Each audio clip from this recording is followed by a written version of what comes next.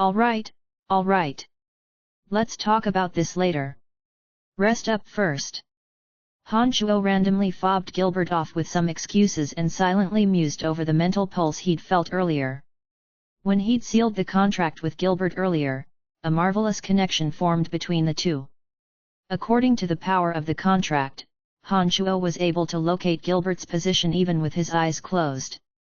In addition, Han Shuo knew that with the power of master and servant, he could absolutely dictate the life and death of the lewd dragon.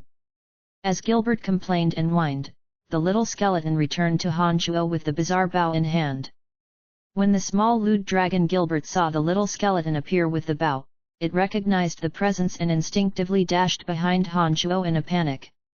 Since the bow had appeared, that meant the dark elf who'd wielded it was done for. Han Shuo took the bow from the little skeleton and held it in his hand, sensing it.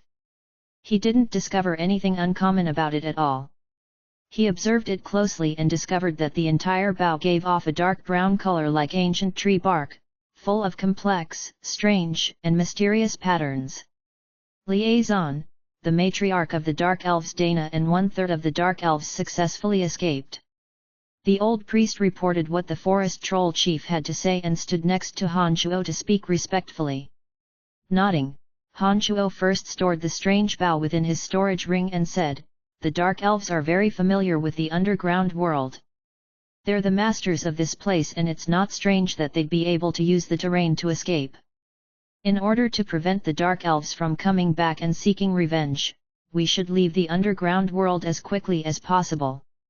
Otherwise, we'll have great trouble once Dana gathers the other Dark Elf clans to attack us."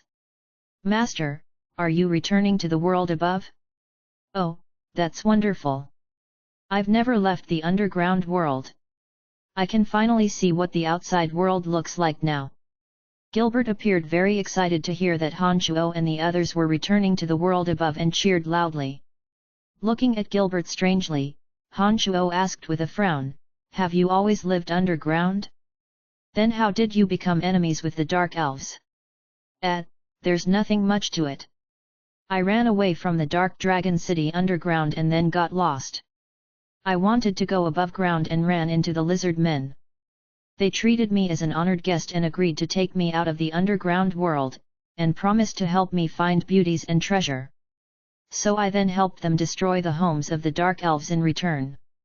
But when I came to destroy their village, I discovered that the Dark Elf girls were very pretty. It was a pity that these girls came running to me actually attacked me instead. I escaped to the swamp when I was hurt and you know the story from there." Gilbert looked innocently at Han Shuo as he detailed what had happened to him.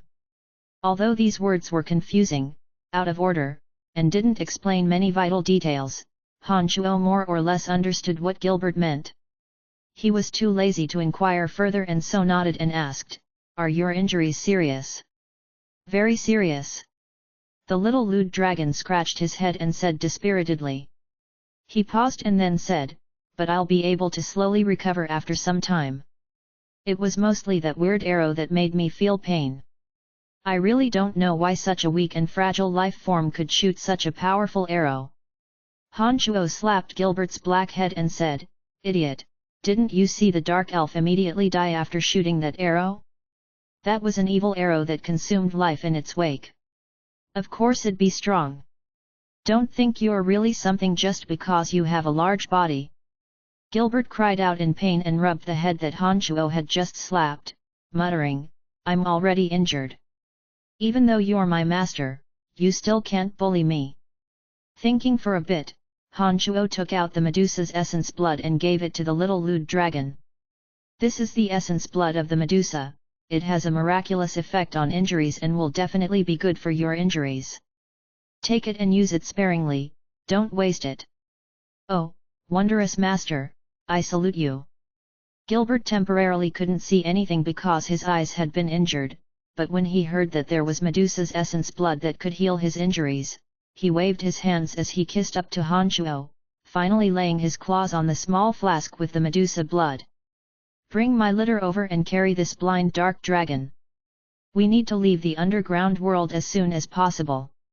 Otherwise, we'll have incredible trouble when Dana gathers the other clans of Dark Elves." The old priest also understood the danger they were in with their current situation. He gave instructions to the forest troll chief in the distance and 2 litters were carried over. The comfortable, spacious one held the little skeleton and the somewhat crude one held the little lewd dragon Gilbert. Han Shuo walked in front, leading the way. It was a good thing that Han Shuo had silently taken note of the path on the way here. With Han Shuo's current memory and brain, he was able to fully recall the complicated and winding roads in his mind.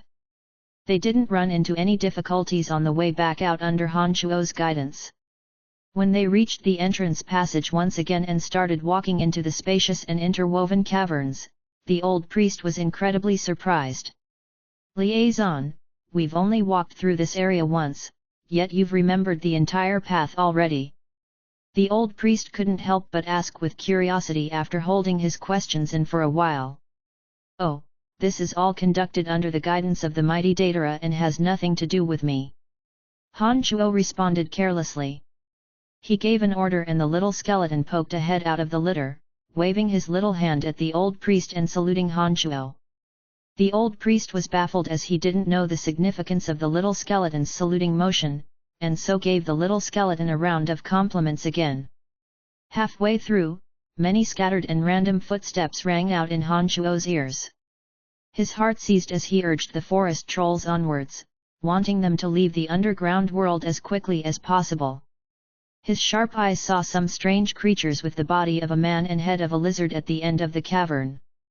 He remembered the conversation between Gilbert and the Dark Elves, immediately understood that these creatures were likely the lizardmen below ground. However, what he didn't understand was why the lizardmen were here. "Some lizardmen are here, do you know what's going on?" Han Shuo snapped his fingers and some forest troll warriors brought the litter holding Gilbert over to Han Shuo, allowing him to ask his question. "Oh, it really is the lizardmen. I hadn't thought that they'd keep their word. They promised me that they'd take me out of the underground world, but I ran into the dark elf trap later and retreated back into the swamp. To think that they were still waiting for me." Gilbert cheered and surged out of the litter. Perhaps it was because of the effects of the Medusa's blood, but Gilbert's eyes, the ones that previously had blood gushing out of them, were now back to normal. Although he was still covered in injuries, the blood had stopped flowing from his wounds. The little lewd dragon suddenly roared out lowly with a resonant voice, "Lowly life forms, are you here to offer tribute to me?" The lizardmen at the end of the cavern suddenly cheered when they heard Gilbert's voice. Dozens of lizardmen appeared from either side of the cavern, with a few of them lifting a chest, respectfully placing it beneath Gilbert's feet. An elderly lizardman hobbled forward on a cane. "Mighty, noble dark dragon, we've heard of you punishing the evil dark elves for us. This chest of treasure is what we've promised you, please accept it." Gilbert walked over and lifted the lid to see that it was filled with all sorts of radiant and sparkling crystals. He was immediately very excited as he then asked, "What about the beauties you promised me?" The old lizardman snapped his fingers and 3 curvaceous female lizards walked in front of Gilbert. One of them used unpracticed common tongue to say shyly, "Honored noble dark dragon, us 3 sisters will serve you well, please take us with you." "Ahahaha!" Han Shuo laughed loudly as he watched the little lewd dragon's smile freeze on his face. He couldn't help but laugh a bit mockingly. "Forget it, I'll accept the crystals, but you take the 3 lady lizards away. I don't need them." Gilbert picked up the chest of crystals and avoided the 3 lizard beauties' attentions. He immediately spoke to Han Shuo and wanted to leave immediately. When Gilbert drew near, Han Shuo snaked out a hand like lightning and grabbed Gilbert's box of beautiful crystals and threw it into his space ring, ignoring Gilbert's complaints. "Yours is mine, I'll safeguard it for you." "Heh heh." The forest troll entourage then walked towards the world above ground thanks to Han Shuo's amazing memory. Chapter 147. Chapter 147, The Mission is a Go. Please continue reading on, Ox. Val. M. Not running into any further danger along the way, Han Shuo and the others made it safely out of the underground world, exiting from the mountain valley they'd come in through. Although this time's outing had been a bit different from the original plan, he was still satisfied with the overall result. Not only had he received 2 cartloads of gold and jewelry from the Dark Elves, he'd also received a chest of beautiful crystals, a mysterious bow and a dark dragon subordinate. Han Shuo felt that this trip had been quite worth it. As they walked towards the forest troll's village, Dark Dragon Gilbert kept complaining, switching tracks between wanting Han Shuo to return his chest of crystals to him, and Han Shuo finding beauties for him. Indifferent to his whining, Han Shuo turned him down flatly. The Dark Dragon knew a lost cause when he saw one, and didn't continue wasting his breath, preferring instead to sulk in a corner and tend to his wounds. Meanwhile, Han Shuo didn't remain idle either. He mastered another journeyman-level necromancy magic, Dark Fog. Not only could this magic create fog within a certain perimeter, but it was cast in such a way that the caster would be unaffected, allowing only enemies' vision to be obscured. It was a very practical magic to use in attacking and running away. Han Shuo had mostly grasped the art of the demonic ninth heavens by now. After some testing, he discovered that apart from some issues in grasping direction, all his other problems were being resolved through continuous practice. It would appear that he really would be able to soar through the air before too long. When they passed by the forest troll's sacred ground, Han Shuo had the forest trolls wait outside. He and the little skeleton went inside and stored all the remaining treasures within his space ring. The place of extreme wood still had great use for Han Shuo, so he left specific instructions for the forest trolls guarding the sacred ground to keep an eye on this place. After returning to the village, Han Shuo discovered traces of a violent fight outside the village. As he entered the village and listened to the old priest's summary, he learned that the forest trolls that had gathered from all areas had engaged the elves after they'd left. The forest trolls' superior numbers forced the elves to retreat after losing a few of their number. As the god that the forest trolls worshipped, the little skeleton received adoration from all the forest trolls. Han Shuo then gave instructions to the old priest and took all the luxury items that they'd robbed from the McGrady Guild. Using the excuse of observing potential targets, he left the forest trolls along with the little skeleton and lewd dragon Gilbert. Han Shuo arrived at the cemetery of death after a few days of walking. Because of the contract, Han Shuo wasn't afraid of Gilbert spilling his secrets and led him directly into the cemetery of death. When Gilbert discovered that Han Shuo possessed the cemetery of death, a string of fawning words poured out from his mouth and lauded Han Shuo up to the heavens. "All right, you stay here temporarily and rest up. I'll come find you if I have any instructions." Han Shuo paid no attention to Gilbert's rambunctiousness and left through the transportation matrix. He returned to the empire's capital of Asen. Han Shuo discovered Emily's marks right after walking out of the cemetery of death. This cave was where Han Shuo had placed the transportation matrix for transporting in and out of the cemetery of death. Only Emily knew about it apart from Han Shuo. From Emily's message, Han Shuo knew that Emily had come looking for him and wanted him to contact Chester at the Dark Mantle as soon as he'd returned from the cemetery of death. He picked up the transportation sticks from the ground and didn't return to the academy, but made for the Dark Mantle stronghold instead. "Oh, you've finally appeared. Mistress Emily has looked for you many times already. I've also been to your academy to look for you but couldn't find traces of you. In the end, Mistress Emily told me to stay here and said you'd contact me. To think that you'd actually appear." Coincidentally, the bandit guard Chester walked out as Han Shuo arrived at the Dark Mantle's stronghold and started yelling excitedly. "Has something gone wrong that Emily is looking for me so urgently?" Han Shuo asked askance when he saw Chester's look of anxiety. Chester nodded and shook his head, speaking with a wry face. "Something must have happened, but Mistress Emily didn't tell me specifically what had happened." "Then, what did Emily tell you?" Han Shuo knew that Emily would not tell Chester information he had no right to know, and thus asked about Emily's instructions for Chester. "Leave the capital with me immediately. We need to head for Valen City. Mistress Emily should be there already." Chester responded and then added, "Mistress Emily told me to take you to Valen City and contact her through the organization." She'll explain in detail to you then. Then let's go. Han Chuo nodded in agreement. Valen City was on the western frontier of the empire and was separated from the Kasi Empire by the Kurlan Grand Canyon. The empire's Griffin Legion was stationed there to defend against the Kasi Empire. Han Chuo only realized the Dark Mantle's true strength when they were on the move. Han Chuo and Chester used the Dark Mantle transportation matrix to directly travel to Valen City from within the Dark Mantle headquarters. When the two arrived at Valen City and contacted the local Dark Mantle members, the local members immediately prepared a carriage for them when they heard the two were on business for Emily. The carriage drove directly to the hotel where Emily was staying. The soil of Valen City was poor, so the entire city would only bustle with activity when the Lancelot Empire went to war with the Kasi Empire. But after so many years of war, the originally poor Valen City became even more impoverished.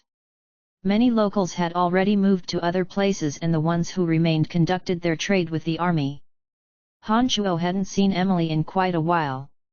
Emily had taken up residence in an elegant room within the spacious hotel and was furiously writing away at something. She was quite overjoyed when she saw Han Chuo, but grew serious as she saw Chester following behind him. "Chester, you wait outside first, I have some words for Han Chuo." Chester wasn't unhappy at all and retreated quite respectfully. He stood guard outside for Han Chuo and Emily, preventing others from disturbing their conversation. "I've already left instructions with the forest trolls.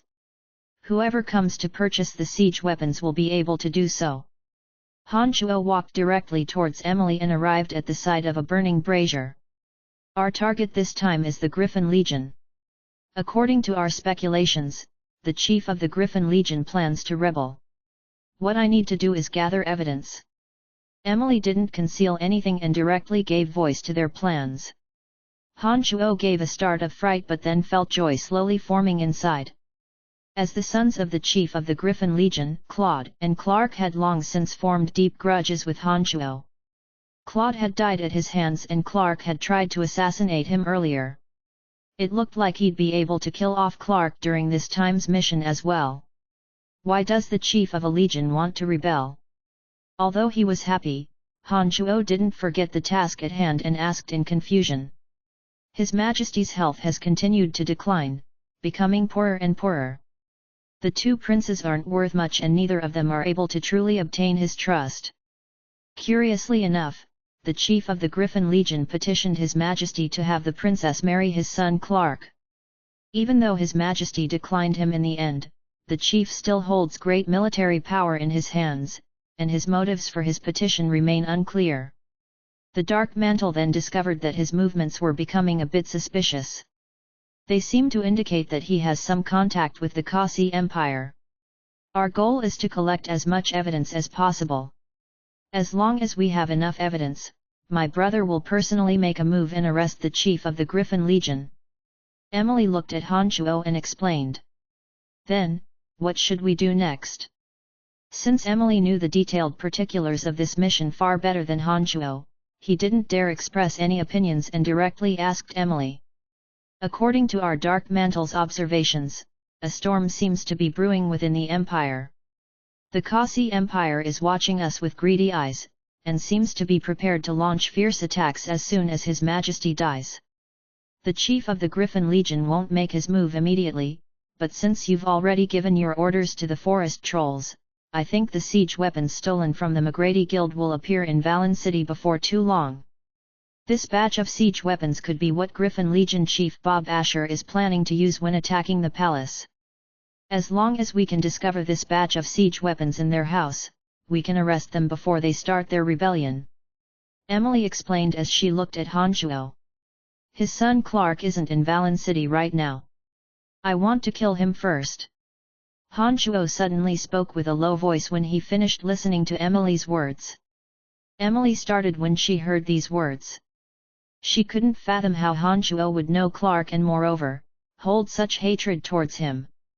Chapter 148. Chapter 148, A Familiar Female Slave. Please continue reading on, Ox. Val. M. No matter how your grudge against Clark was formed, he is still an Earth Rider. You shouldn't move lightly. Emily couldn't help but remind Han Chuo anxiously when she saw his desire to kill. Nodding with a faint smile, Han Chuo comforted Emily, "Don't worry, I'm not that kind of brash person. I wouldn't do anything to him without absolute guarantee." Emily's mind was put at ease only after Han Chuo said thus. "I'm not sure whether or not Clark is in Valen City right now. I heard that he had returned, but I've yet to receive word. If Clark really has returned to Valen City, I'll tell you that Valen City is the Griffin Legion's territory. You must be very, very careful." "Understood. What should we do next?" Han Chuo asked Emily. Emily took a fur cape from the seat to the side and wrapped it around herself. She stood up and patted herself down, saying to Han Chuo, "I'll take you to a place and see if you can collect any intelligence." Emily stood up and was checking herself out in the mirror when Han Chuo suddenly remembered the jewels he obtained from the forest trolls. He took out a necklace made from large red agate and walked tenderly behind Emily, laying the necklace over her head and onto her white neck.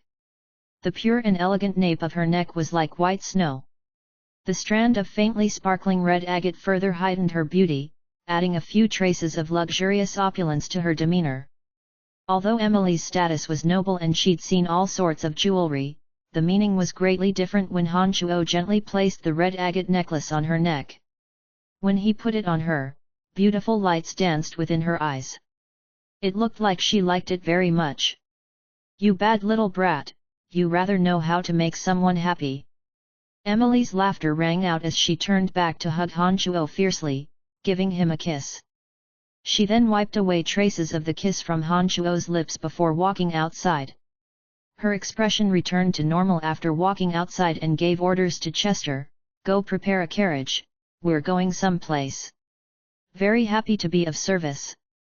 Chester responded respectfully and walked off. When Emily and Han Chuo walked out of the hotel, Chester had already readied a carriage. The two of them sat inside while Chester sat outside with the groom. Their journey started out heading for the southern side of Valen City. The carriage stopped in front of a spacious mansion after half an hour. There were many sumptuous carriages parked in front of the mansion. Several fierce-looking warriors were standing guard with broadswords in hand. Numerous armored guards patrolled the mansion. It looked like security was very tight. Emily didn't say anything and Han Chuo didn't ask anything either. Emily took out a card when they arrived at the door. The two guards at the door immediately let them through when they saw it, and Emily brought the other two into the mansion.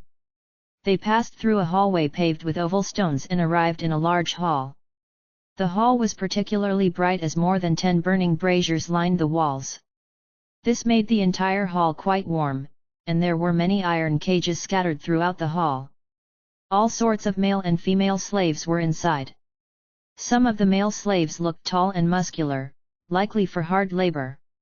Some of the female slaves had prettier features and wore very revealing clothing.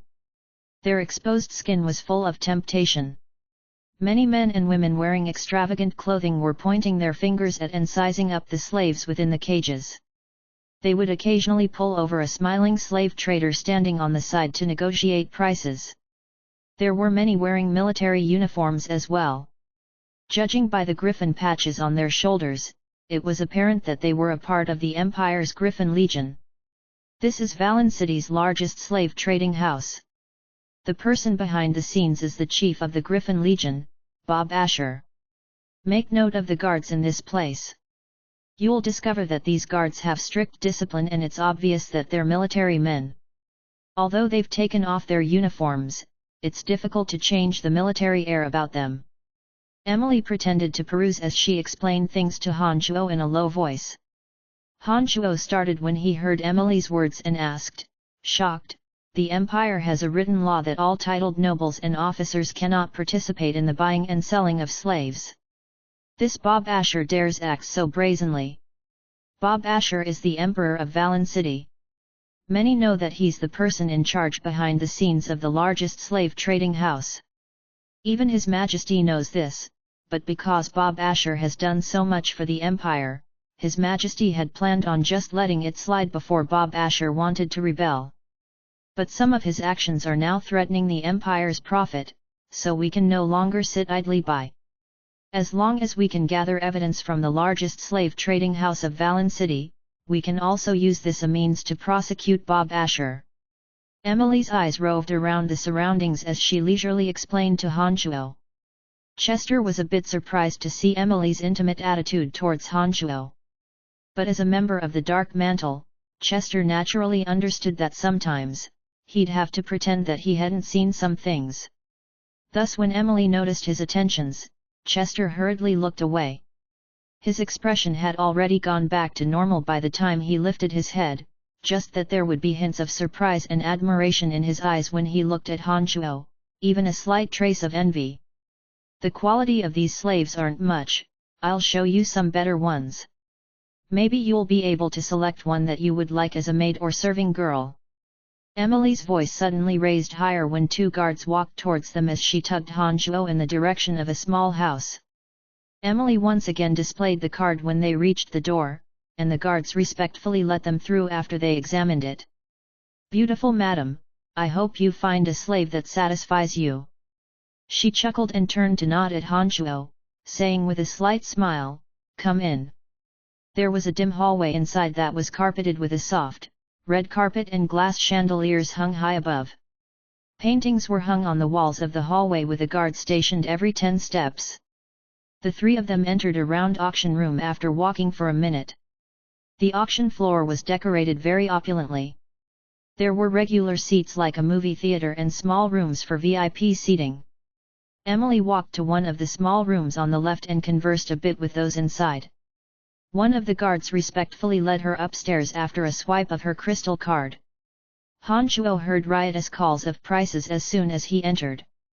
A savage with an exceedingly fierce body was restrained in a cage and emitting roars like a wild animal. The people beneath the stage were raising their signs one after another to bid on the fierce-looking savage. Some nobles like to fight. They send their gladiators in for private fights, stopping only when one side is dead. Hence they'll come to pick some slaves with astonishing capabilities because there are less complications with slaves. Emily explained faintly when she led the two upstairs to the VIP room. Han Chuo nodded to express his understanding and saw that there was a sign for bidding when he walked into the small room. He also saw a simple magical apparatus that would display the desired bid when activated. It was quite convenient. Some people have a lofty status or have certain reservations, so they don't wish for people to discover that they've appeared in such a place. This is why these small rooms, that can conceal oneself, and can look out but not in, exist. Emily's gaze swept alertly across the stage and the people beneath it after they entered. The next character to be auctioned will be familiar to the Valen City guests tonight. She's the young miss of the Addison family of Valen City. The Addison family has colluded with the Kasi Empire and was found out by the noble chief of the Griffin Legion. The Addison family was thoroughly exterminated a few days ago and all traitors were executed. The young miss of the Addison family has been branded as a slave status. This feisty miss once had a widely known reputation throughout Valen City. Her breasts have now fully developed and she's still a virgin. I believe that everyone will be quite interested in this feisty miss of Valen City. A host, wearing a tuxedo, described all this with a smile on stage, perking the interest of those below. He then raised his arm and called out, "Miss Lisa of the Addison family." "Oh, little Lisa isn't a miss anymore, but a female slave that you can enjoy at your leisure about to go home with you. Starting price of 300 gold coins, the bidding begins." A cage descended slowly from the ceiling when his words concluded as Lisa, wearing a ghastly expression and brimming with tears, appeared within Han Chuo's vision with her very full breasts covered by sexy veils. Chapter 149. Chapter 149, She's Yours. Please continue reading on, Ox. Val. M. Han Chuo was greatly startled to see Lisa appear inside a cage. His originally wandering gaze became a bit harsh. Han Chuo had once borne hatred towards Lisa, but as the two spent more time together, he discovered that she wasn't as bad as he had originally thought. She'd then protected him whenever she could. All of this had slowly changed Han Chuo's impression of Lisa. Lisa's eyes were brimming with tears as she was held captive within the cage. Her bright, clear eyes were now dim and lackluster, suffused with a sense of helpless despair. This made Han Chuo's heart ache with pain. Is there some feud between the Addison family and Bob Asher? Why was the Addison family suddenly destroyed and branded with the tag of traitors? Han Chuo looked coolly around his surroundings and asked Emily. Emily had felt that Han Chuo had become a bit on edge when Lisa had appeared, and she couldn't help but ask when she heard Han Chuo's words, "You seem to care a lot about this Lisa." Nodding, Han Chuo turned to explain, "Lisa is one of my classmates in the necromancy major back at the academy. We're good friends and she's helped me quite a few times. I definitely won't sit idly by now that she's in dire straits." Emily was startled when she heard Han Chuo's words and then responded, "The Addisons were already on bad terms with Bob Asher before he wanted to rebel. However, because the Addison family had a certain status within Valen City, Bob Asher didn't dare to do anything. But now that Bob Asher is obviously intent on thoroughly grasping Valen City in his hands, any family that doesn't answer to him must be wiped out. It looks like the Addison family was one of those unlucky families. From the intelligence gathered by the Dark Mantle has been able to obtain in recent times, Bob Asher has commenced his actions using a variety of excuses. Little Lisa's body is now eye-popping, but I must warn you all that she's also a necromancer. The magic dampening cuffs on her wrists must not be taken off." The organizer on the stage was still describing Lisa. The bidders beneath the stage were exceedingly interested in Lisa, and her price increased rapidly. It'd been raised from the original 300 gold coins to over 600 gold coins, double the original.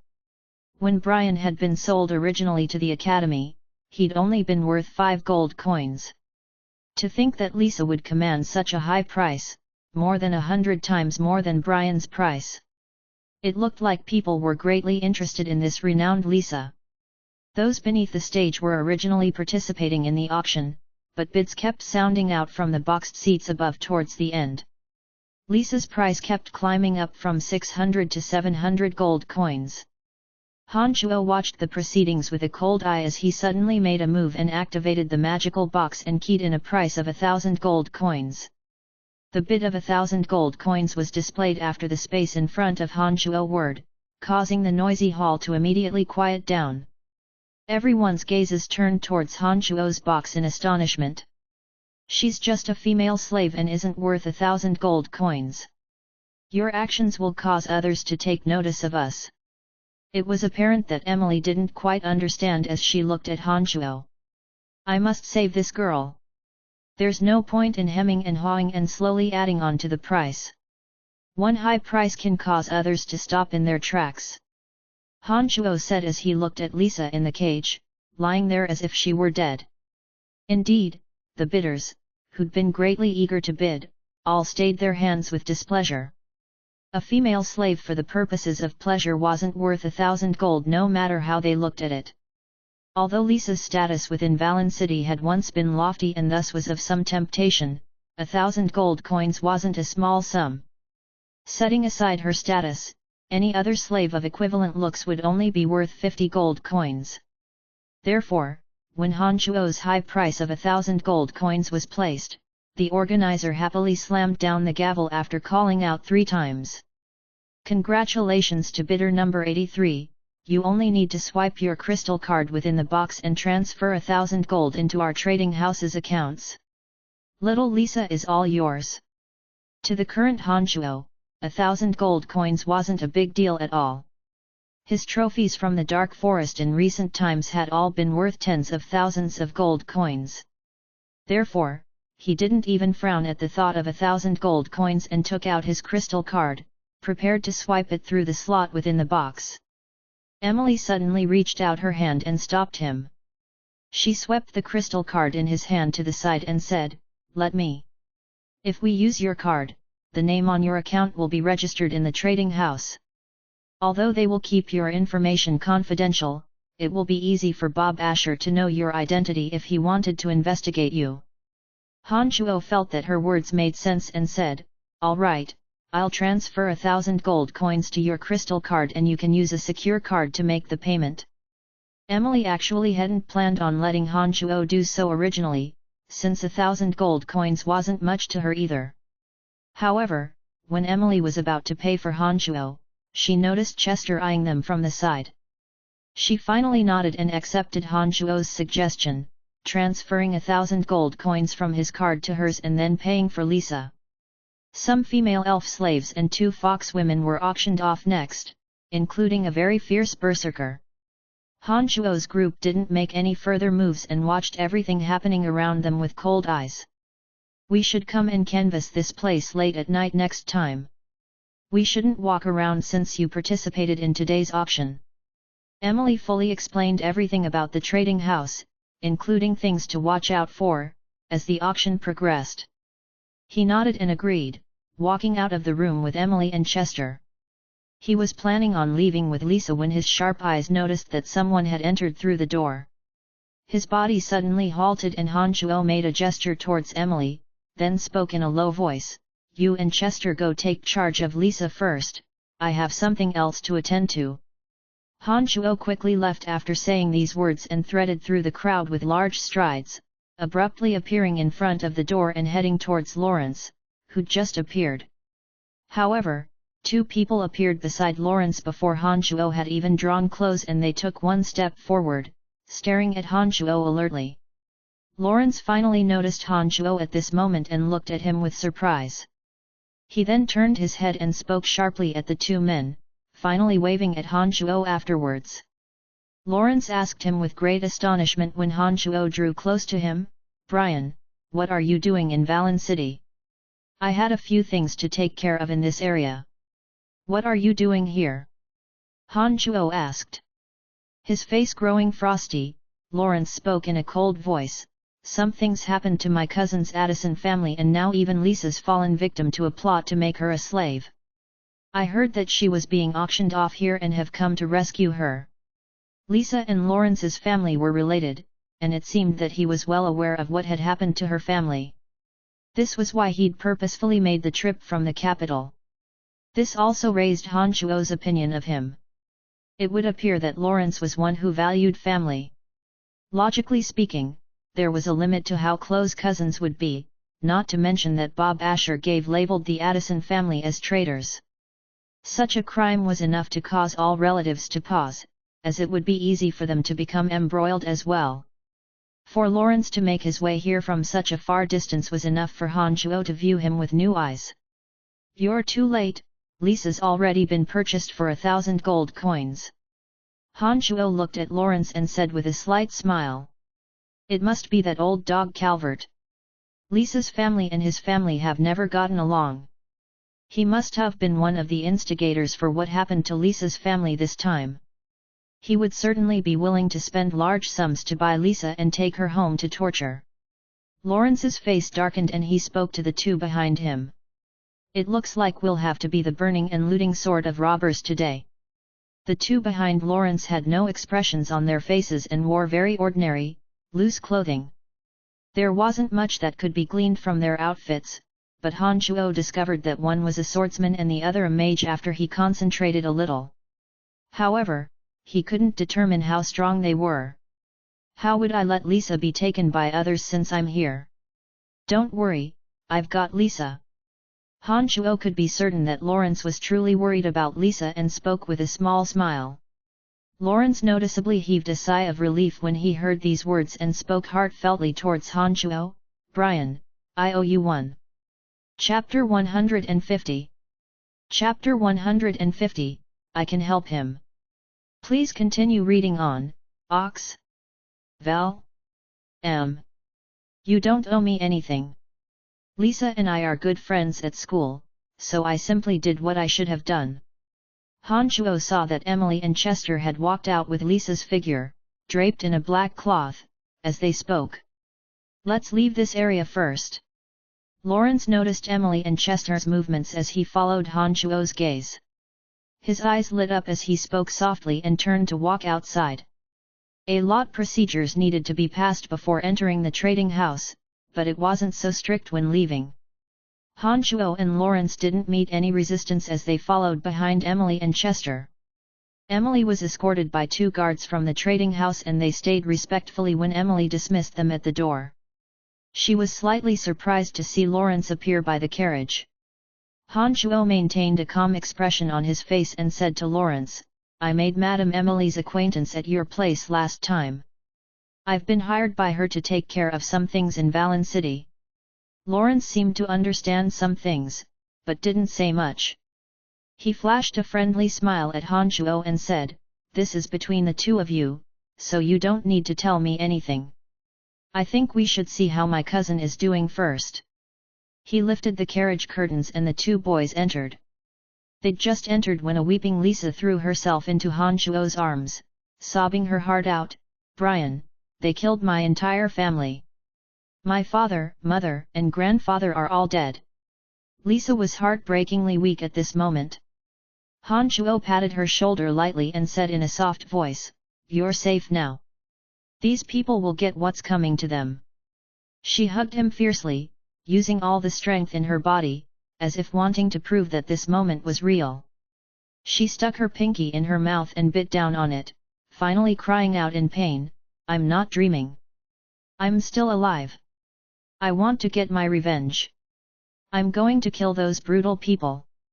Lisa had always been a small terror at the academy, but her entire being seemed to have undergone a change after such a drastic event in her life. The innocence on her face had been replaced by hatred, and it seemed like it was the only thing giving her the will to live in this moment. "Lisa, just what happened? You must tell me in detail. I'll obtain revenge for you." Frosty, cold light shot from Lawrence's eyes as he asked the wailing Lisa in a low voice. Lisa finally seemed to realize that there was someone else in this carriage other than Han Shuo. She wiped away the tears on her face and looked at Lawrence, immediately choking up again. "Brother Lawrence, I don't know what happened either, only that my father said my mother was sick and wanted me to return home to look after her. I'd only just returned when I learned that there might be trouble at home. Mother wasn't sick and father didn't let me go home either. The next day, Calvert, that dog of the Griffin Legion, brought men and rushed into our home. He killed and captured people everywhere. They're all dead except for me. All dead. Don't worry, I'll get revenge for you," Lawrence promised Lisa with a darkened face. "Help me kill Calvert. You have to kill him for me," Lisa murmured helplessly, looking at Lawrence first and then fixing her stricken gaze on Han Shuo. Her entire family and all her kin had been extinguished in the span of a second. The impact from this stimulus was too much for Lisa. This also made the usually bullying Lisa reveal a helpless side of her that caused others to want to protect her. "I'll help you." Han Shuo was silent for a moment beneath Lisa's stare, but he finally nodded his head solemnly and promised her. "We should thoroughly discuss things first if you want to kill Calvert," Emily suddenly said lowly outside the carriage and then stuck her head in to look at Han Shuo and Lawrence. She said, "We should leave this place at the very least. Lisa, come with me." Lawrence ducked out of the carriage and then nodded at the 2 men standing coolly off to the side. The swordsman departed and came back leading a carriage. Lawrence dragged Lisa in with him and the carriage began to move slowly after the groom cracked his whip. "Follow him," Han Shuo told Chester outside and then turned to look back at Emily with some apology. "This may conflict with your plan some, but I have to do so." "I understand. Besides, killing Calvert was our original plan anyways. This causes no tangent from our original plan, and we've gained some additional assistance, no?" Emily first smiled slightly and then spoke a bit gravely. "However, although Lawrence is the son of the finance minister, his 2 followers seem quite strong. In addition, Lawrence seems to be acting a bit weirdly. How did you get to know him? Do you know of his background?" Shaking his head, Han Shuo hesitated before responding. "Master Candide once told me that Lawrence's identity was complex. He said that I may land in trouble if I grow too close with him. However, I've been in contact with Lawrence for a while and feel that this fellow is quite alright. Candide, that old fox. If he knows of Lawrence's identity and didn't tell you, that means that Lawrence's identity is really not that simple. It looks like I have some new questions to ask my brother. Emily spoke with a furrowed brow and was a bit perplexed. The carriage that Lawrence was in suddenly stopped and he stuck his head out. He opened his mouth when the carriage that Han Shuo and Emily were level with his own. Brian, I think this matter has no direct relation with Madame Emily. If you're thinking of her behalf, you should try to make sure she's not embroiled in this. Han Shuo blanked momentarily and exchanged glances with Emily within the carriage. Emily frowned and mused, before speaking with Han Shuo, go with them and see what the preparations are. Come find me at the rally point afterwards. It'll be a good time for me to go back and investigate Lawrence. Nodding to Emily, Han Shuo alighted from Emily's carriage and walked towards Lawrence, saying with a smile, your considerations are quite thorough, it's true that there's no need to involve Madame Emily. My apologies Madame Emily, but you know I'm doing this for your own good. The Ashers don't fear anyone in Valen City, so there are some things that you won't be able to become involved with, even with your status. Lawrence called out softly to Emily's carriage and then ordered those in front of him, let's go. When Han Shuo entered the carriage, he noted that Lisa seemed to have calmed down after Lawrence's consolement. Lawrence didn't say much and mused on certain things with a darkened face. Han Shuo didn't know how to comfort Lisa, so he remained silent along the way. The carriage stopped in front of a house and Lawrence said gently to Lisa, you go and rest in that house, Brian, and I will be going out to take care of a few things and will return soon. Don't worry, you'll be very safe inside the house. Having suffered through such a painful disaster, Lisa was much more malleable than usual. She nodded docilely and was helped down by Lawrence. Lawrence knocked on the door, causing a person to walk out. This person was hidden in the shadows, and Han Shuo immediately discovered that he was the expert that had once spied on Clark. Escort her in and tell those inside to protect her. You'll be coming with me. Lawrence returned back to the carriage after giving his orders, with the man walking back outside after Lisa went in. He sat down in front of Han Shuo and Lawrence without saying a word. Han Shuo took a good look at him as they sat face to face. He discovered that this man looked ordinary, and there was nothing overly special about his face at all. However, it was enough to prove that his strength wasn't ordinary given that he could tail Earth Rider Clark without being discovered. His name is Lucky. He's an assassin. The two with the groom outside are Senior Swordsman Divik and Earth Major Adept Majadella. We're going to go kill Calvert now. Lawrence first introduced his men to Han Shuo and then suddenly announced that they were going to go kill Calvert. What sort of plan do you have? Han Shuo was silent at first and then spoke up in inquiry. Calvert is the loyal dog of Chief Asher of the Griffin Legion and is in charge of distribution of rations within Valen City. He's also an officer in the Griffin Legion and is 30 or 40 years old. He only had one son called Kairnand who once tried to rape Lisa, but Lisa chopped off his manhood instead. Thus, the two families formed an irresolvable feud. As a senior knight, Calvert has scores of servants at home. Many of them are part of the Griffin Legion and aren't too hard to take care of. Lawrence slowly explained all of this, which proved that he must have thoroughly investigated him prior to all this. I happened to receive news that Clark has already returned to Valen City and seems to have arrived at Calvert's home, seeming to bring some sort of instructions from his father. Lucky, who'd remained silent until now, suddenly spoke up at this time. Shock appearing on Lawrence's face, his brow furrowed tight. Han Shuo's heart also leapt as a thick killing intent appeared on his face. Lawrence's hesitant expression explained that he'd become uncertain with Clark's appearance. However, having entered the true demon realm, plus the aid of the little skeleton and necromancy magic, Han Shuo was willing to go head-to-head with Clark. However, he too wasn't certain if he could beat an Earth Rider, so he remained silent. Uncle Lucky, how confident would you be in killing Clark if you made a move? Lawrence opened his mouth to ask the assassin Lucky after remaining silent, waiting for an answer. I've roughly 50% certainty. Lucky replied indifferently. Nodding, Lawrence said, all right, then you make the first move. I trust that with your strength, you'll be able to retreat safely even if you don't succeed. We can then judge based off Clark's condition to see if we need to make a move as well. I think there's no way that Clark will be able to find me if I want to leave. Lucky responded. I think if I coordinate with Mr. Lucky, I'll be able to increase the odds by 30%. Han Chuo looked at Lucky and suddenly spoke. Brian, are you certain you won't be discovered and won't affect Uncle Lucky? Lawrence's face was grave as he looked solemnly at Han Chuo. I feel that my inclusion will bring him aid. If you believe in me, I'd like to make a move with him. Han Chuo said seriously as he looked back at Lawrence. All right, Uncle Lucky, take him with you. Give up halfway through if things won't do. We can always find another opportunity. Lawrence thought for a moment and spoke to the assassin. All right. Lucky responded and looked at Han Chuo.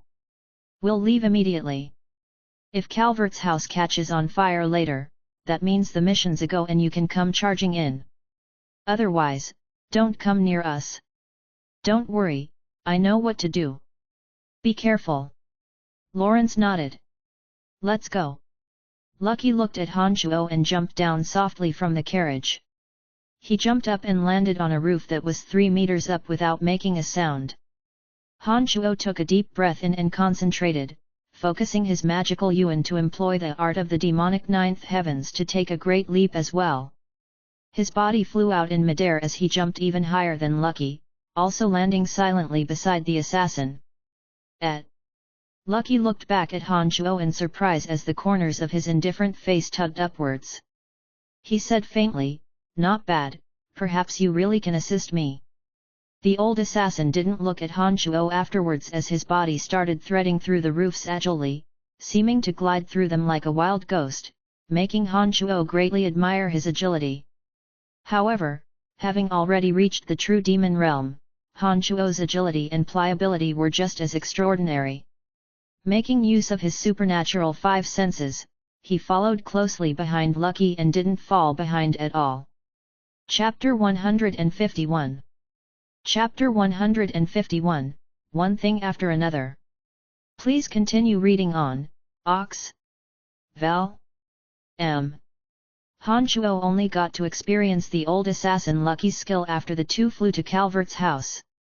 A decent assassin would maintain his position before he made a move on his target. He would only allow his target to feel his presence in the moment that he made his move. Lucky was quite professional in this regard. He first crouched on the roof after entering Calvert's home, looking out over the entire building, then pointing out the use of each room to Han Chuo. He clearly explained which was the living room, which was the master bedroom, as well as the bathrooms. It looked like Lucky was very well versed in all architectural styles, and must have given quite a bit of thought to this. Otherwise, he wouldn't have been able to obtain so much information after just glancing at the layout shortly after arriving here. Lucky changed into a grey robe that matched the color of the walls. When he slowly walked along the wall, no one detected any disturbance, even as the bright rays of the moon rained down. Han Chuo took out a similar robe beneath Lucky's gaze and followed behind Lucky, moving towards the roof of the brightly lit living room. Han Chuo's breathing became measured and steady as they neared the living room, and the rate of his heartbeat also suddenly became quite slow, matching the pace of his breaths. Even the heat emanating from his body began to decrease as they drew near the living room. When they got close enough, he could, at the stage, be mistaken for a shingle on the roof when he wasn't moving. Lucky was unable to conceal his body as well as Han Chuo had done even after taking a pill. When he finally reached the top of the roof, Lucky looked at Han Chuo with disbelief as he was incredibly surprised by Han Chuo's control over his body. Since reaching the true demon stage, Han Chuo could feel that his body was indeed more agile and deft than before. He could adjust his body condition to all sorts of situations by making his own adjustments, making it very easy for him to do something like concealing his presence. Because Clark would possibly be in the living room, the two didn't dare lift the tiles of the roof to look inside. They placed their cheeks on top of the roof and attempted to listen in on the conversation inside. "All right, let's do it like this. Keep your wits about you lately. Lawrence seems to have been spotted in Valen City, so he may try to make trouble or you." Clark's voice rang out as he reminded Calvert to be careful. "Lawrence is just the son of the finance minister. Isn't he courting death if he comes to find me in Valen City?" Calvert didn't mind at all as his hearty laughter rang out like a bell. "Uncle Calvert, Lawrence's identity isn't that simple.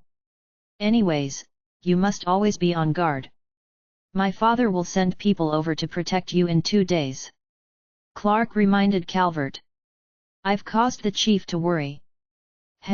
It's getting late, why don't you rest here tonight? I've prepared special entertainment for you." Calvert chuckled. "That's all right, thank you uncle.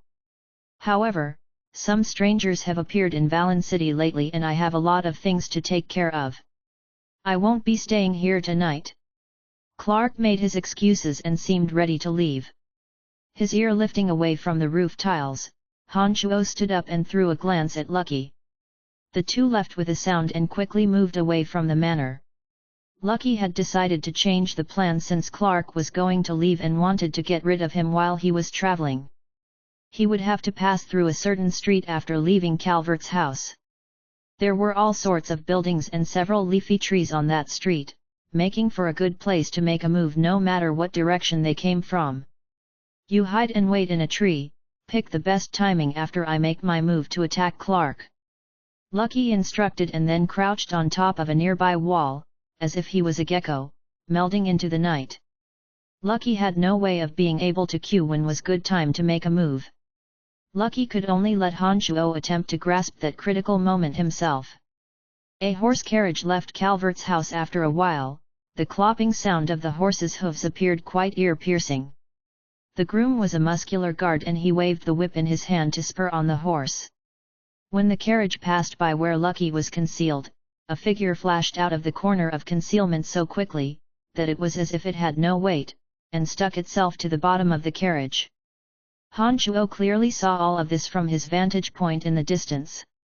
He took in a deep breath when he saw the carriage approaching the big tree he was hidden in.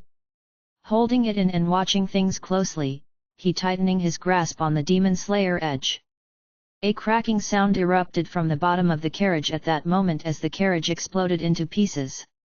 Wood shards, sand, and dust flew everywhere as milky white sword aura shot up 2 meters into the air, flaring out over the now destroyed carriage.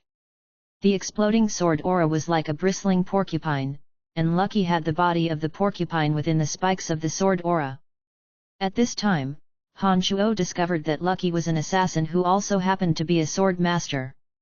The milky white sword aura flashed by and vanished like it had never appeared. The pieces of the carriage were shattered and lay all over the ground. One person within the carriage was full of bloody holes and had died instantly, whereas the groom at the front of the carriage was running for his life. Han Chuo had felt extraordinarily surprised in the beginning, thinking that Lucky had succeeded so quickly. However, he realized that the person in the carriage was completely foreign to him when he looked at the corpse. It wasn't Clark at all. The scattered footsteps swiftly approaching from all directions immediately made Han Chuo realize the severity of the situation. "We got played, retreat!" Han Chuo immediately called out from the treetop and leapt down from the thick growth. Lucky's expression remained calm as he scanned the surroundings, calling back softly, "We'll split up and go through the surrounding houses." Han Chuo nodded and didn't say much, leaping into the air and landing on a roof. When he looked back, he saw that Lucky had already disappeared miraculously. Han Chuo's heart became even calmer at this time as he coolly looked around and noticed that several soldiers had appeared on the streets to the front and back. These men were charging down on the back of horses, and several had drawn back on their bows to send arrows shooting towards him. Clark, with an easy expression on his face, walked out from the direction of Calvert's house with another middle-aged knight that was well built.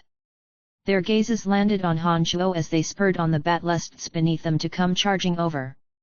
There were many houses in the surroundings, but when Han Chuo concentrated and listened, he noticed that there didn't seem to be anyone living in them.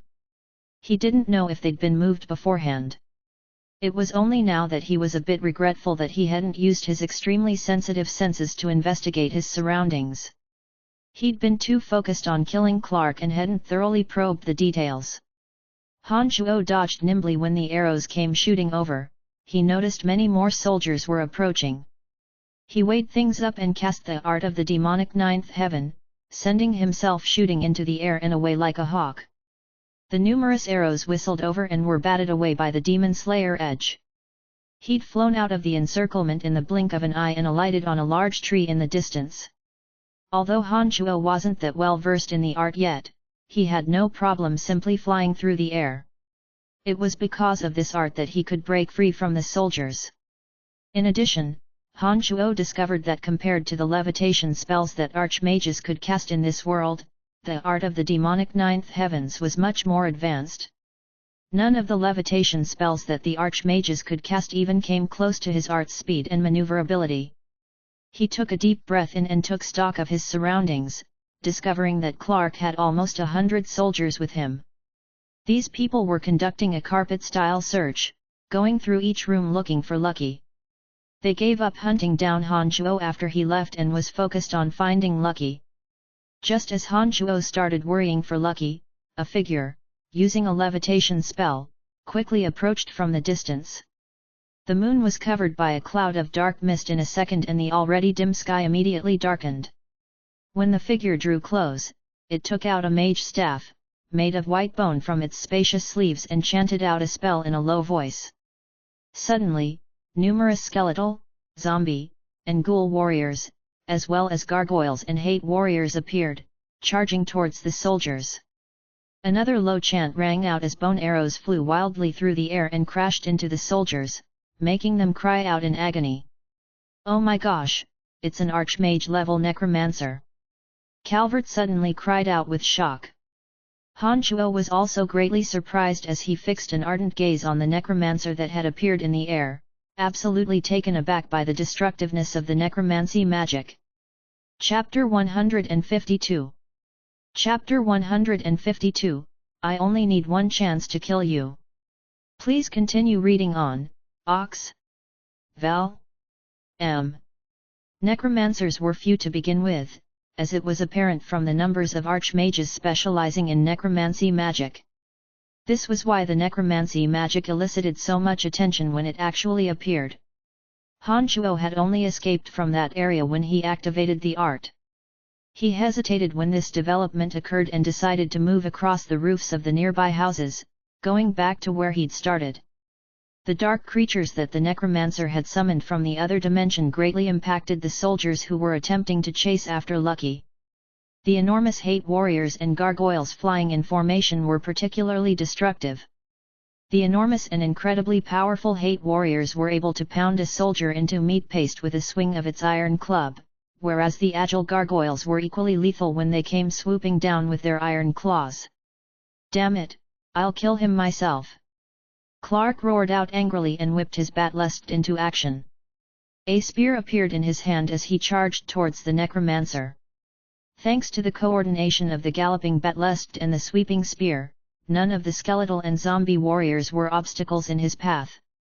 Knights made use of the charging force of their batlusts to enhance their own battle strength. Thus, when Clark and the batlust charged as one, the scattered dark creatures couldn't stop him at all. Because of the appearance of an archmage-level necromancer at this time, the soldiers on the side were busily fending off the summoned creatures and couldn't assist Clark.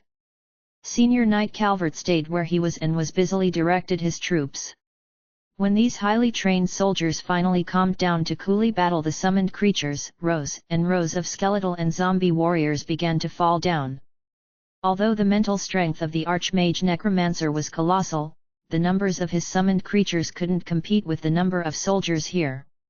The ghouls and skeletal warriors in particular were of limited use in this type of battle situation, and were often destroyed by a single stab from a Griffin Legion soldier.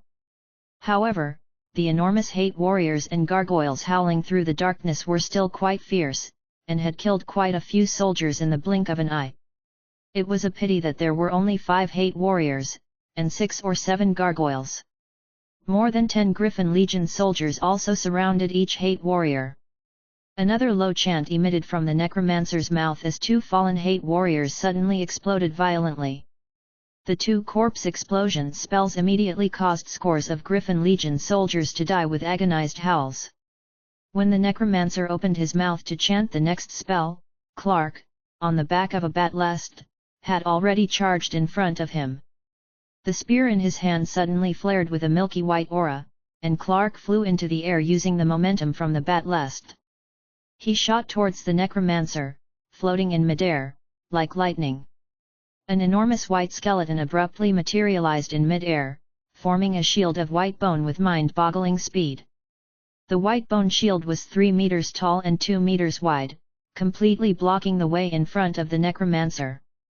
The clean, eerily sparkling white bones didn't leave any gaps between them as they came together. Some sharp bone shards were even in front of the shield as reverse spikes. The shape looked very odd.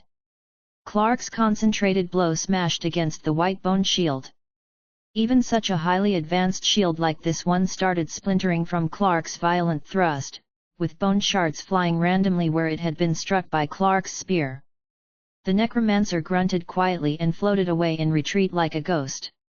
It looked like he had also realized that Clark would be a tough opponent to face and planned on putting some distance between them. Clark's body moved forward with the momentum from his charge as he landed on a roof, putting his spear away and swapping it out for a sword. He moved quickly over the roofs and perused the necromancer fixedly. Another dark mist was released as the retreating necromancer's body flashed through the dark mist, vanishing without a trace. 3 bone spears came hurtling through the empty air, aiming straight for Clark. Clark also finally pinned down the necromancer's location after the 3 bone spears appeared. At the same time, Han Chuo's sharp eyes caught slight movement from a piece of protruding rock on one of the roofs that Clark was moving towards. This made Han Chuo's heart jump and his body abruptly half-crouching to conceal himself on another roof. The Demon Slayer Edge had soundlessly approached Clark according to Han Chuo's wishes. Snorting coldly, Clark didn't halt his momentum as he suddenly changed direction halfway. The long sword in his hand suddenly flicked upwards and slashed through the bone spear that he hadn't avoided. At this time, Clark's body finally approached the protruding boulder as a strand of cold light suddenly shot out of the rock-like structure and Lucky appeared, wrapped in a grey robe. Clark hadn't expected an ambush after just batting away the necromancer's bone spear. His fighting aura was halfway through pulling together when he raised his sword to block the hit. A metallic clang rang through the night as Clark's body was flung downwards from the roof. As Clark descended, a severe whistling sounded out as a thin strand of purple flame appeared in mid-air, ramming into the Clark's back and sinking into his waist, vanishing within Clark's body. A ghastly scream emitted from Clark's mouth. As his body slammed into the ground, his entire body became consumed in purple flames. Han Chuo's eerie figure flew in front of Clark. He looked coldly at Clark suffering as the purple flames consumed him. He sent out a mental summons and the Demon Slayer Edge exploded out of Clark's chest and vanished into Han Chuo's palm without a drop of blood. It's you. The spirit of extreme cold was invading Clark's organs, and his body had been heavily damaged by the Demon Slayer Edge. When he saw Han Chuo reveal himself and tug off his mask, Clark spat out these words with difficulty as his teeth chattered with disbelief. "That's right, it's me. You tried and failed to kill me twice, but I only needed one chance to kill you." Han Chuo said coolly and waved his right hand around fiercely, slowly circulating the glacial mystical spell fire. A flower of red flame entered Clark's body. His internal organs had been frozen solid and Clark had been about to die when he was thawed out by the flame and turned into a bloody puddle. The speed of change was unbelievably fast. 3 bone spears appeared out of nowhere again and targeted Han Chuo. Their whistling noises startled Han Chuo as he leapt upwards, slashing down with his Demon Slayer Edge and destroyed one of the bone spears. Han Chuo shouted out to Lucky in the distance, "Damn it, why is he attacking me as well? I don't know him." Lucky responded and evaded like lightning, because the necromancer had attacked Lucky as well. So it wasn't one of their people. Han Shuo was surprised and hastily escaped outside. When the necromancer saw Han Shuo escape, he actually came after Han Shuo and pursued him doggedly. The appearance of this necromancer was a bit odd. He wasn't on Lawrence's side, and this greatly confused Han Shuo, making him uncertain as to which side he belonged to. Now that Clark was dead, Han Shuo saw that Lucky had made himself invisible again and was sneaking towards Calvert. It looked like he was planning on taking care of Calvert as well. As for his colleague, Han Shuo didn't know anything about him at all, just that he had his sights set on Han Shuo. Han Shuo didn't know whether to laugh or cry, but he knew that he didn't want to become further entangled by him as he fled for his life at his top speed. When Han Shuo was a few hundred meters away from the Calvert house, his amazing vision picked up Lawrence's carriage in the distance. Overjoyed, he made quickly in that direction as the necromancer following Han Shuo summoned a few gargoyles to tail him. It was only when Han Shuo appeared next to the carriage that the necromancer abruptly retreated with his gargoyles. "Brian, what's going on? There was no signal from you guys, but everything's a chaotic mess over there." Lawrence immediately poked his head out of the carriage when he saw Han Shuo and anxiously asked for a status update. "Don't mention it. Things have been really odd tonight. Lucky and I don't know what happened as our movement was mysteriously revealed to Clark and we were almost captured. An archmage-level necromancer suddenly appeared and attacked Clark and them, and then attacked us as well. I have no idea what's going on." Han Shuo complained. "Then what of Uncle Lucky, and is Clark dead?" Lawrence asked again. "Mr. Lucky is making his way towards Calvert and seemed to want to take him out as well. Clark is done for, you don't need to worry about him." Han Shuo responded. Lawrence couldn't hide the glee in his expression as he laughed with satisfaction. "Dead, he's dead. Valen City will be in chaos now." Chapter 153. Chapter 153, An Identity to be Cautious of. Please continue reading on, Ox. Val. M. When Lawrence spoke thus, the expression on his face was very bizarre. It was a slightly manic one that seemed anxious to see the world plunged into disorder. "Brian, I'm going to stay in Valen City for now. You can come find me in the house we dropped Lisa off in. Where can I find you if I need?" Lawrence was in a great mood as he turned his head to look at Han Shuo. Han Shuo was silent for a moment and then told Lawrence the address of Emily's hotel, leaving quickly afterwards and not paying attention to anything that happened after. The hotel that Emily was staying in wasn't one of the Dark Mantle strongholds, thus Han Shuo wasn't afraid of Lawrence finding his way there. When Han Shuo made his way back to the Dark Mantle stronghold, metallic horse hooves clopped endlessly on the path to Calvert's house. It looked like Clark's death had indeed had a great impact on the entirety of Valen City. Han Shuo didn't linger here at this moment and didn't care to find out whether or not Lucky had succeeded in eliminating Calvert. He masked his traces as he swiftly made his way to the Dark Mantle stronghold. He easily found Emily after reaching the stronghold. When she saw him, she waved her hand and dismissed Chester. Her beautiful face was grave as she said to Han Shuo, "I know of Lawrence's identity. She was a senior executive of the Dark Mantle, all right." Han Shuo looked happily at Emily and said enthusiastically, "Wonderful, just who is that guy? His status seems quite high. You better mind your tone and language when you interact with him in the future. This person could have a drastic impact on you." Emily glared huffily at Han Shuo and then whispered an incantation. A boundary formed within the room and enclosed Han Shuo and Emily within it. "The members outside won't hear my words when this boundary is in effect," Emily said gravely. Han Shuo was quite surprised to see Emily take such precautions. He asked a bit anxiously, "All right, stop playing it up, just who is Lawrence?" Taking a deep breath in, Emily sighed lightly and said, "He should be the third prince." Starting in fright, Han Shuo looked at Emily with some incredulity. "You're joking. The king only has 2 sons. Every citizen of the Lancelot Empire knows of this. How could there be a third prince? Besides, everyone knows that Lawrence is obviously the son of the finance minister. How could he possibly be the third prince? I mean it. Emily reached out a hand to pinch Han Chuo when she saw that he didn't believe her. She explained, this is actually one of the royal family's scandals. The finance minister, Evie, has some problems in that area, and can only look at his beautiful wife, Alice. Evie's relationship with the king is quite good, and the king met Alice at one of Evie's private banquets.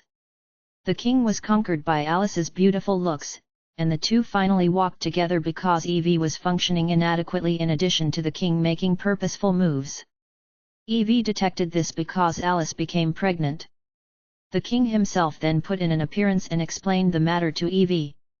Since the deed had been done, and the king was still the king in the end, and Evie knew that he couldn't say anything to Alice and thus silently accepted this. Because the fallout from this matter would have been too severe, both sides have concealed it until now.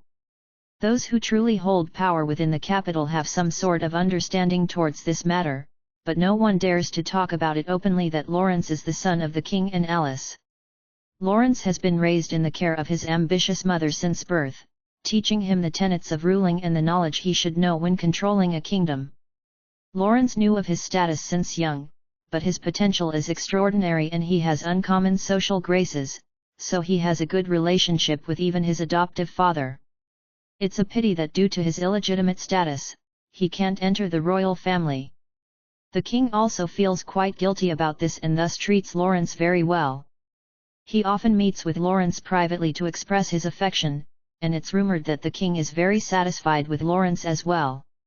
Of the other two princes, one of them is fierce and general material, the other is extremely crafty, but is wishy-washy about making decisions. It looks like neither of them are ruler material. Because the king's health is starting to decline, he too may feel that he doesn't have much time left and thus has been walking closer to Lawrence lately. It's been said that the king has the desire to reveal Lawrence's identity and have him inherit the throne. However, the mothers of the other two princes hold great power within the empire. If the king acts rashly, he'll lose control of the situation and thus hasn't made a move yet. As the king becomes weaker and weaker, a storm is starting to brew within the empire. That old fox Candide doesn't want you too close to Lawrence, likely because he's also worried that Lawrence's identity will affect your future path. These words had an extreme impact on Han Chuo. He'd never thought that Lawrence would have such a lofty identity. If all went smoothly, then he could absolutely become the next king of the empire and hold all of Lancelot in his hand, deciding the fate of anyone within the empire. Emily understood that her words had had a huge impact on Han Chuo when she saw him take a breath in, his eyes continuously dancing. When she saw that he had sunk into deep thought, she didn't disturb him and only stood there, looking at him, waiting for Han Chuo to sort out his thoughts. After a while, Han Chuo nodded and said with a smile to Emily, "All right, I understand the particulars of this matter now. Don't worry, I know how to handle my relationship with Lawrence. Our dark mantle has never intervened in the complex situation of the power struggle within the royal family, and simply takes orders from the king. We normally don't get involved before the situation has cleared up and the king has given definitive orders. The fact that that old fox would give you a subtle hint after your first mission means that he values you greatly. He also means the best for you. The more you know about this matter, the more disadvantageous it is for you. I understand you too well and know your strength and ambitions. This is why I've told you such a highly classified matter. As for how to grasp the situation, I leave that to you." Emily stared at Han Chuo as she continued explaining. "I know you mean well. Ha, I know what to do. Oh, I forgot to tell you. I killed Clark. Valen City should be engulfed in chaos by now." Han Chuo smiled faintly at Emily. It was Emily's turn to have shock written on her face after she heard these words. She looked at Han Chuo with incredulity, asking with extreme shock, What did you say? You said you killed Clark." Nodding, Han Chuo said firmly, Yes, I killed Clark, but someone helped me with it and I only did it through an ambush. Don't be too surprised.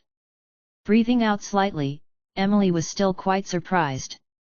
She shook her head and said, "We've investigated Clark's strength and he's a solid Earth rider. He reached this level at such a young age. His potential is extraordinary, and to think that he would die so easily after being ambushed by you. It looks like you're keeping quite a few things from me." "No, I'm really not hiding anything from you. Just that an archmage necromancer appeared halfway through, and my colleague helped us with Clark. We've received great help from his strength, otherwise we would have never succeeded." Han Shuo smiled wryly and quickly summarized what had happened. Emily's expression grew even graver after she finished listening to Han Shuo. She murmured, "Necromancers are rare enough already, an archmage necromancer is like the feather of a phoenix or the scale of a dragon. I wonder which faction this necromancer belongs to. I'll need you to investigate that." Han Shuo smiled. "Come and make a trip with me, we need to find something." Emily pondered for a bit and then wrapped herself with a nearby fur. "What are we doing?" Han Shuo walked up to Emily and tenderly adjusted a corner of her clothing. Smiling coyly at Han Shuo, Emily cackled like a little girl planning on playing a prank. "Clark's just died, so the entire Valen city must be in an uproar right now. The Griffin Legion must be in a busy panic right now and searching through the entire city for you too. What we need to do is muddy the waters and make things even more confusing." "Heh, that's wonderful. I find that I like doing bad things. Perhaps I was a killer or an arsonist in my past life." Han Shuo smiled faintly. "You're also quite a villain in this life." Emily rolled her eyes at Han Shuo, taking down the boundary and walking outside together. Chapter 154. Chapter 154, Why Bother So Much? Please continue reading on, Ox. Val. M.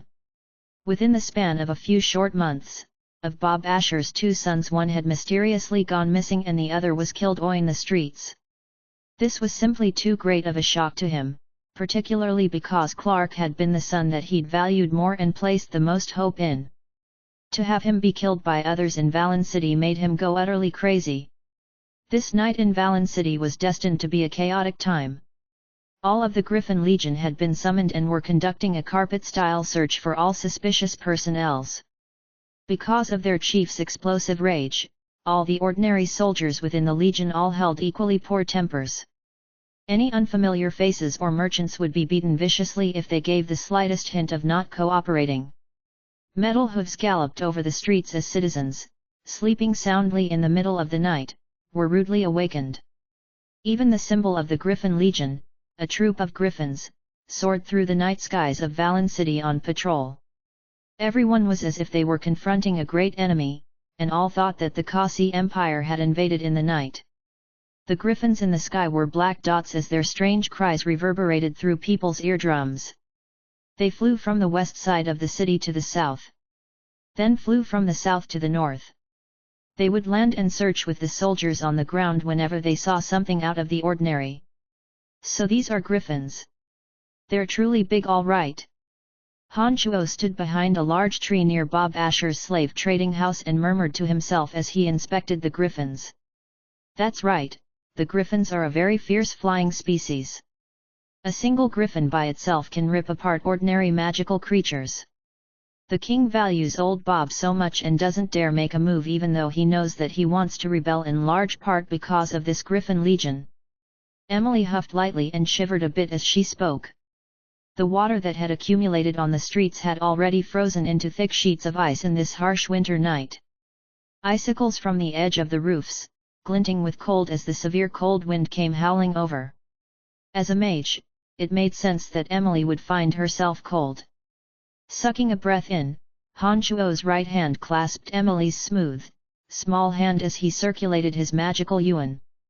Han Shuo's right hand was like a small furnace as he brought warmth to Emily. You're a necromancer and also have an uncommon martial arts technique, but why can you also use fire magic, and deploy it so adeptly? It's like you can adjust the temperature according to your wishes. How are you doing it? Emily's charming eyes sparkled as she fixed them on Hanchuo, pouting as she admonished him. This is actually one of the techniques I'm training in, you don't need to be that surprised. Hanchuo shrugged his shoulders and responded honestly to Emily. It was a pity that Emily was obviously not having any of Hanchuo's explanations.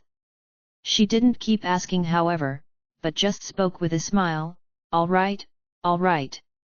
I'll discover all your secrets one day. Your mysteriousness is like a poison to me. The more I want to know about you, the more mysterious that I find you are. Don't be boy crazy. Let's go. Hanchuo stretched out his hand with a smile and patted Emily's round butt, urging her to move along. The two hadn't brought Chester along with them this time. When they approached the slave trading house where Lisa had been auctioned off last time, Hanchuo released a dark mist magic and surrounded the structure, enveloping it with darkness. Your grasp of necromancy magic isn't bad at all now. Emily chuckled lowly. She deployed the Archmage levitation spell and her body slowly flew through the air, landing on top of the 5-meter-tall wall.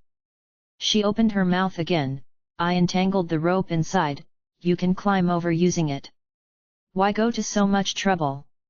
Hanchuo smiled and suddenly leapt upwards, his speed much faster than Emily's levitation spell as he suddenly found his footing next to Emily. Emily's body stiffened as she looked at Hanchuo like she'd seen a ghost in broad daylight. A strange light danced in her beautiful eyes as she threw herself into Hanchuo's arms, using all the strength in her body to pummel Hanchuo's chest.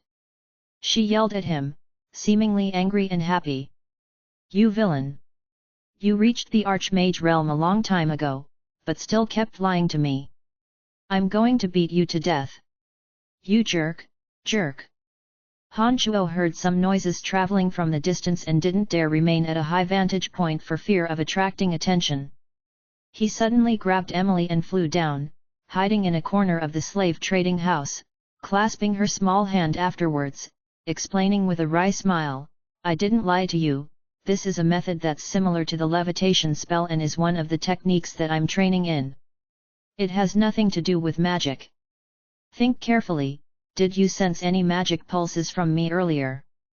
Emily started after listening to Hanchuo's words and her long eyebrows fluttered in confusion. She looked at Hanchuo in shock afterwards and asked with incredulity, just what kind of martial art technique are you training in? According to my knowledge, even the strongest swordsman or paladin can only fly for short periods of time using fighting aura. That technique wasn't flying at all, so how could you do it? I told you before that the technique I'm training in is rather incredible and I'm not at liberty to discuss so much to you.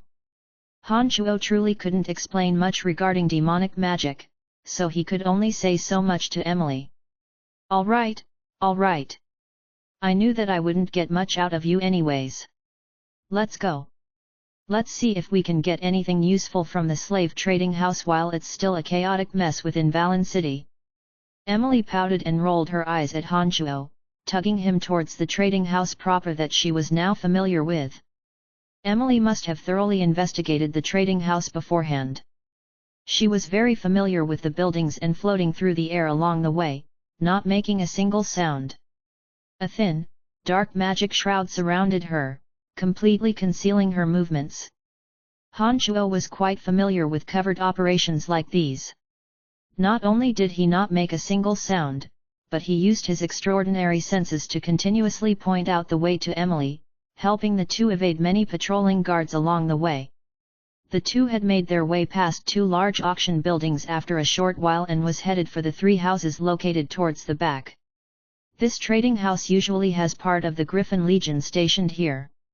It will be very difficult for us to escape once they discover traces of us. Today, however, the soldiers inside would have been deployed due to Clark's death and will be searching the entire Valen City. This is perfect timing for us, Emily explained to Hanchuo as they walked. Hanchuo became quite serious once they started talking business. He listened to Emily as he silently observed the surroundings. A very strange smell suddenly wafted into his nostrils. The smell of blood was mixed in with the smell. Han Chuo felt that it was slightly pungent as he slowly took in the smell.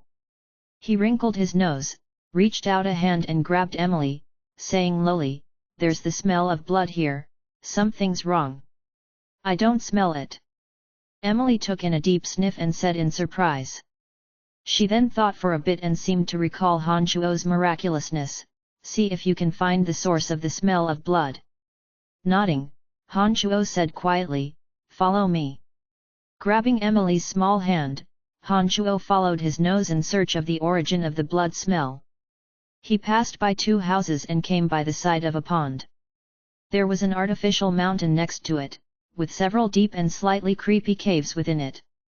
Han Chuo's ears proved their worth as he walked inside one of the caves with Emily.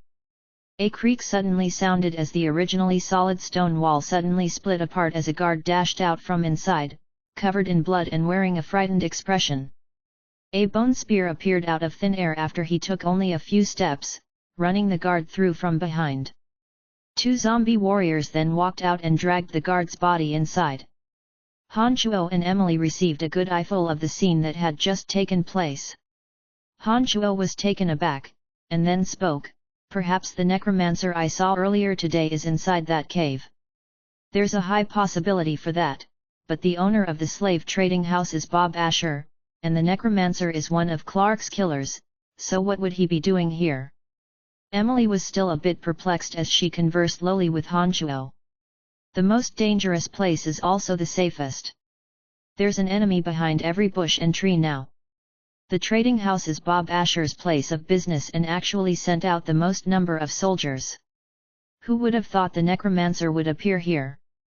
The fact that a soldier was killed just now is enough to prove that this necromancer isn't a guest either. This means it's highly likely that he has the desire to hide here." Han Chuo contemplated and then spoke slowly. You make a lot of sense. Shall we go see what's going on?" Emily complimented and then asked Han Chuo's opinions. "Of course, I'm rather curious about this necromancer as well. I would likely only be able to run the other way if I faced against him alone, but with you by my side, we have nothing to fear." Han Chuo said and then paused, paying attention to the disturbances inside. He spoke again after a while, "All right, the zombie warrior's footsteps have gone into the distance. We can go inside and take a look." Chapter 155. Chapter 155, The Three-Eyed Demon God Ansi Desi. Please continue reading on, Ox. Val. M. The two were greeted with a scene of corpses strewn everywhere as soon as they entered the cave. Roughly estimating, there were at least a couple dozen. Judging from their clothing, there were guards, some nobles who'd come shopping, and even some slaves who'd been imprisoned in the cages. Many torches burned along the walls, casting bright light all over the surroundings. It looked like a place to hold slaves. There were many cages made from iron bars lying around, as well as some torture equipment. It looked like this was the place they used to teach a lesson to unruly slaves. There was a black stone erected in the center that had been shaped into a plinth. A corpse was tied to some iron bars on top of the plinth. There was also an indentation about 3 meters wide and long in the middle of the stone, with a thick scent of blood emanated from it. More than 10 zombie warriors had been summoned and they picked up the corpses on the ground, throwing them into the bloody pool in the middle of the plinth. These whole corpses sank into the blood with a splash. The surface began bubbling shortly thereafter and then quieted down, with the liquid level rising slightly afterwards. The amount of fresh blood within the blood pool increased as the corpses were tossed in. It was actually about to overflow. The necromancer, whom Han Chuo had previously seen, was standing off to the side of the plinth. He was holding the bone staff and had revealed his face. His body was wizened and he was staring into the blood pool with no expression. There were no signs of life in his grey pupils. Han Chuo and Emily immediately backed up into a corner and made use of a crack to observe all that was going on. Emily set up a sound isolation boundary around the two and spoke in a low voice, "It looks like the necromancer is setting up some ritual altar. I wonder what he's about to do." Han Chuo shook his head and responded with a grave expression, maybe it's because I know too little about necromancy magic, but I don't know anything about the altar that the necromancer has set up. It looks like archmage-level necromancers have indeed grasped many more strong magics. Just as Han Chuo and Emily were conversing lowly, the necromancer suddenly waved the bone staff in his hand and mumbled out an incantation. The blood pool on the altar suddenly started churning, and the corpse that was tied on top of the altar suddenly had its flesh and skin whipped off, becoming a stark white skeleton. Another necromancy magic was chanted as the not yet dispersed souls from the newly dead on the ground seemed to materialize and condense into grey smoke, surging into the blood pool that surrounded the altar. The blood pool transformed into a whirlpool as the bones from the corpses that had just sunk to the bottom all revealed themselves again, slowly reforming themselves into a three-eyed demon god with 8 spikes on its head and a spiked tail attached to its waist. The three-eyed demon god was formed from the white bones and its 3 eyes were red, yellow, and blue, embedded into its head in the shape of a triangle. An enormous buffet of evil presence started emanating from it as it started forming, suffusing the entire area with its evil presence. It was a kind of evil that was wildly violent and bloodthirsty. Even though they were quite a distance away, Han Chuo felt a chill grip his heart as he fixed his eyes on the three-eyed demon god, not shifting from it for a second and focusing all his attention on the movement by the altar. Oh, my gosh! He's connected with the three-eyed demon god Ansi through the altar. Emily gave a low exclamation as her eyes were filled with surprise. A god was a being of utmost strength at a legendary level of existence. They had divine arts that stretched to the heavens, but were constrained by the laws of their plane of existence and couldn't reveal their actual body in this world, but through some rituals and mediums, some people in this world could use mystical arts to contact the gods. Han Chuo had always felt that this unsubstantiated saying was quite ridiculous, and felt that this was something that was impossible to actually exist, but now that the truth appeared in front of his face, Han Chuo had no choice but to believe. The three-eyed demon god Ansi had appeared from who knew how many planes of existence through this necromancer's ritual, descending his consciousness on these skeletons. Han Chuo stood blankly there for a moment, his thoughts churning in a mess. A string of profound and ancient sounds emitted from Ansi's mouth. Han Chuo and Emily were completely befuddled as they had no idea what this string of sounds meant. However, the wizened necromancer seemed to be able to communicate with it. However, the necromancer had been crouching on the floor and had buried his head in his chest in worship when he suddenly lifted his head with a look of fright, then quickly sung out an incantation, releasing the life reconnaissance spell and sent it through the surroundings. This is bad. Han Chuo knew things would get bad as soon as he saw this spell appear. He suddenly exhaled and planned on pulling Emily out of here. It was a pity that he was still a bit too slow. The life reconnaissance spell suddenly lit up when it neared Han Chuo and Emily's position. The necromancer worshipping on the floor immediately had his face sink and his bone staff suddenly waved, sending the dozens of zombie warriors walking towards the two. We've been made. We need to get out of here. Emily cried out and suddenly backed up, planning on taking Han Chuo away from here. At this moment, Han Chuo's sharp eyes saw that Ansi's body, formed from white bones, crashed back into the pool of blood with a thud when the necromancer lost his concentration. It would seem that a necromancer couldn't lose his concentration for even a second when using the mystical arts and the blood and bones within the pool to communicate with the three-eyed demon god. When the necromancer shifted his attention to Han Chuo and Emily, the divine consciousness that had crossed who knew how many planes of existence would be unable to use the bone and blood to manifest itself. The three-eyed demon god can't help him, we don't need to be afraid of him. Han Chuo's body halted in front of the cave entrance as he pulled Emily's retreating body to a stop as well. When Emily's movement was arrested by Han Chuo, her beautiful eyes focused on the altar when she heard his words. She also discovered that Ansi had disappeared within the bloody pool and cool composure wrote itself over her face. Who are you and how dare you use such an evil ceremony to summon Ansi within Valen City? The two of you shouldn't have come in. I wouldn't have killed you otherwise. The shriveled necromancer spoke in an extremely dry and cracked voice, using a levitation spell to float towards Han Shuo and Emily from the altar. He waved the bone staff in his hand as he let loose an adept-level necromancy spell, Chain of Wraiths. More than dozens of wraiths were entwined into one long, metal chain, snaking towards Han Shuo and Emily. Dozens of zombie warriors also raised their wooden clubs and rushed to attack Han Shuo and Emily. Snorting delicately, Emily took out her staff and lowly sang out a dark magic spell, forming a inky black Grim Reaper's blade out of midair. It churned towards the zombie warriors with a wave of her staff, and the zombie warriors were all sliced cleanly like paper beneath the reaping of the blade. Not a single one was able to come near Han Shuo and Emily. As the chain of wraiths came hurtling over, Han Shuo's demon slayer edge suddenly whistled out of his hand as he activated the glacial mystical spell Fire. The demon slayer edge sent out eye-piercing red light, enveloped in red spell Fire as the temperature of the surrounding air suddenly skyrocketed. The demon slayer edge burned with the red spell Fire as it landed swiftly on the chain. The dozens of wraiths making up the chain all opened their mouths to scream in frightened horror beneath the searing heat of the red spell Fire demon slayer edge.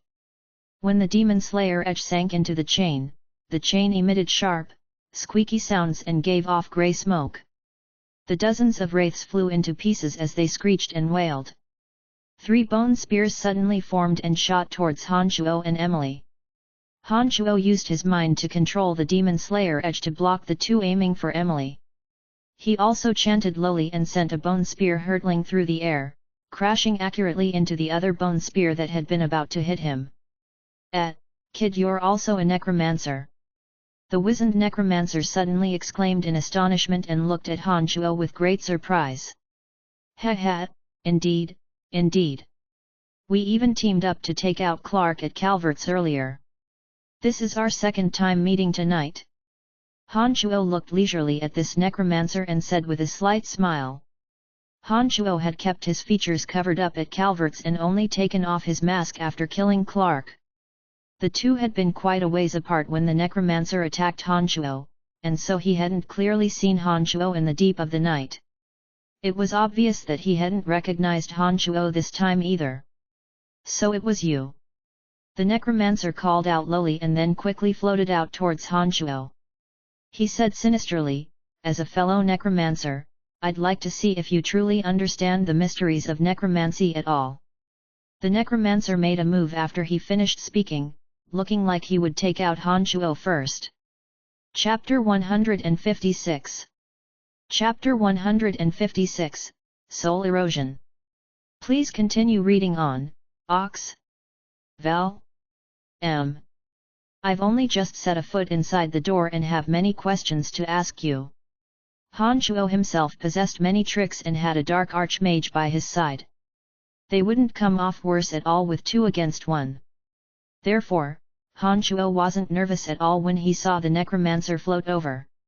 His figure was shapeless and unpredictable, like a ghost's, and the necromancer continuously changed direction.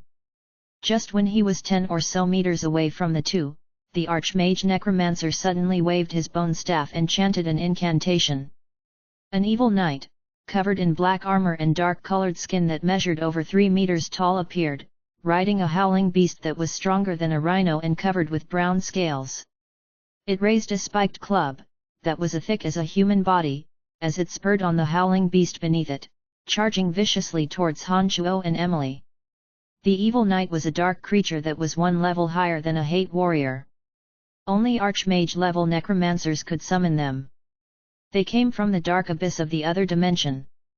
Their black armor held an absolute advantage in deflecting physical attacks. Combined with the charging force of the howling beast beneath them, they were everyone's worst nightmare. The evil knight immediately charged towards Han Shuo and Emily when it appeared, raising its club high and bringing it down like a metal pillar. Emily immediately backed up when she saw the evil knight and murmured a dark spell.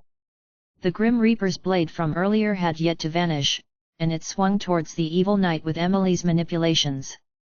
After summoning the evil knight, the necromancer didn't take another step forward, but rather quickly dodged to the side, summoning a team of gargoyles to attack Han Shuo and shooting bone spears every which way. Compared to fighting students in the academy, the necromancer was obviously much more experienced and had a very fine grasp on the timing of battling.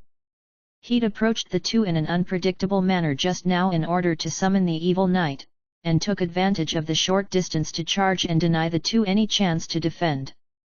The demon slayer edge followed Han Chuo's thoughts and whirled out in flight again, infused with the flaming red spell fire, shooting towards the gargoyles making their way over.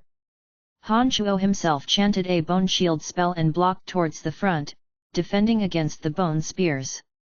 After blocking 2 rounds of bone spears, the magically summoned bone shield broke apart. Han Chuo's mental strength swiftly circulated and he abruptly summoned the little skeleton, giving the mental order to fight the evil knight. The evil knight on top of the howling beast was an extremely high-level dark creature. It very agilely used the metal club in its hand to block the attacks from Emily's Grim Reaper blade. The spiked club that had appeared with it was quite durable, as it didn't break at all when it collided with Emily's magic blade. You only know how to summon skeletal warriors. The necromancer was quite perplexed when he saw that Han Chuo had only summoned a bizarre skeleton after swiftly chanting a spell. A leisurely smile played about his lips as Han Chuo didn't respond, only mentally giving the order for the little skeleton to attack the evil knight. His 2 leg bones springing up, the little skeleton's 7 bone spurs shook as he flew through the air. He clasped the bone dagger tightly in his hands as he made the first move, moving swiftly behind the evil knight like a streak of lightning. The evil knight facing off against the Grim Reaper blade, seemed rather disdainful of the little skeleton. It only slightly shook its shoulders and shifted his black armor to cover his back. The necromancer had a mocking smile on his face as he watched as the little skeleton attacked, not worried in the slightest for the evil knight that he'd summoned. Just as the little skeleton's bone dagger was about to land into the evil knight's back, the bone dagger suddenly froze for a second and suddenly changed direction, stabbing into the evil knight's exposed neck. The evil knight facing off against the blade's attack suddenly emitted a string of ghastly screams as the giant spiked club in its hand waved around wildly. Emily's summoned blade slipped past the spiked club's defense and smashed into the howling beast's body, cutting its head off, giving rise to a spray of light like a comet. The little skeleton flew over at the same time and landed on the evil knight. It blurred into motion, seeming to stab randomly into the now unarmored evil knight. The little skeleton also yanked out bone dagger that had been stabbed into the evil knight's neck, grasping it in his hand and continuously plunging it into the evil knight's body. The evil knight, that had been covered with gleaming armor and riding the howling beast, suddenly changed greatly.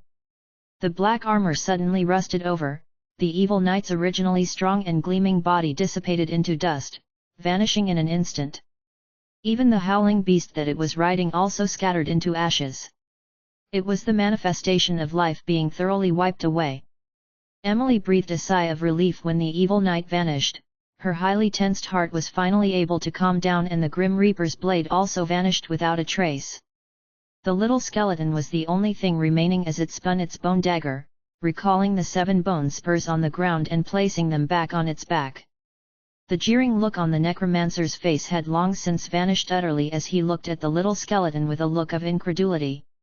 He cried out in shock, "Impossible, this is completely impossible. 100 skeletal warriors wouldn't be able to harm an evil knight. This goes against the basic tenets of necromancy theory." A faint smile still on his face, Han Chuo said very easily, "Nothing is impossible. Although I don't have as much necromancy knowledge as you, I don't think anything is illogical here." He gave an order and the little skeleton's legs shook as it took off towards the necromancer. The necromancer was greatly surprised, but then immediately chuckled oddly, "Good, very good. Then let me see what secrets you have." A necromancy incantation sang out lowly from his mouth as the necromancer swiftly approached Han Chuo. Just as the little skeleton was about to bump into him, the necromancer suddenly leapt high into the air and flung out the bone staff in his hand, coming on top of Han Chuo's head. An enormous evil mental strength suddenly surged into Han Chuo through the bone staff like a magnet, attempting to subvert Han Chuo's memories. The necromancer displayed a proud smile as he said viciously to the panicking Emily, "Don't make any moves. I've already established a connection with his soul. If I suddenly die, he'll lose his soul and become an idiot. Emily was immediately stunned motionless when she heard those words as she looked anxiously at Hanchuo. She discovered that Hanchuo was standing there frozen, completely out of it with his eyes unfocused like he was a sculpture or stone. Even the little skeleton, that had just received Hanchuo's order to attack the necromancer, suddenly stood there blankly, looking around as he wielded his bone dagger, as if waiting for Hanchuo to give him an order. Haha, this is a necromancy magic called soul erosion that I've recently grasped. I can take over a person's soul through necromancy magic and gain all his secrets after I erode his soul. I'm connected to the target throughout this process, and my target will be unable to escape even if I suddenly die. Haha. The necromancer started explaining proudly to Emily when he saw that his power through the bone staff had invaded Hanchuo's brain. Emily was quite frantic right now as she looked at Hanchuo, not knowing whether to fight this necromancer or not. As an archmage, Emily could clearly sense the enormous even mental strength surging into Hanchuo's body through the white bone staff over his head. She didn't dare not believe the necromancer's words. Just as Emily was utterly frantic and didn't know what to do, the originally slack-jawed Hanchuo suddenly cried out harshly as red and purple spell fire surged up his arms. His entire being seemed to be enveloped in purple, red flame as his face appeared quite contorted, his entire body full of a frightening aura. At the same time, the previously cocky necromancer suddenly had all color drained from his face as he cried out with extreme fear, "No, don't!" Chapter 157. Chapter 157, Taking All the Memories of the Soul. Please continue reading on, Ox. Val. M. The white bone staff, that had originally been hovering above Hanchuo's head had reversed directions at some time and left his head to hover over the necromancer's instead. The frightened necromancer kept chanting spells and attempted to regain control of the staff, but nothing he did would having any effect. The demon slayer edge abruptly flew out at this time and stabbed into the necromancer's chest. Red spell fire suddenly flared up over his head, whereas Hanchuo sat down cross-legged. It was his turn to chant in a low voice. The necromancer was burnt to a crisp in very short amount of time as his head was encircled by red spell fire. His head was like a black cinder, and it was no longer possible to make out his features. A profound incantation rang out from Hanchuo's mouth. He waved his hand and the white bone staff suddenly shot out a green light that weaved together to create a net. The net of green light encompassed the necromancer's head like a whirlpool sucking something in. A cloud of grey aura suddenly floated out of the necromancer's body and was slowly detained by the green net, just as the souls of the other dead within the surroundings had been. The net and the white staff floated in front of Hanchuo. The white staff suddenly flew into Hanchuo's hand when it reached him, while the green net got absorbed into Hanchuo's brain through his facial orifices, along with the soul within it. Emily was completely gobsmacked by this sequence of events. She had no idea what was going on. She didn't understand why the previously cocky necromancer had suddenly lost his soul to Hanchuo instead. After the green net and necromancer's soul were absorbed by Hanchuo's brain through his orifices, Hanchuo sat down cross-legged and didn't move a muscle. However, his expression continuously changed, at times joyful, enraged, and at times pained. As Hanchuo sat there without moving, the little skeleton that had been standing in a daze seemed to still be perplexed. It walked around the surroundings with bone dagger in hand. When the little skeleton reached the center where the altar was, his eyes suddenly landed on the pool of blood that had been used to summon Ansi Desi. "Leave that place." Emily knew that the little skeleton had an unexplainable connection with Hanchuo. When she saw the little skeleton run to that dangerous place, she immediately spoke up to stop him. That evil pool of blood in the center of the altar had been formed from the corpses of countless numbers of trading house guards. The necromancer had likely added in a number of devious items. Emily was quite afraid that the evil within the pool would invade the little skeleton's body if he went in.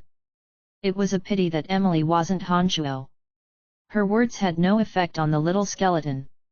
Her words actually had the opposite effect, as the little skeleton touched its smooth head and looked at Emily with some confusion, turning back to leap forward into the pool. Oh, my gosh! Not only is the master crazy, but so are the summoned creatures. Emily was going mad in her anxiety and started cursing. Emily still walked towards the altar, even though she was cursing, planning on seeing how she could help the small skeleton. When she reached the altar, however, and saw that the little skeleton was splashing around happily within the pool of blood, she actually felt the emotion of joy from the little skeleton, submerged up to his neck as he played like an innocent child. What's with this little skeleton?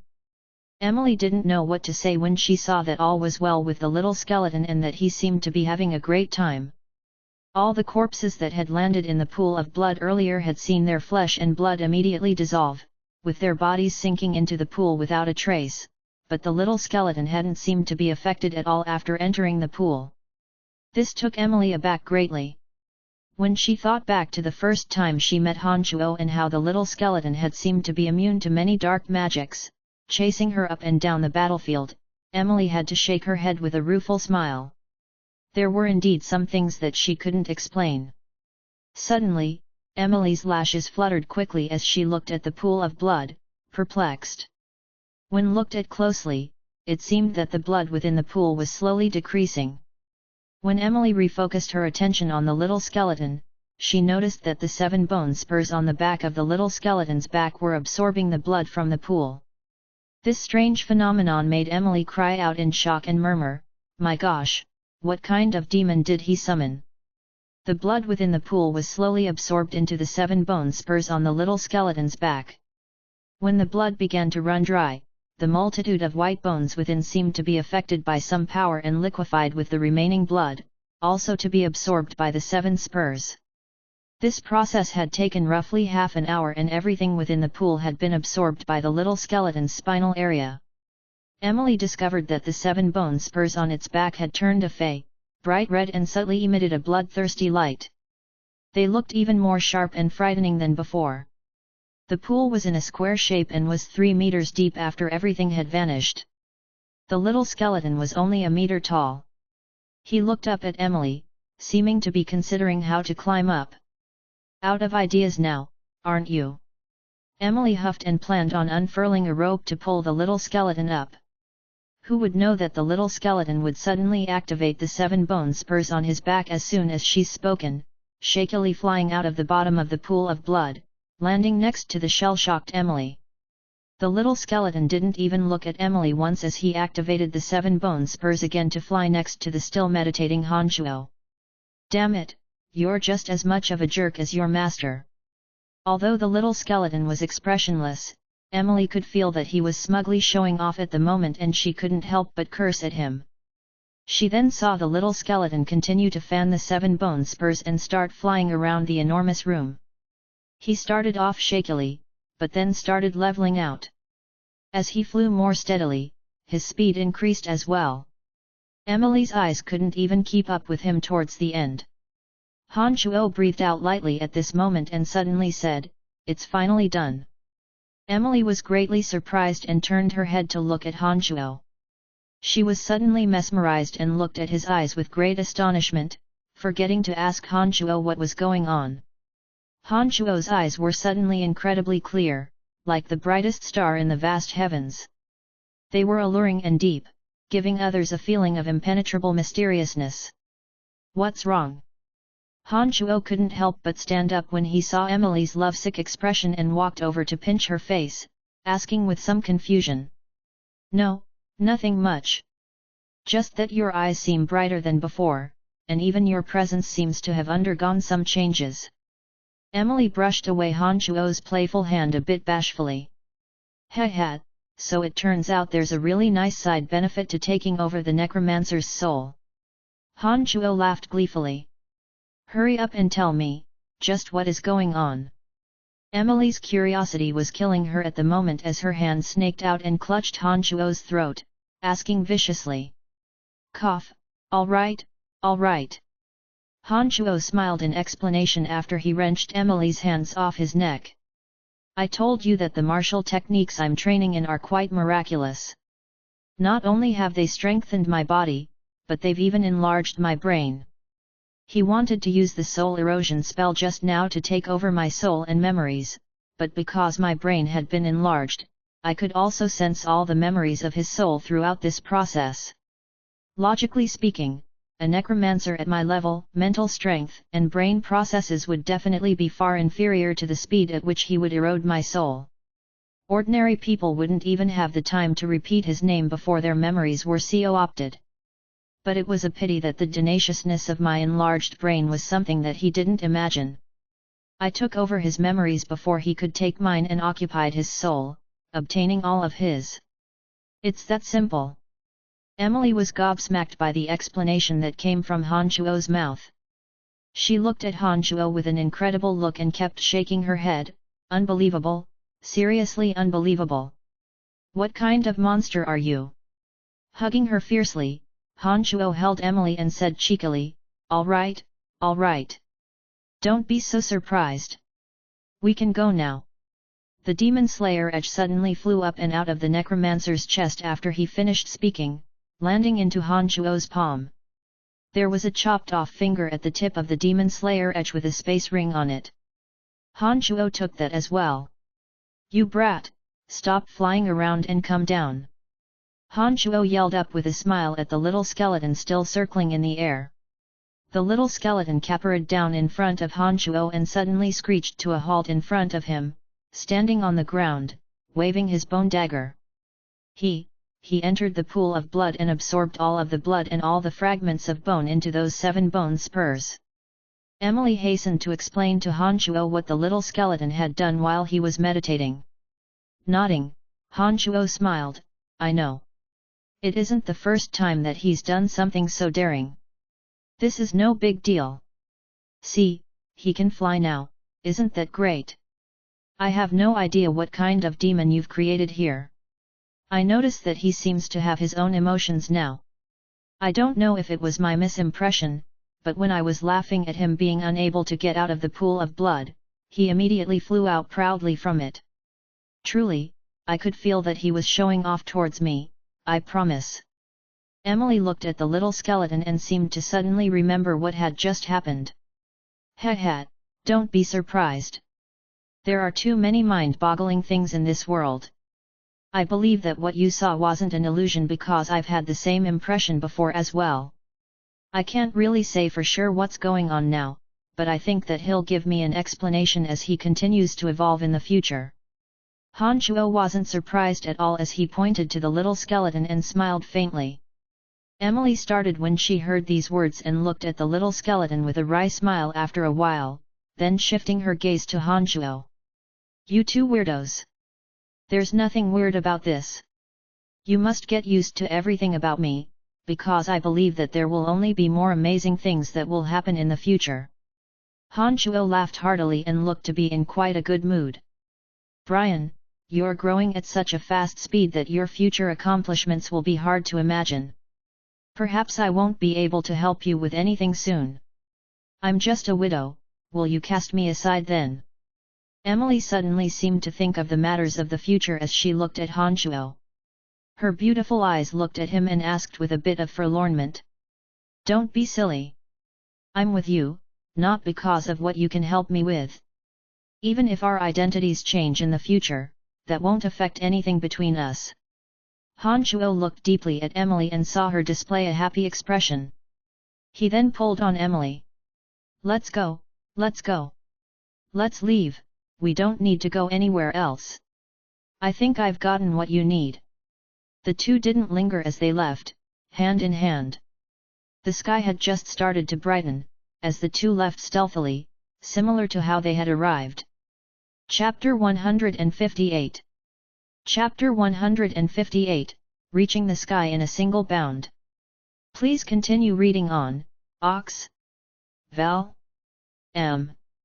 The Dark Mantle had strongholds in any of the Lancelot Empire's cities. Naturally, Valen City was no exception. If you are not reading this at Volari Translations, this translation is stolen and is not the latest/most complete update. Han Chuo sat cross-legged within a secret room carved out of dense rock, slowly digesting the memories from the necromancer's souls. Han Shuo didn't set foot out of the secret room once within the 4 days, going through decades of the necromancer's memories.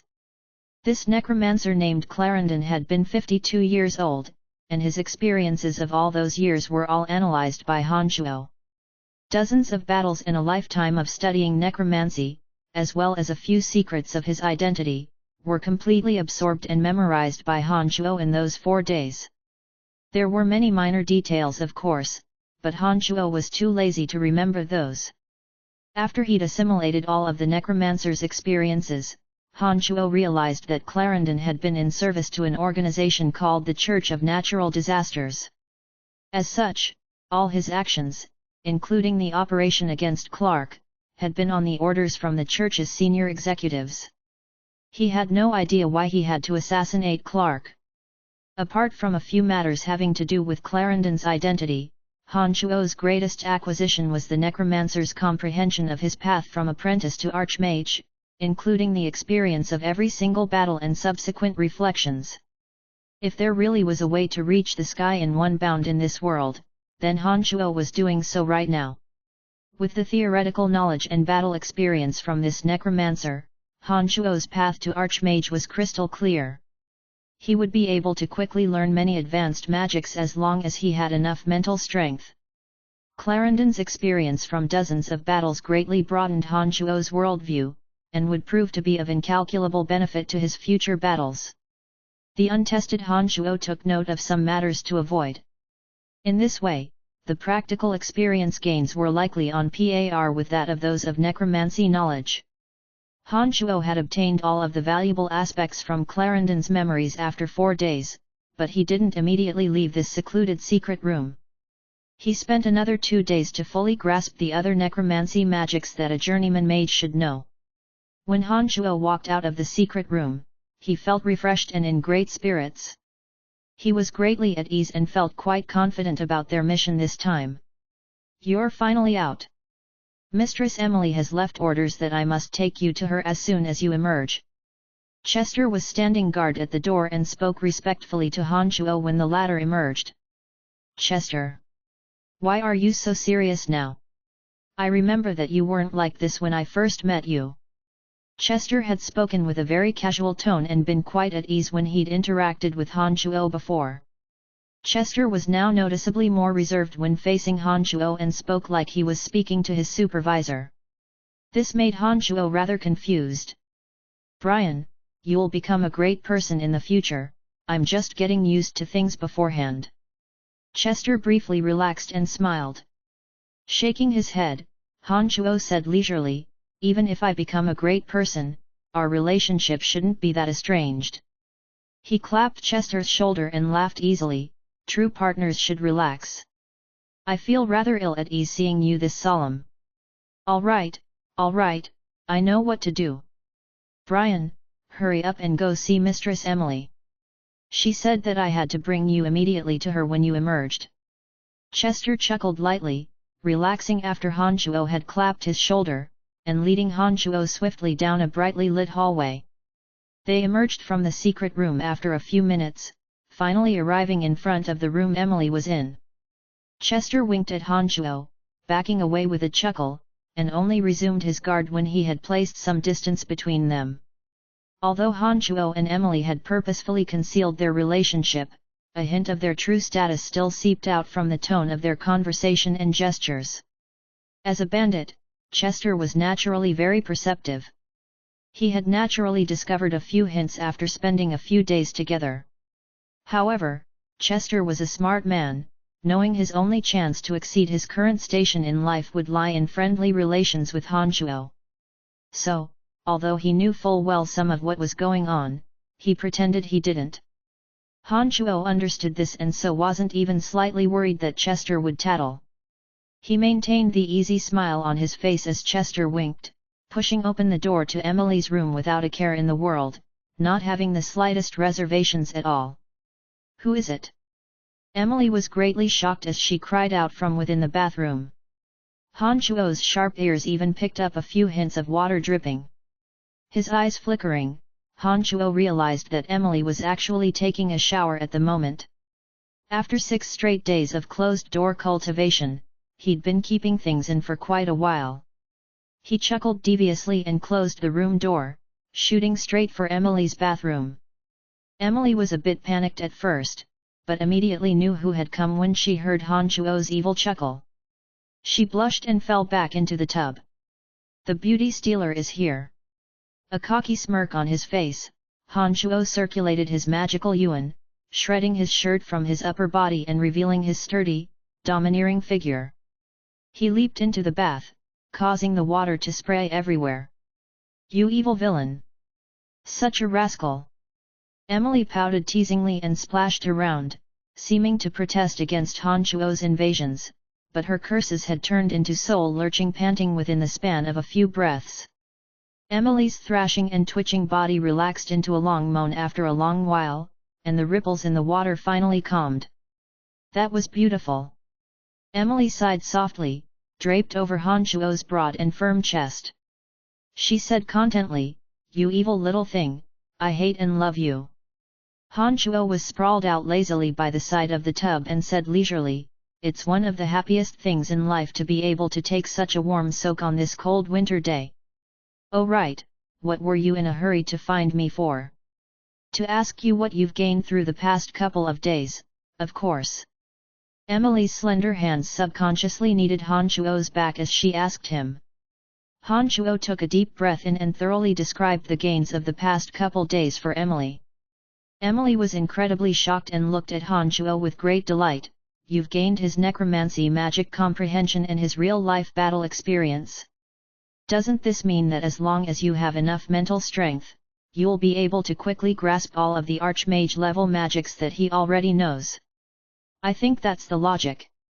I've already tried to practice another journeyman-level magic and discovered that I could master it quickly with the prior understanding of the necromancer. I didn't have to go through too much trial and error in the middle." Han Chuo nodded. "My gosh, incredible, this is too incredible." Emily's incredulous joy doubled when she heard Han Chuo's words. She kept repeating those sentences and appeared even more excited than Han Chuo. The necromancer obtained those documents from a secret room within the slave trading house. They chronicle Bob Asher's business dealings and can prove that he was involved in its operations. Han Chuo handed the documents that the necromancer had taken from the secret room over to Emily after describing the situation. Although the necromancer named Clarendon had set up a magical boundary within his space ring, Han Chuo broke it open very easily. He had obtained several books regarding necromancy, a few medicines for replenishing mental strength, and a few magic robes that had the effect of increasing magic power. Of course, what Han Chuo was most satisfied with was still Clarendon's white bone staff. This white bone staff was specially refined for necromancers. Using this staff to cast necromancy spells would enhance Han Chuo's power. Han Chuo could originally only summon one bone spear when he cast the bone spear spell, but with the white bone staff, he could release 2 at once. Even the number of summoned dark creatures would increase as well. The delighted Emily was about to say something as she held the documents that Han Chuo had given to her when she suddenly thought of something. She stared fixedly at Han Chuo and spoke urgently, "What organization did you say that this necromancer is from?" "The Church of Natural Disasters." Han Chuo started and replied. Her expression changing drastically, all the color drained from Emily's face as she spoke to Han Chuo. "Don't tell anyone you killed Clarendon. I must report this to my brother immediately, especially since it involves the Church of Natural Disasters." "Oh, Lawrence came looking for you and wanted you to drop by when you had the time. If you're careful, you can make your way to him." Emily hastily gave Han Chuo a few more reminders and told him not to tell anyone of his involvement with the Church of Natural Disasters. She then hurriedly left for the secret room with the magic mirror that would enable her to speak with the senior executives of the Dark Mantle. Chapter 159. Next chapter. Chapter 159, Leaving with the Beauty. Please continue reading on, Ox. Val. M. Ever since learning of Lawrence's identity, Han Chuo had been pondering how to interact with him. From the current situation, Lawrence was obviously planning on involving himself in the struggle of the princes. It was because of the mysteriousness that shrouded his identity that made his situation not that optimistic. If Lawrence really could inherit the throne, Han Chuo wouldn't mind growing closer with him and would even be willing to go to bat for him, but if Lawrence didn't have this kind of strength in him, it would place Han Chuo in a disadvantageous position if he were to brashly associate himself with Lawrence. Therefore, even though he was well aware of Lawrence's identity, Han Chuo pretended that he didn't know and arrived at Lawrence's residence with his usual expression. The assassin, Lucky, was the one who showed Han Chuo in. After their experience assassinating Clark, the old assassin had completely accepted Han Chuo and his expression was no longer that remote. When he brought Han Chuo in, Lucky said, "He's not here right now, but will return at any moment. You can wait here if you're not in a hurry." Nodding, Han Chuo looked at Lucky with a faint smile, "No worries, I'll wait for a while." "Oh, right. You went off after Calvert afterwards, but did you get him?" "Of course, not only him, but I killed his son as well." The old assassin displayed a trace of pride in his eyes. It looked like he was quite proud of his skills. Han Xiao chit-chatted randomly when he suddenly remembered about Lisa and asked, "Oh right, Lisa isn't present at the moment. I'd like to check in on her. Miss Lisa is elsewhere. Please come with me, I'll take you to her." Lucky responded and took Han Chuo through a garden, arriving at a building in the quiet rear of the property. He then spoke quietly to Han Chuo, "Miss Lisa's emotions have calmed down because Calvert and his son have been killed, but you'd best not bring up her family." Han Chuo nodded in understanding and didn't say much. He approached the building and knocked lightly. "Is it Cousin Lawrence?" Lisa asked through the door as her voice still seemed a bit melancholic. "It's me." Han Chuo responded. "Oh, Brian, you've come to see me." Han Chuo could hear long-awaited happiness in Lisa's voice as her footsteps rapidly drew near. Lisa opened the door and appeared in cotton pajamas in front of Han Chuo. Although Lisa's features hadn't changed since her life-changing event and her naive and cute demeanor remained just as youthful as ever, a constant sorrow clouded her clear eyes. Her demeanor was such that it evoked protective feelings, a marked difference from her previous obstinate, headstrong ways. However, this week Lisa looked quite pleasing to Han Chuo's eyes. He closed the door after walking in and huffed out lightly, pretending to be cold. "The weather outside is quite cold. Thank you for killing that old dog Calvert." Lisa tugged on Han Chuo's sleeve, leading him inside with her as she thanked him. A brazier was burning inside as it spread warmth throughout the house. Lisa added a few sticks of dry firewood to the brazier and then took her seat on a soft, leather chair. "It was one of your cousin's men who killed Calvert, so you should thank him instead. I only caused a mess of some things." Han Chuo found a seat and poured a cup of hot water for himself. "If it wasn't for your distraction, my cousin's man wouldn't have succeeded that easily." Lisa had indeed changed a bit from before. She was silent for a bit after speaking, then looked a bit fearfully at Han Chuo. "You spent so many gold coins to buy me from the trading house. According to the rules of slavery, I belong to you." Starting in fright, Han Chuo immediately said seriously, "Lisa, you should know that I bought you purely to save you and had no other thoughts whatsoever. In addition, it wasn't that many gold coins. We're friends after all, don't misunderstand." Lisa shook her head desolately, appearing a bit frantic as she looked at Han Chuo. "Do you not want me because you disdain me now?" "No, not at all. We're friends and this is what I should do. You have your own personal freedom. I don't want you to feel guilty about those 1,000 gold coins." Han Chuo hastened to say. Lisa was silent once again after speaking. "Because of Bob Asher, my family clan is completely annihilated. My status as a slave is also confirmed. You bugged me in front of so many people in the trading house, this is also an irrefutable truth. Then I can return your freedom to you and lift the status of a slave from you." Han Chuo thought and said to Lisa. Han Chuo heard footsteps sound outside of the door, and Lawrence walked in with a slight smile after a short while. He asked when he saw Hanchuo and Lisa in conversation, "What are you two chatting about?" "I'm saying that I'm going to dissolve Lisa's status as a slave," Hanchuo responded as he looked at Lawrence. "Give me your crystal card, I'll transfer 1,000 gold coins to you. Then you'll have sold Lisa to me through legal proceedings. Leave the rest to me." Lawrence seemed to have given the matter some thought already and responded immediately when Hanchuo spoke up. "No need, Lisa is my friend, I can give her to you now. I can't take the 1,000 gold coins." 1,000 gold coins was nothing in Hanchuo's eyes, and he really had held the mentality of saving Lisa at the time. Lawrence didn't insist on refusing after Hanchuo, but nodded at Hanchuo with a smile. Lawrence said forthrightly, "All right, I'll take care of her status. However, this is Valen City and Bob Asher's territory. I'll get Lisa back to the Empire in the next 2 days. Bob Asher will be powerless even if he wants to do anything."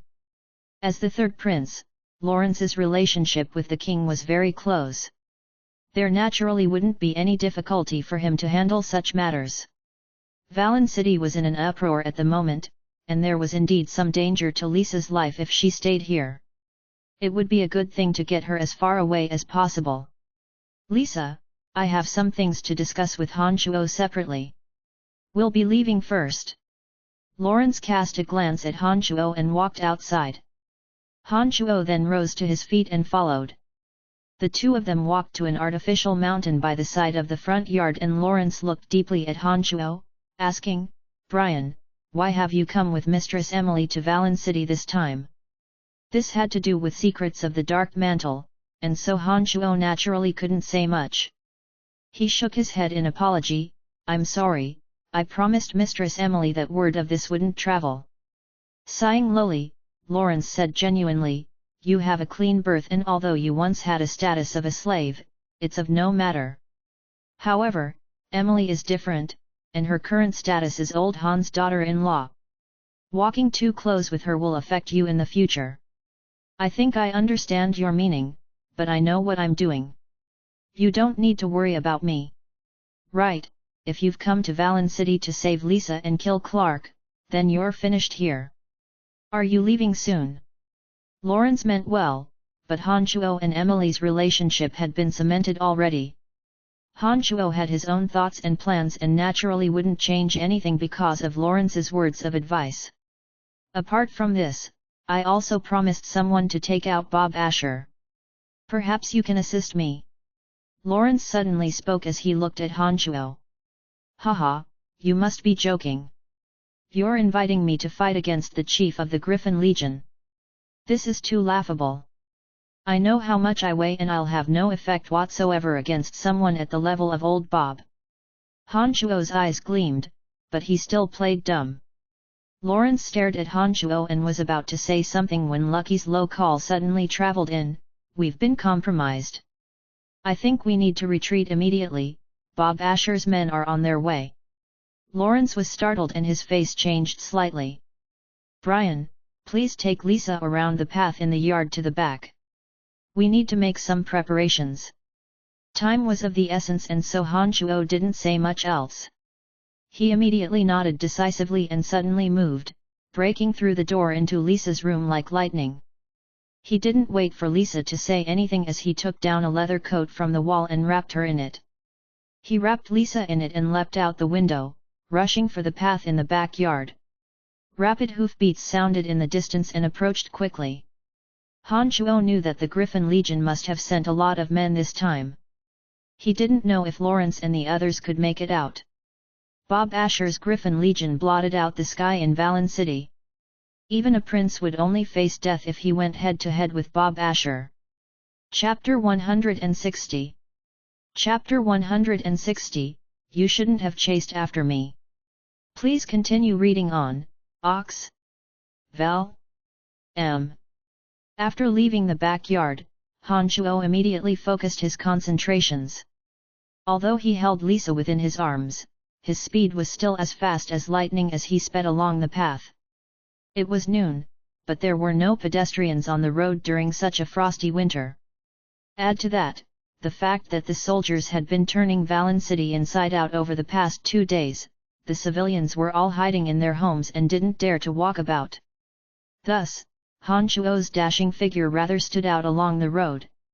2 airborne patrolling Griffin Knights spurred their griffins on and detected Han Chuo's figure. The griffins screamed as the knights hefted their 3-meter-long spears and flew towards Han Chuo. There are griffins in the air. Lisa's face was frozen red from the cold bite of the wintry air. She raised her head from her position in Han Chuo's grasp and noticed the pursuit from the 2 Griffin Knights, hastily voicing a reminder to Han Chuo. "I know, don't worry." Han Chuo had long since noted the pursuit and he responded in a low voice to Lisa without a change in expression. His body continued to dash quickly through the scattered streets as his mind spun, searching for ways to react. Han Chuo had thoroughly remembered all the places they'd passed on the way to Lawrence's.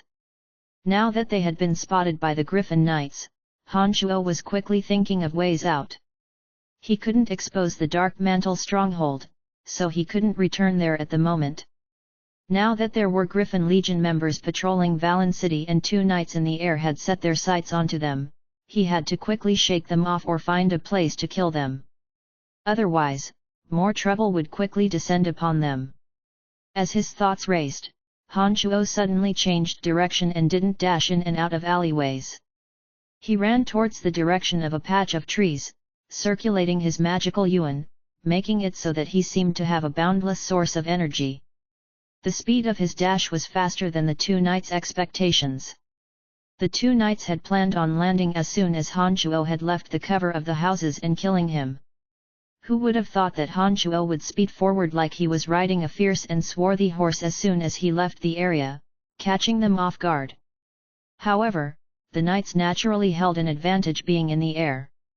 When they regained their composure, they spurred their griffins onwards to catch up to Han Chuo and circled above the trees, locking their sights onto Han Chuo. They were already a few li away from where Lawrence lived. Han Chuo had observed for a little bit just now and noticed that only these 2 knights were pursuing him, so he hadn't been unduly worried. His body halted as soon as he entered the cover of the trees and suddenly came to a complete stop, swinging Lisa up and around him so that she was on his back. "Hold on tight and don't let go no matter what," Han Chuo ordered lowly. She nodded her head docilely and said resolutely, "I understand. I won't let go even if I die." "Don't worry, we won't be the ones to die." Han Chuo comforted Lisa confidently and took out a firm, supple rope from his space ring. He firmly tied Lisa onto his back to prevent her from sliding off halfway through. Han Chuo gripped the Demon Slayer edge in his right hand after doing all this and looked coldly at the 2 Griffin Knights hovering overhead, preparing himself to kill 2 men and 2 beasts. "Let's see where you'll run to now." A Griffin Knight laughed disdainfully overhead, shaking the sharp spear in his hand and digging his heels into the griffin beneath him in an odd way. The griffin circling in the air suddenly screamed out bizarrely and dived down towards Han Chuo. The metal claws of the griffin could rip apart a buffalo. As it dived down towards Han Chuo like this, the aura formed by its enormous body and the knight's coldly gleaming spear was enough to stun an enemy senseless. The other Griffin Knight moved his steed closer to Han Chuo, but didn't immediately make a move. The arrogance and disdain on his face seemed to indicate that having one out of the 2 of them was more than enough to take care of Han Chuo, and that his attentions weren't needed at all. Han Chuo's demeanor was aloof and remote as he held his ground without moving, staring intently at the diving knight and griffin. A white bone staff suddenly appeared in his other hand when the griffin's metal claws was scheming the tops of the trees and Han Chuo quickly released a dark mist spell. With the enhancing effects of this bone staff, the area of coverage by Han Chuo's dark mist spell had increased by 1/3, completely enshrouding an area that measured 10 meters in diameter. "Ugh, damn it, I can't see anything!" The Griffin Knight bellowed furiously, some panic evident in his tone of voice. He'd been chasing after Han Chuo all along and had witnessed Han Chuo's speed with his own eyes. That agility was something that a strong swordsman should possess, and a sword-shaped Demon Slayer edge had appeared in his hand when he'd reached the treetops. His posture completely resembling that of a swordsman. However, when it really came down to the actual fight, a white bone staff had suddenly appeared in Han Shuo's hands and he'd released a dark mist spell in the nick of time. This greatly astonished the Griffin Knight, who'd also fallen into Han Shuo's trap. The diving Griffin Knight exclaimed in astonishment, alerting his companion that something was wrong. His companion moved quickly, intent on coming over to rescue his comrade. It was too late. A streak of bizarre, incandescent red fire flared strikingly through the dense, black mist. It was like it wasn't affected by the dark mist spell at all, displaying a heart-stirring arc and tracing a long, bloody path. The griffin screamed bizarrely in pain as the knight yelled hoarsely, the cries rising at almost the same time as that red fire. Screams that would strike fear into people's hearts as the long, bloody line painted itself through the patch of dark fog. It was only when that bizarre, red fire extinguished itself did the despairing cries of agony finally fall silent. The other Griffin Knight that had arrived in the area listened to the screams with his scalp tingling with numbness. He couldn't see what was occurring and could only frantically repeat his questions. "Camper, what's wrong? What's going on?" He kept calling out, but didn't dare to approach the black mist. He only observed from a distance. The dark mist was a spell that took effect swiftly and also dispersed quickly. As the chilly wind blew, the black mist, that had coalesced quickly, vanished in a short period of time. Han Shuo still stood where he was and had a cruel, cold leer on his face. Lisa on his back had her eyes tightly shut, burying her head into Han Shuo's neck as she couldn't bear to look upon the scene. A bloody mess of severed limbs and hacked-off flesh was scattered around Han Shuo. Some belonged to the Griffin Knight, and some to the Griffin. A thick scent of blood attacked the nose as Han Shuo was stepping on a head that was slowly leaking brain fluid. It was as if he'd just been baptized by blood as he was covered in the gore, making his leer appear even more horrifying. Dry retching suddenly sounded from the Griffin Knight. He turned his griffin immediately, fearfully trying to make his escape. "Do you think that you're the only one who can fly?" Han Shuo's leer split in a laugh. He activated the demonic art of the ninth heavens and took to the air, shooting towards the Griffin Knight like lightning with Lisa on his back. He arrived behind the Griffin Knight before the latter had travelled too far. Two bone spears shot out and stabbed into the griffin's rump, making it scream shrilly. It actually turned and shot towards Han Shuo with the knight on its back. After the experience of his initial panic and the fact that his steed was now charging towards Han Shuo of its own volition, he quickly understood that Han Shuo could also fly through the air and that there was no opportunity for him to escape. He therefore hefted his spear and took aim at Han Shuo. Every Griffin Knight was at least a senior knight. Therefore, when he hefted his spear, it flared out with dark green fighting aura, as if silver lightning were travelling through the air after making use of the griffin's momentum to hurtle towards Han Shuo. Han Shuo had just used the sharp demon slayer edge to slaughter a Griffin Knight, along with his griffin. There was an uncontrollable bloodthirst rising in his heart. It was as if there was a voice spurring him on in his heart that told him to keep killing in such a gory manner. It happened to provide the perfect outlet for his emotions as he saw the Griffin Knight charge towards him. Han Shuo threw his head back in a long howl and flew over with a leer. The Demon Slayer edge hadn't appeared to be particularly long before, but with the circulation of the glacial mystical spell fire, a 2-meter-long purple and red light spat from the tip. The purple light was out in front, and the red light connected to the Demon Slayer edge in the back. The weapon looked quite magical. Even with Lisa on his back, Han Shuo's speed wasn't much slower than the Griffin Knight's as he flew using the art. His magical yuan circulating at top speed. Han Shuo emitted a dense killing intent that seemed to materialize as a black aura around his body. When viewed from afar, Han Shuo's figure with Demon Slayer edge in hand was like a shooting star falling towards the ground. A ball of dazzling splendor exploded from where the two intersected, a deafening metallic clang reverberated in the surroundings. The spell fire-infused Demon Slayer edge shot out a meter of cold, purple light, crashing into the fighting aura emitted by the long spear. The spear was immediately churned into dust as it was ravaged by the violent magical yuan. A bone-piercing cold immediately crept over the knight's body. He reacted, but didn't have time to make a move before Han Shuo coalesced a red spell fire a meter tall.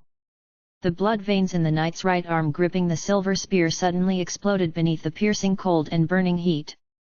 His muscles started sliding off his bone, like they'd been doused in acid, as droplets of blood escaped from his arm. "You shouldn't have chased after me." Han Shuo leered at the horrified Griffin Knight. The demon slayer edge started flying according to his will afterwards and hacked off the griffin's metal claws. The demon slayer edge then hewed downwards and spliced the knight and griffin's body into two, like he was cleaving apart a mountain. Fresh blood splattered like rain down towards the trees. The two griffin knights had now died grisly deaths at Han Shuo's hands, but Han Shuo actually had an unsated feeling. His heart trembled as he suddenly came to his senses, finally understanding why he had such a fervent desire to slay and slaughter. Since his demonic magic had reached the true demon realm, Han Shuo had thoroughly become a demon. It was the first time that he'd had overwhelming power and would find it difficult to control the urges deep within his heart, particularly as the next realm was the most dangerous bloodlust realm. As one began to enter the bloodlust realm, the practitioner would start to have the desire to erupt in full-blown slaughter in every battle.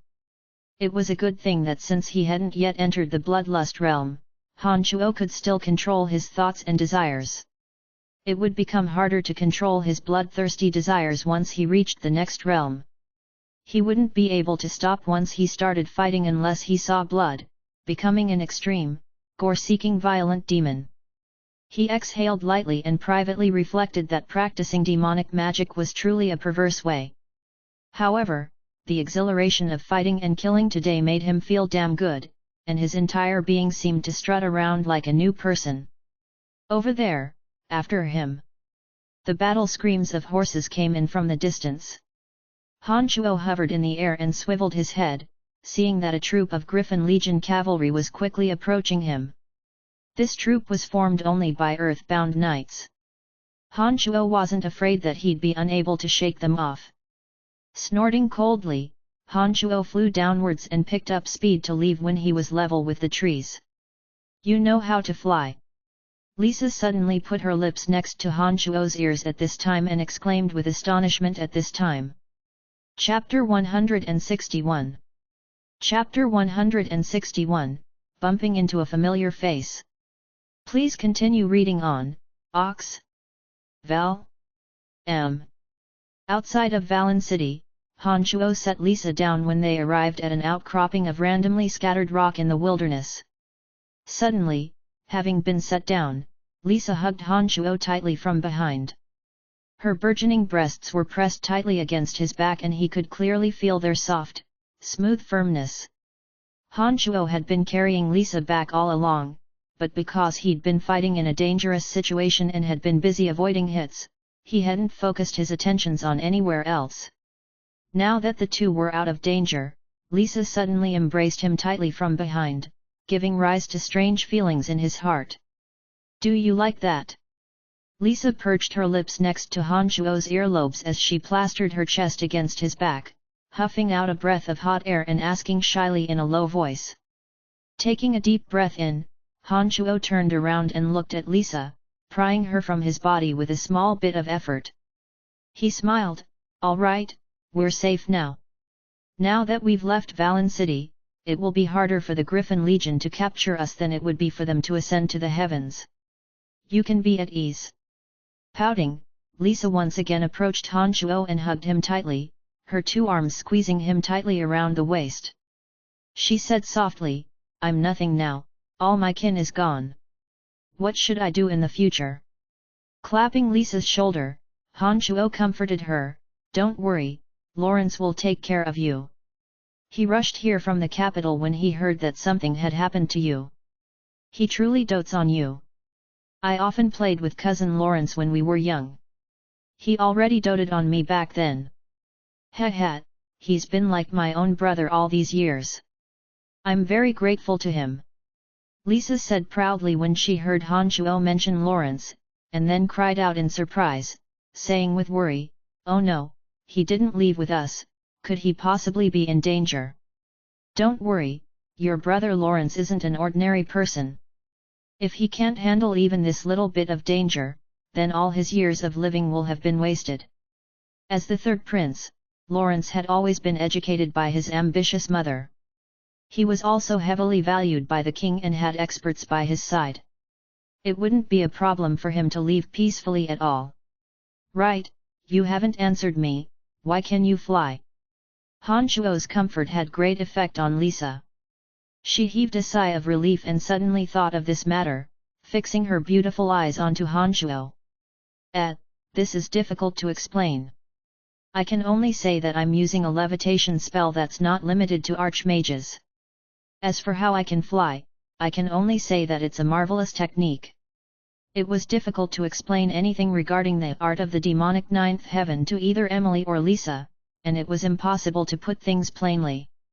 Therefore, he could only gloss over the matter. More than 10 people suddenly appeared in the distance and slowly walked towards Valen City. Han Shuo looked at them from afar and paid them no attention when he saw that they weren't wearing the uniform of the Griffin Legion. He stood there and continued to talk to Lisa. The slope of random rocks that Han Shuo and Lisa were standing on happened to be where the group of people would soon pass by. When they drew near, a soft exclamation suddenly rang out, Brian, what are you doing here? Han Shuo started and then paid close attention to the group of people. He suddenly discovered a familiar face among them, Candace. Boasting a fit body and wearing a broadsword on her back, Candace was wearing the thin, tight uniform of a swordsman and seemed to be unafraid of the assault of cold air. When she saw Han Shuo, she made a gesture to the mercenaries behind her and then walked over dashingly to Han Shuo. She swept her eyes up and down Han Shuo when she walked over and frowned. You're bringing a small girl to feel her up behind this random outcropping of rock on such a cold day. None of your business. Lisa flicked a glance at Candace, seeming to not like her tone and hectored in an unfriendly manner. Han Shuo struggled a little bit and broke free from Lisa's grasp. He looked at the battle fire mercenary band members behind her and noticed that they numbered 6 in total. 5 of them were spread out and surrounded a girl with a better figure wearing a thin veil, seeming to be protecting her. Looking at Candace, Han Shuo understood that Candace should have accepted a mission and was protecting the thin-veiled girl behind her. He then looked at Candace and said with a slight laugh, "Long time no see, Candace. You must have accepted a mission and are in the middle of carrying it out." Nodding, Candace admitted to it readily. She laughed heartily, "Indeed, I have a tough life.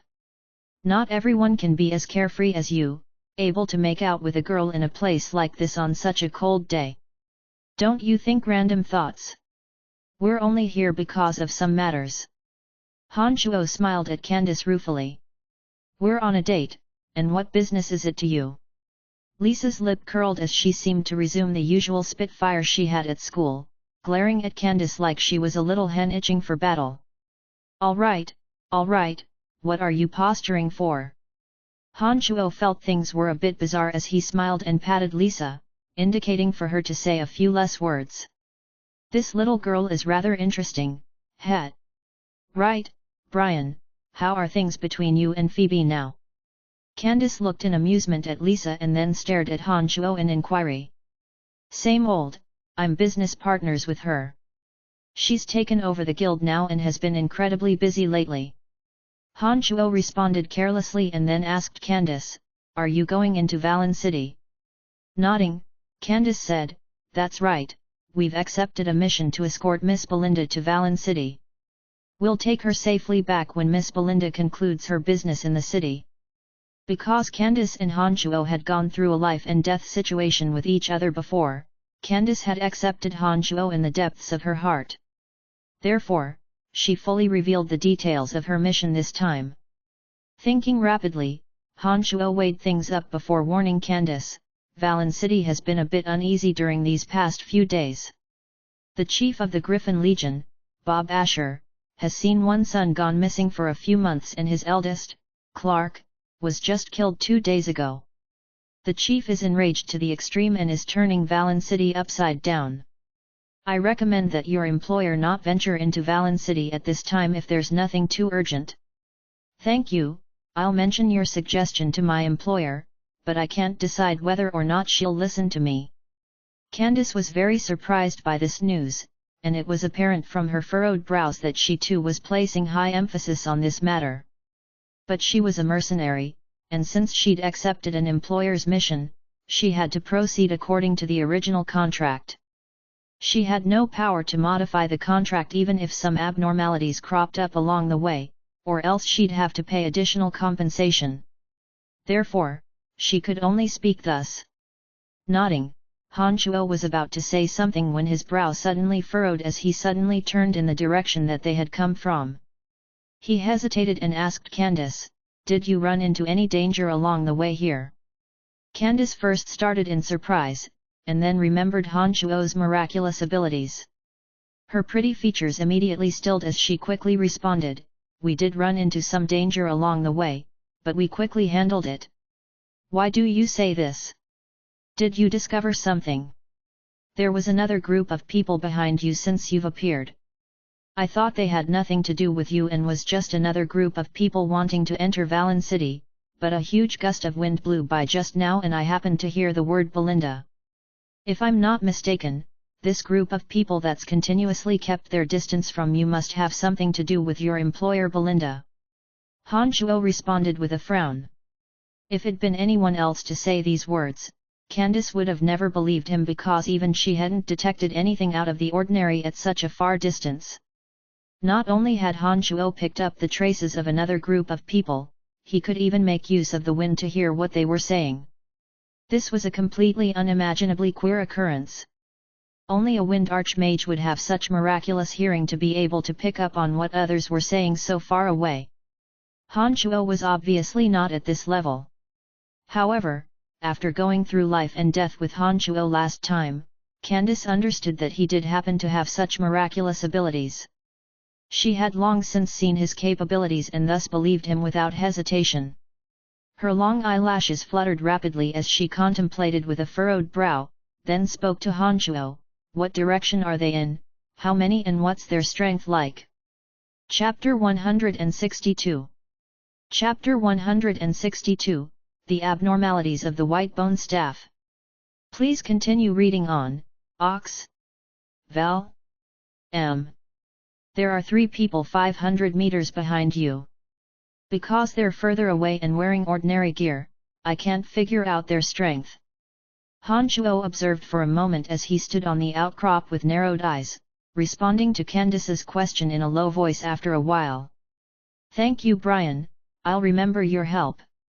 Candace said lowly and didn't say much else to Han Shuo, turning to return to the Battlefire mercenary band, discussing something with the mercenaries.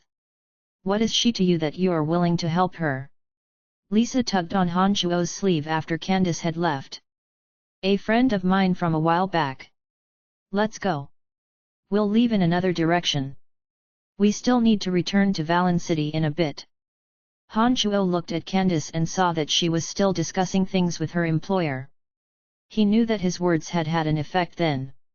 Candace was a mercenary and had her missions and way of living. Han Shuo gave her a reminder out of the kindness of his heart when he ran into her and saw that her mission held some latent danger. He was being a good friend, but wouldn't interfere in her matters. When she heard that Han Shuo wanted to leave, Lisa didn't say much as she ducked her head shyly and walked behind Han Shuo, reaching out her hands to entwine around his neck and jumping firmly onto his back. She said merrily next to his ear, "I still want you to give me a piggyback me." Han Shuo was speechless, and then smiled ruefully. He said to Lisa on his back, "I had no choice just now because there was an emergency. That's why I put you on my back. Now that we're out of danger, you no longer need to be piggybacked. We can slowly walk back." "Hee, I'm not getting down no matter what you say." Lisa's small hands entwined themselves around Han Shuo's neck as her fleshy thighs crisscrossed themselves around his waist, appearing quite at ease. Lisa was at an exuberantly youthful age, and because of Han Shuo's random teachings, her originally flat chest was now a bit ridiculously well-rounded. Han Shuo could even feel that her chest on his back wasn't much smaller than that of Emily's. That soft, wondrous feeling made Han Shuo's heart itch a bit. Off in the distance, Candace spoke a bit with her comrades and seemed to be set on continuing to make their way to Valen City, ignoring the three following behind them. Their minds made up, the group began moving out again. Candace flicked a glance over at Han Shuo and happened to see Lisa on Han Shuo's back. She was rather taken aback. Han Shuo felt Candace's slightly bizarre gaze and turned to lift his head proudly, as if showing off something to Candace. She couldn't help but break into soft laughter. "Hang on, we're leaving too." Han Shuo didn't force her to come down from his back when he saw that Lisa's mind was set. She'd just lost her parents and was in the most painful moments of her life. He didn't want to make her unhappy at a time like this. He gave instructions in a low voice and walked off on another path, avoiding the direction that Candace's crew was taking to Valen City. It was already evening at this time. Han Shuo took note of the direction and made a circle around the city walls. He used the art of the demonic ninth heavens to fly over the city walls when night had fallen, landing in Valen City's territory. They arrived at the hotel that Emily had stayed at last time and Han Shuo made his way directly to Emily's room. Chester called out lowly from within the room before they entered, "Who is it?" "It's me." Han Shuo responded and pushed open the door. He looked at the surprised Chester and asked, "What are you doing here?" Chester hesitated when he saw Lisa on Han Shuo's back, responding, "Madam Emily thought that this might be where you're meeting Lawrence and had me stay here in hopes of receiving word from any one of you." "Then, did you receive any messages from Lawrence?" Han Shuo couldn't head directly to the Dark Mantle from here because Emily had arranged for men to be here, and because Lisa was present. This was also where he'd told Lawrence he was staying, so Lawrence was likely to come here after he escaped. Nodding, Chester answered, "Lawrence hasn't come by yet, but he's sent a messenger. The man told me that if you and Lisa came back, please take Lisa to this place." Chester handed over a card as he spoke. The address that was not too far from here was written on it. What did the man who Lawrence sent look like? Han Shuo had to take all precautions. After Chester had described the person, Han Shuo immediately understood that the person who'd come was the old assassin Lucky and therefore there was nothing to worry about in this matter. Letting Lisa down from his back, Han Shuo looked at her and said seriously, "Lisa, we're about to do something very dangerous. You should go with Chester and immediately go to where your cousin is. Lawrence will take you back to the Empire in a short period of time. Do as I say, all right? We'll stay and get revenge for you." After experiencing an extreme hardship in life, Lisa was much more mature than Han Shuo had remembered. Although an expression of longing remained in her eyes after he said his words, she nodded her head docilely, agreeing to Han Shuo's arrangements. "Hire a carriage. Take Miss Lisa to the place on Lawrence's card yourself. Place her safely in Lawrence's hands," Han Shuo said with a smile to Chester. "Don't worry, I'll handle all of this perfectly." Chester promised Han Shuo with great confidence and then bowed towards Lisa, gesturing for her to walk ahead of him. Lisa looked deeply at Han Shuo, saying to him with some worry afterwards, "Be careful, don't let anything happen to you." "Don't worry, nothing will happen to me. Make use of the cover of the night to make haste. Go with him." Han Shuo nodded and urged Lisa on with a slight smile. Lisa turned and followed Chester after these words, and the two quickly moved outside. The Dark Mantle's influence was naturally significant in such a city as large as this. It wouldn't have been a difficult thing to accomplish if Han Shuo had wanted to send Lisa back. However, he'd only joined the Dark Mantle only a short while ago, so it wasn't a good thing to use the organization's resources for his own personal affairs. In addition, as the third prince, it would be a more than appropriate thing for him to handle this matter and take care of Lisa's affairs after she'd returned back to the Empire. Han Shuo turned after Lisa had left and walked into the inner chamber, saying with a slight smile, "Come on out." Emily walked out with a smile from the inner chamber wearing a soft leather coat and rolled her eyes when she walked next to Han Shuo.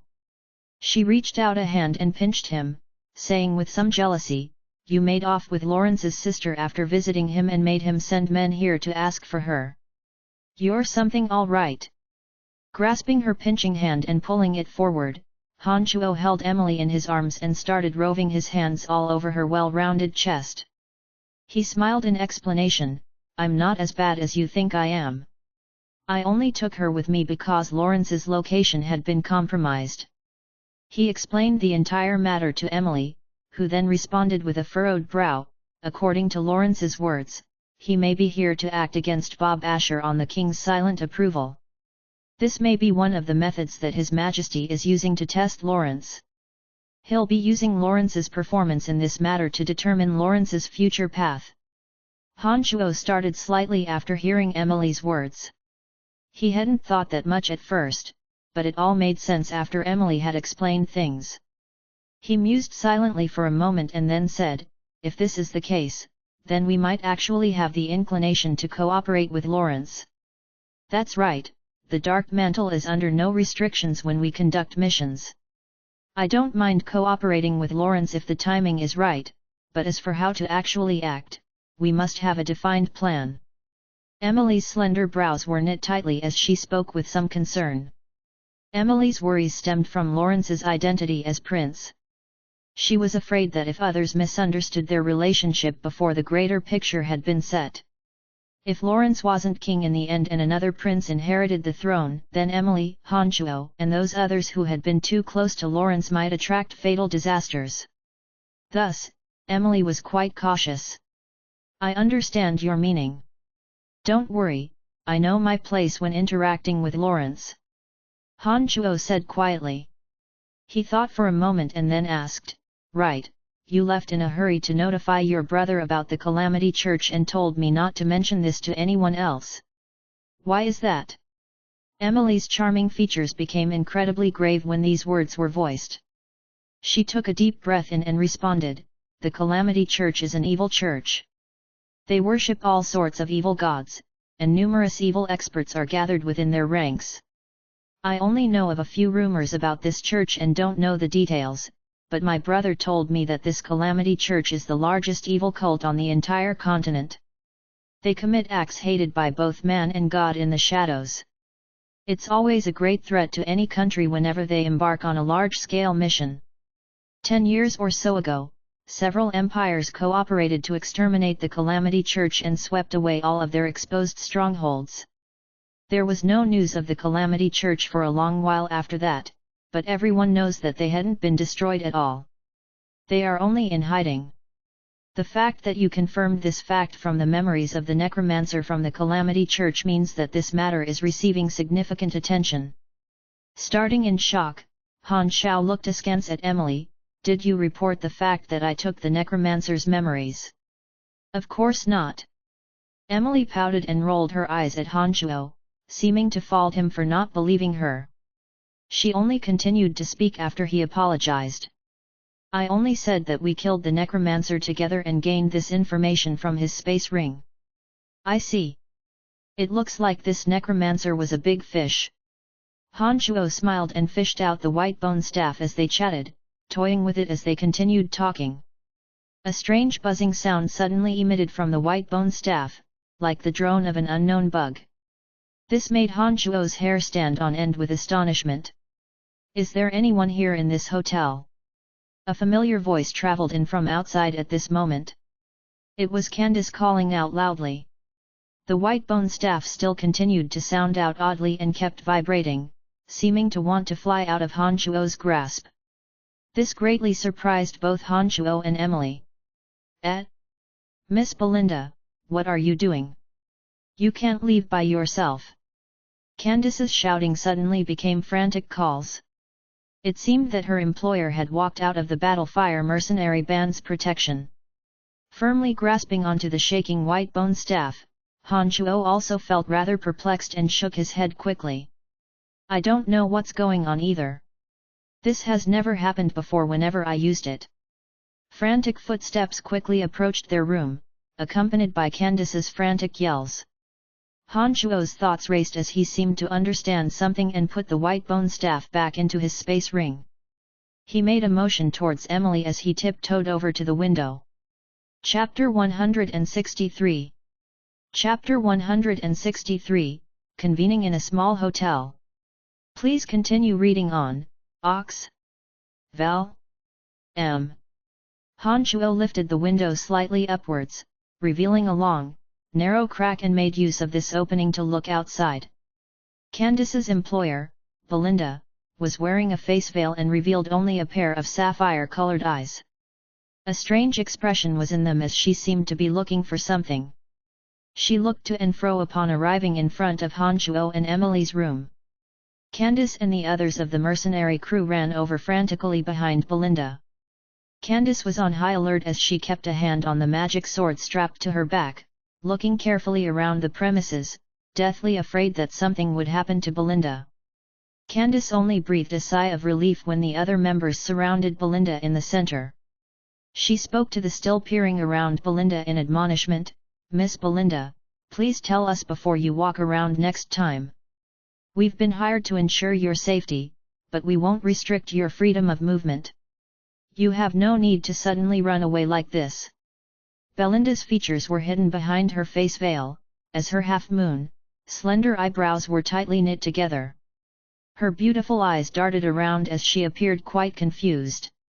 Belinda only came to herself after Candace had spoken with displeasure, speaking apologetically in a gentle voice, "I'm sorry, I just thought I saw an acquaintance and so I hastened over.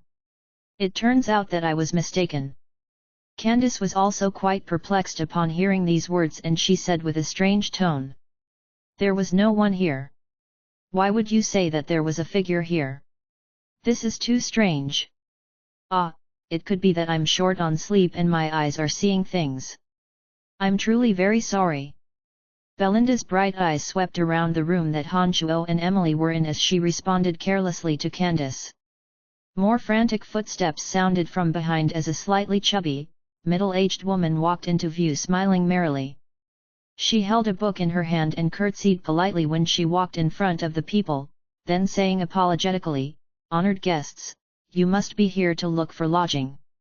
I was preoccupied just now and am truly apologetic. Please come register at the front counter with me. To think that no one's standing at the front of this hotel. This is truly a bit worrying. In addition, the external surroundings don't seem that good. Should we switch to another hotel, Miss Belinda?" Candace didn't seem to like this hotel and raised this suggestion with a sour expression. Wrapped in a veil, Belinda's clear eyes surveyed the surroundings and said, "No need, let's stay here. I think this place is fine." "Then all right." Candace had to follow to her employer's wishes and responded with some disappointment. "Excuse me, what kind of people live in the rooms along this hallway?"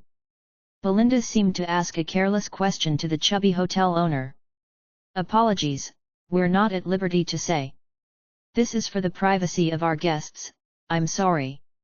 The hotel owner stuck to her principles. Although she plainly wanted Candace and them to stay here, she wasn't willing to budge on a matter of integrity.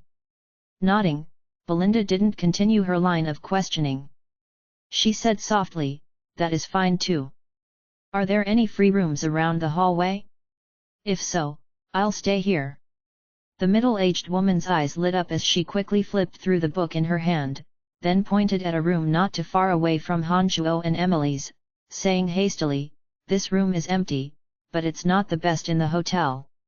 If the honored lady doesn't mind, you can immediately take up residence in it." "No problem, then this room it is. Candace, you handle the rest," Belinda said gently as her clear eyes flicked a surreptitious glance at Han Chuo and Emily's room, striding out in front to her room. The owner of the hotel knew that Belinda was the master of this group, so she very quickly fished out a set of keys when Belinda started moving. The owner opened the door and let Belinda in when she got to the door. "You guys go in first and protect the lady. I'll take care of the paperwork and arrange rooms for us around Miss Belinda." Candace gave orders to the rest of the Battlefire mercenary band after she saw Belinda head inside before following the overjoyed, chubby owner back to the front desk. Han Chuo only closed the gap in the window when those of the Battlefire mercenary band followed Belinda into the room. He said lowly to Emily, "The abnormalities of the Whitebone staff must have something to do with Belinda. This person's identity is very suspicious." Emily had seen some of what had just happened as well and immediately nodded when she heard Han Chuo's words. She said gravely, "It looks like Belinda has something to do with the necromancer you killed. Since you've taken all the memories from his soul, do you have any impression of this Belinda?" Furrowing his brow and thinking deeply, Han Chuo shook his head firmly in the end, "No. Belinda has never appeared in any of Clarendon's memories. I really don't understand why she could sense the white bone staff. How did Clarendon obtain the white bone staff?" Emily started and approached the question from another perspective. It was awarded to him by the senior leadership of the Calamity Church after Clarendon completed a certain number of mission. He only knows how to use the white bone staff, but not where it comes from. Han Chuo responded after musing with his eyes shut for a while. "It looks like Belinda is from the Calamity Church. She could be here because of Clarendon's disappearance. We need to be careful." Emily thought for a bit and concluded gravely. Belinda was currently Candace's employer. If she was from the Calamity Church, then it was an unknown why she had asked Candace to protect her on this trip to Valen City. Han Chuo couldn't quite understand this point, but given that Belinda could sense the white bone staff, this meant that her background wasn't simple. He considered the situation silently as he thought of the evils of the Calamity Church. Belinda must be suspicious of the rooms in this hallway. "I think we should temporarily leave this place and switch to another room to observe her," Han Chuo suggested to Emily after thinking for a bit. Nodding, Emily said with confidence, "No problem, the owner of the hotel is one of ours. We can switch to any room we want." No wonder Emily had chosen to stay at this hotel in Valen City. It turns out the owner was part of the Dark Mantle. It looked like the Dark Mantle's intelligence network was quite vast indeed. Making use of the time before Candace returned and the fact that Belinda had gone into that room with the members of the Battlefire mercenary band, Han Chuo and Emily quietly snuck out of their room from another exit. They entered a great lobby on the floor above and leaned against the window, able to see the front yard from their vantage point. Emily must have triggered some mechanism as the hotel owner merrily appeared in the lobby after a short while. She still wore a professional smile and bowed slightly in front of Emily. "Madam Emily, what orders do you have?" "Sister Helene, arrange a new room for us, ideally a bit of a distance away from Belinda, but able to observe them as well." Emily also responded amiably with a bit of a smile. The middle-aged woman called Helene was a bit surprised by Emily's words. She thought for a moment. 3 people also came in and asked for a room that could be used to observe Miss Belinda. His mind connecting the dots, Han Chuo thought of the 3 that had been following Candace. He asked involuntarily, "Where are they now, and did you give them the proper rooms?" "Don't worry, I've purposefully kept the rooms that can observe Belinda's room. I knew something was wrong with that woman when her gaze at your room was a bit off." Helene flicked a glance at Han Chuo and displayed a "don't you worry, I've got it under control" look on her face as she explained with a smile. Sister Helene has accomplished many achievements for our organization over the years. Although she doesn't know offensive magics, she's very adept at observing people. This is why I stay here when I'm in Valen City. Emily also rolled her eyes at Han Chuo and smiled slightly.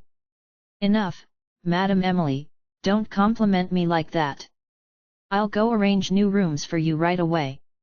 I'll also keep an eye on those who've just arrived and will immediately report any developments to you."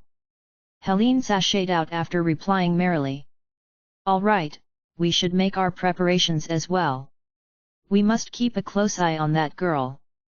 Investigating her background may lead to enormous profits for us," Emily said. Chapter 164. Chapter 164, The Female Alchemist. Please continue reading on, Ox. Val. M. They changed rooms and switched into one of the rooms on the other side of the artificial mountain in the yard. From this room, they could look directly into Belinda's room through the window. Candace seemed to be discussing something with Belinda upon returning as she stayed within the room and didn't come out. The other mercenaries were arranged in the rooms on either side of Belinda's. The three people who had followed Belinda were given rooms neighboring Han Shuo and Emily's room. Thanks to a magical mirror, they could directly observe the three's movements. The trio looked like nondescript, ordinary featured men. They actually looked quite similar and could have been three brothers. One of them leaned against the window and kept an eye on Belinda after moving into the room, whereas the other two fell into a deep sleep on the bed, likely because they were too fatigued. It was still daylight, so the two groups of people made no moves, maintaining a calm, peaceful situation. Han Shuo observed them for a while and noticed that both sides were doing nothing out of the ordinary. He returned to Emily's side and thought for a moment, "Keep an eye on the situation for me. I'm going to make a trip to the Cemetery of Death to check on things." Why do you suddenly want to go back to the Cemetery of Death? Emily was a bit surprised by Han Shuo's decision and stared at him with a questioning gaze. Smiling mysteriously, Han Shuo said, "I recently took in a follower and want to see if his injuries have healed yet." Han Shuo had already moved further into the room and ripped up the wooden panels of the closet, setting up the transportation matrix inside. Emily was long since used to Han Shuo's mysteriousness by now and didn't ask much when she saw that he was about to leave. She said, "All right, I'll stay here and observe them. I'll go over and pull you back if anything happens, so you'd best not stray too far from the Cemetery of Death." Don't worry, I'll stay within the cemetery. You can come find me anytime if there's anything out of the ordinary." Han Shuo responded and stood within the matrix, closing the doors to activate it. "Gilbert, where the hell are you?" Han Shuo immediately yelled loudly when he reappeared in the Cemetery of Death. The little lewd dragon appeared in front of Han Shuo with a pop and fell to his knees immediately, saying pitifully, "Noble master, you've finally remembered your faithful servant. There's nothing interesting in this boring place and I can't go out either. I'm bored to death. I told you to keep a good eye on that place, you didn't slack off, did you?" Han Shuo had once told Gilbert to pay attention to the piece of land that was refining the Earth Elite Zombie, just in case something untoward happened there. "Of course I didn't slack off, but there's really nothing worth keeping an eye on there. Nothing's happened since you left."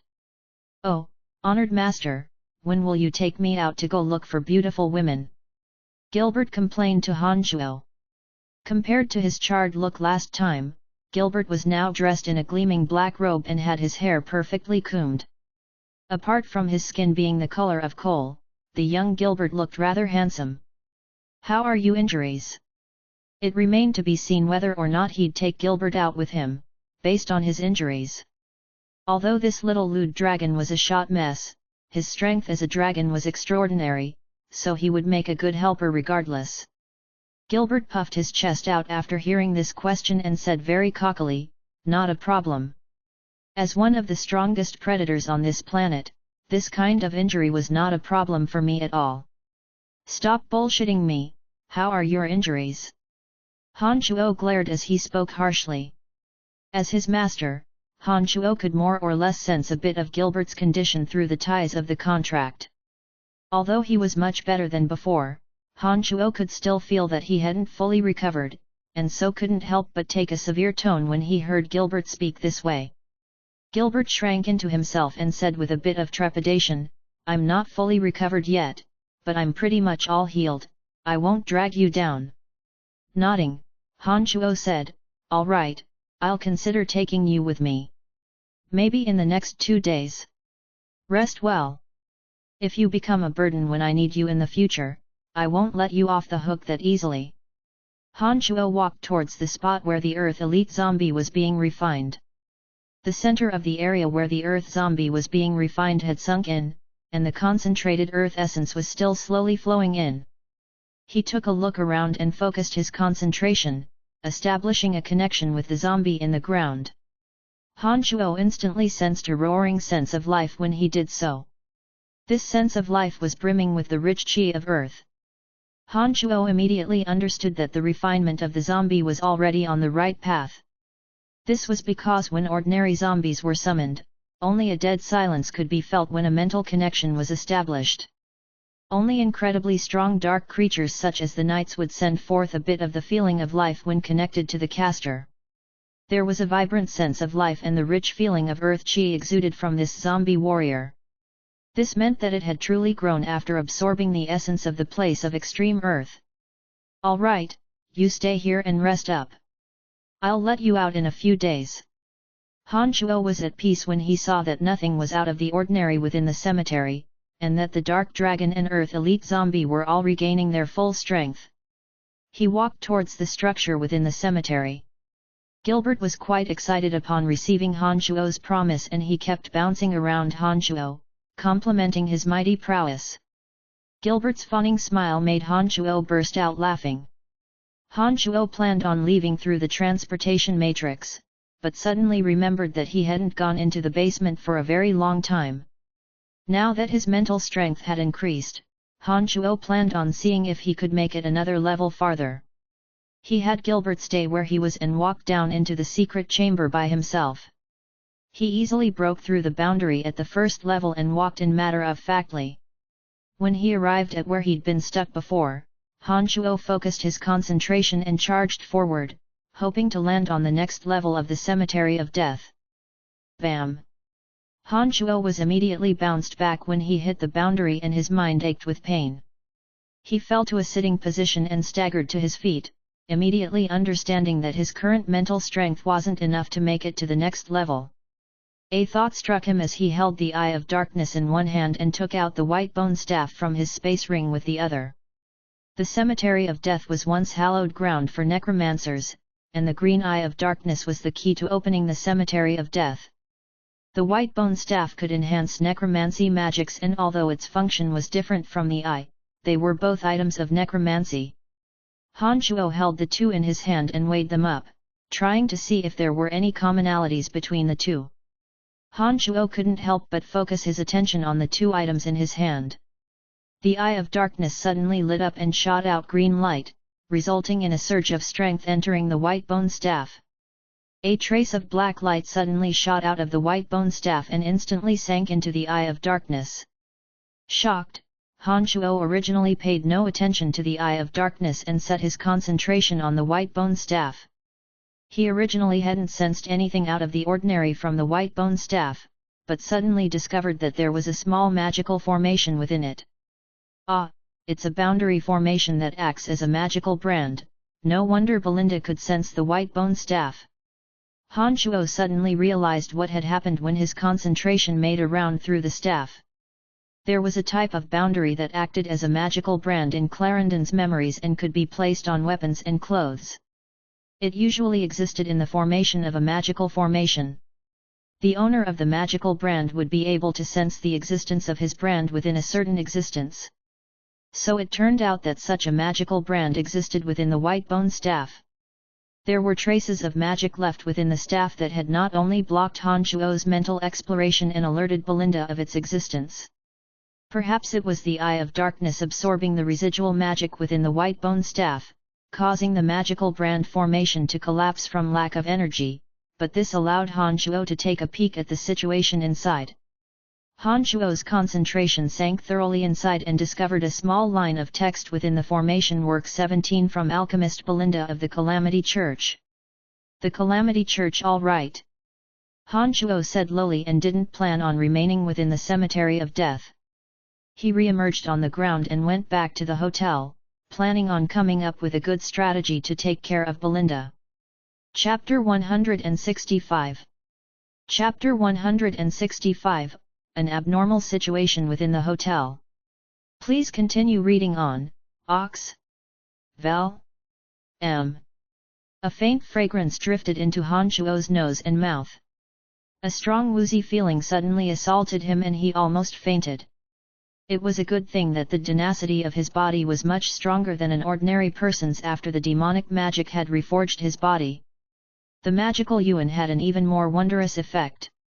His body started automatically circulating it the moment he became dazed after taking in a breath of the faint scent. The demon infant in his abdomen instantly expelled the fragrance from his body. The dizzy feeling in his head also disappeared as well. At this moment, Han Shuo held his breath and started circulating magical yuan first before taking in another breath of the fragrance.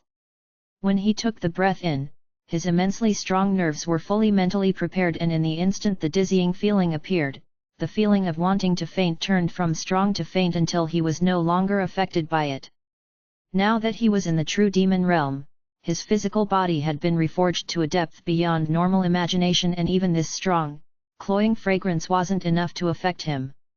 Oh no! I wonder what's happened to Emily. After his perverted body grew used to the fragrance, Han Shuo suddenly recalled that Emily had been in the room and hastily pushed open the closet door.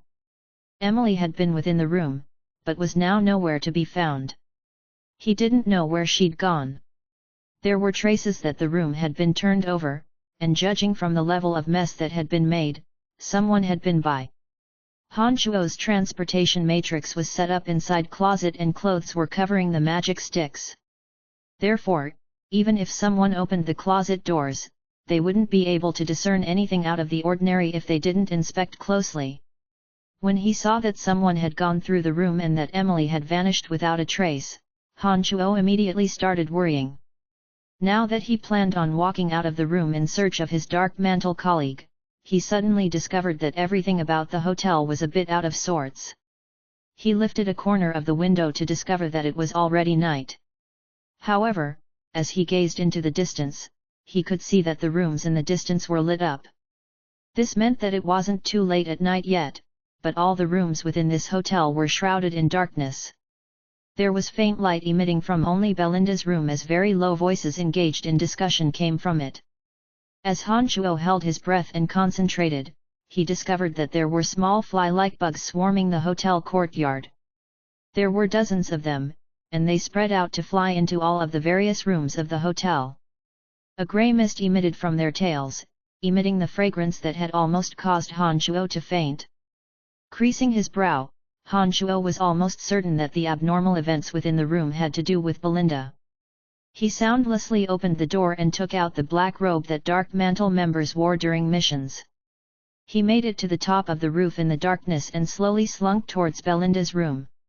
As he did so, Han Shuo deftly used the magical yuan to completely cover traces of his presence, adjusting his heartbeat and breathing to a very hard-to-detect frequency. Master Belinda, all of the guests within this hotel have been gathered into the living room of the suite. Han Shuo heard a low voice speak as soon as he laid his ear to the roof of Belinda's room. Belinda responded faintly and seemed to walk towards the lobby. Han Shuo carefully moved his body towards the lobby.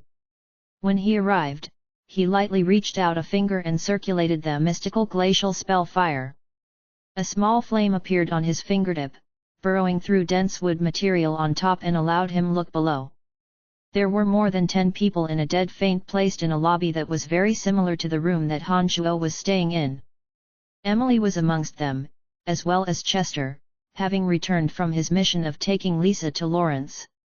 Hotel owner Helene was amongst these people, and even Candice and the other members of the Battlefire mercenary band as well. Apart from the people whom Han Shuo was well acquainted with, there was also the great druid Caspian and female elf Angelica. Han Shuo had bumped into both of them in the dark forest, but had met them separately. He only knew that the two of them were traveling together when he saw both of them here now.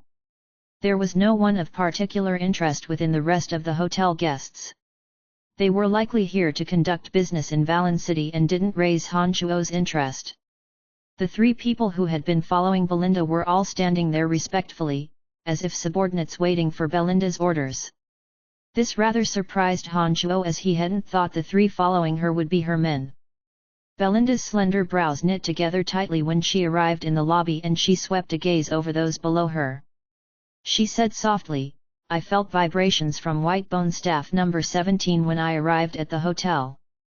I personally refined that White Bone Staff and awarded it to Clarendon.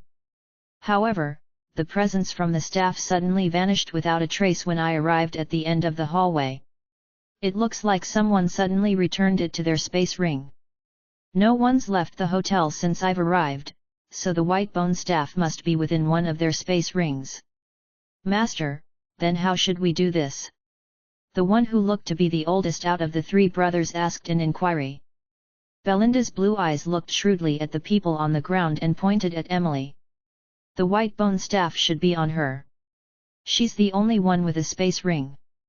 Out of Emily, Candace, Caspian, and Angelica, Candace had always been with them, so was naturally ruled out. It looked like Caspian and Angelica had arrived later, therefore, in Belinda's eyes, Emily was the one with the staff. The person who'd asked the question walked over to Emily after Belinda's words and took off her space ring, handing it respectfully to Belinda. When Belinda took Emily's space ring, she touched it with closed eyes for a while and said, "She set up a magical boundary inside. Tie her up and then wake her." "Master, what about the others?" It was still the oldest of the three asking the questions. Waving her hand, Belinda said carelessly, "Same old, kill those who have no value." Han Chuo immediately became nervous when he heard these words. Apart from Emily, Candace, Angelica, and Caspian were also in the lobby below. Although Caspian had no relationship with Han Chuo, he was friends with Candace and Angelica to varying degrees. He couldn't watch them be killed in front of him. "Don't you think that you're going overboard with your actions?" Caspian, supposedly in a dead faint, suddenly spoke up before Han Chuo took action. Caspian stood up as he spoke and protected the little elf Angelica behind him. When Han Chuo noticed this abnormality, he immediately stopped and continued crouching on the roof, observing what was happening below.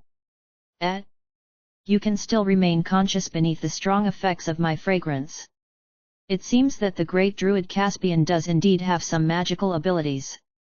Belinda exclaimed softly but spoke calmly. "I don't care who you are, but your methods are greatly distasteful to me. I will ignore the fact that you harmed us earlier if you let all those here go, and I will allow you to leave as well." Caspian looked at Belinda with disfavor and snorted. "Firika, you three brothers can take advantage of this to see what kind of magical abilities a great druid of the nature divinity possess. Kill him." Belinda didn't waste any blather and immediately waved her hand, indicating for the three brothers to kill Caspian. Firika and his brothers suddenly displayed a ruthless look of killing intent after Belinda's instructions and unsheathed three longswords, surrounding the druid. "Don't blame me for what happens next since you won't listen to me." Caspian glared at the three of them and took out an odd staff shaped like an old root from his space ring, planning on fighting the three. At this moment, all of the scattered flying bugs in the small hotel seemed to be summoned by some power and converged on Belinda's room. At the same time, the thick branches of a large tree by the side of the room suddenly seemed to be summoned as well, sending its gnarled branches into the room like pliable snakes. Chapter 166. Next chapter. Chapter 166, The Armored Golem. Please continue reading on, Ox. Val. M. Han Chuo could clearly see the changes in the room through a long and narrow crack in the roof above. The flying bugs converged from all over the hotel and gathered in the room, next to Belinda. The pliable branches of the nearby tree began to spread throughout the room crazily. The branch-like staff in Caspian's hands emitted a vibrant feeling of life. "Why aren't you acting yet?" Belinda snorted softly at this point. Firika and his brothers attacked Caspian, almost in unison, after receiving Belinda's words. The three of them moved in concert. The tip of Firika's longsword suddenly crackled with lightning, and the other two had one of their longswords howl with the sound of the wind, cutting through the air extraordinarily quickly. Another flared with burning fire and roiled towards Caspian. Han Chuo was greatly astonished when the three of them attacked together. He could tell from the changes in their long swords that Firika and his brothers were mage swordsmen. Firika looked like a thunder magic major, while the other two specialized in wind and fire magic respectively. The three long swords also looked like they'd been tempered with special methods. They could directly imbue their elemental magic attacks into the long swords when they attacked to enhance their power and speed.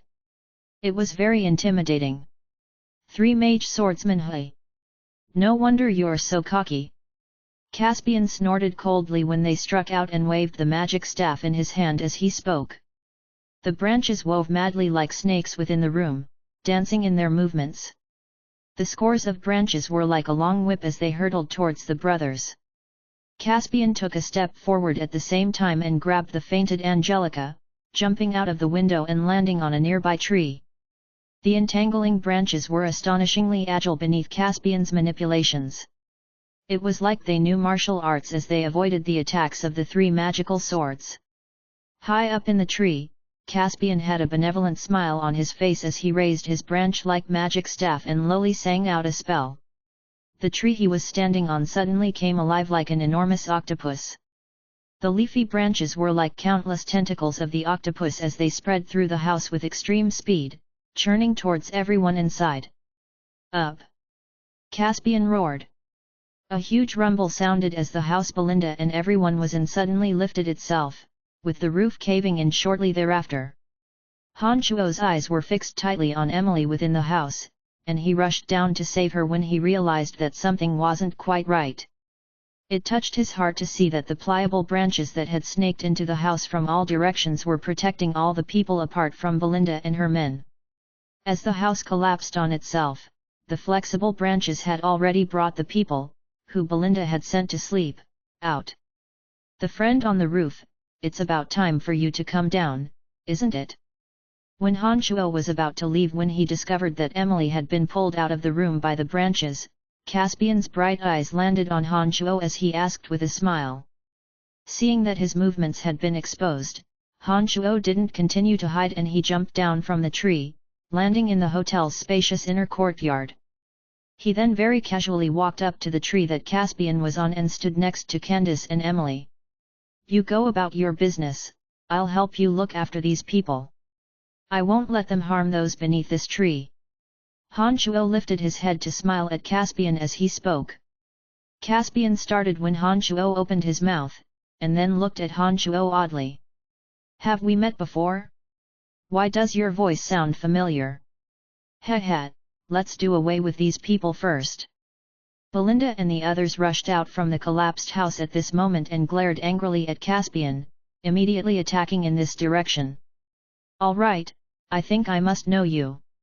Caspian responded and waved his staff, looking at Firika and his brothers gravely. The branches of the leafy bough tree above him kept entangling amongst themselves and looked grotesquely strong.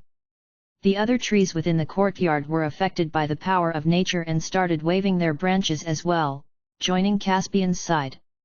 Han Chuo was greatly surprised by this development.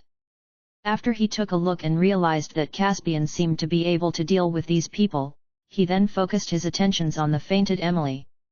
He took a deep breath in and placed a hand on her back. His magical yuan circulated into a small whirlpool in his left hand. Using his knowledge of the human body, Han Chuo concentrated and used the effects of the magical yuan to quickly clear out the fragrance's effects from her body. Her long lashes suddenly fluttered, making Han Chuo delighted as he knew that meant she would wake soon. A large rumble suddenly traveled to Han Chuo's ears.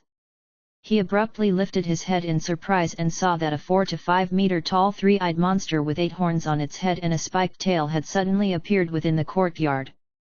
Han Chuo recognized this monster with one glance. It was the image of the three-eyed demon god Ansi Desi that the necromancer Clarendon had tried to raise. This three-eyed demon monster was now formed of shining, grey armor and its enormous body was filled with power, giving others an intensely intimidating feeling. A golem formed in the image of the demon god? You're from the Calamity Church. Caspian's face changed drastically when the golem appeared and he exclaimed in shock. You guessed right. Belinda said softly and then gave instructions to the golem, kill him. The 4 or 5 meter tall golem shaped from grey armor charged towards Caspian after receiving Belinda's order. A towering tree next to it furiously sent branches churning towards it.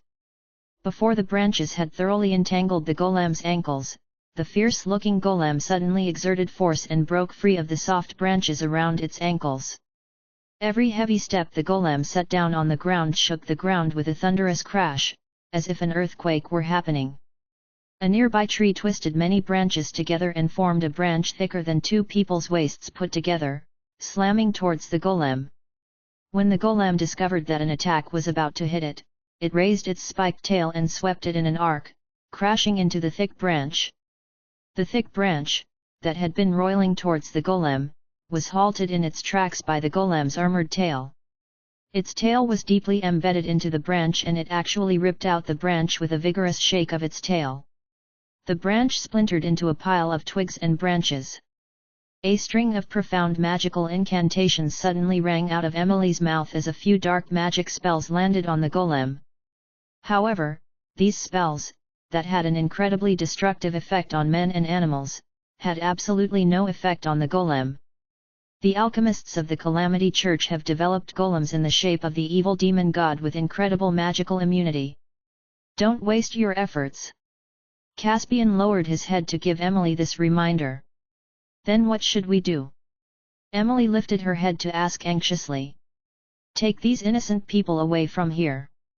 I'll think of a way to delay them. Caspian was also equally anxious as he swept a glance below. The golem is being manipulated. This matter will be over if we can control her.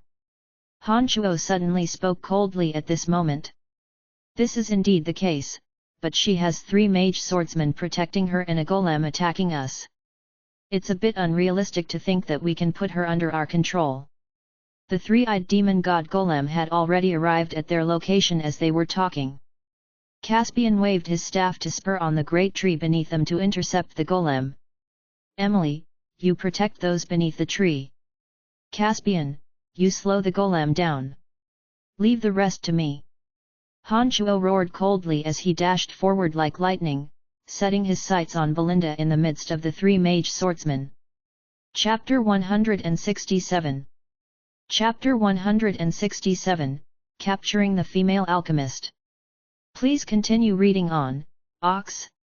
Vel. M. Be careful. Emily cried out in warning when she saw Han Chuo rush forward. The courtyard was the size of a basketball court. With Han Chuo's speed, he arrived in front of Belinda and the others almost as soon as Emily had finished talking. But just as Han Chuo moved, Firika and his brothers understood what he was after and surrounded Belinda in their midst. They protected her on 3 sides and kept all 3 pairs of eyes on him, grasping their magic swords in their hands tightly.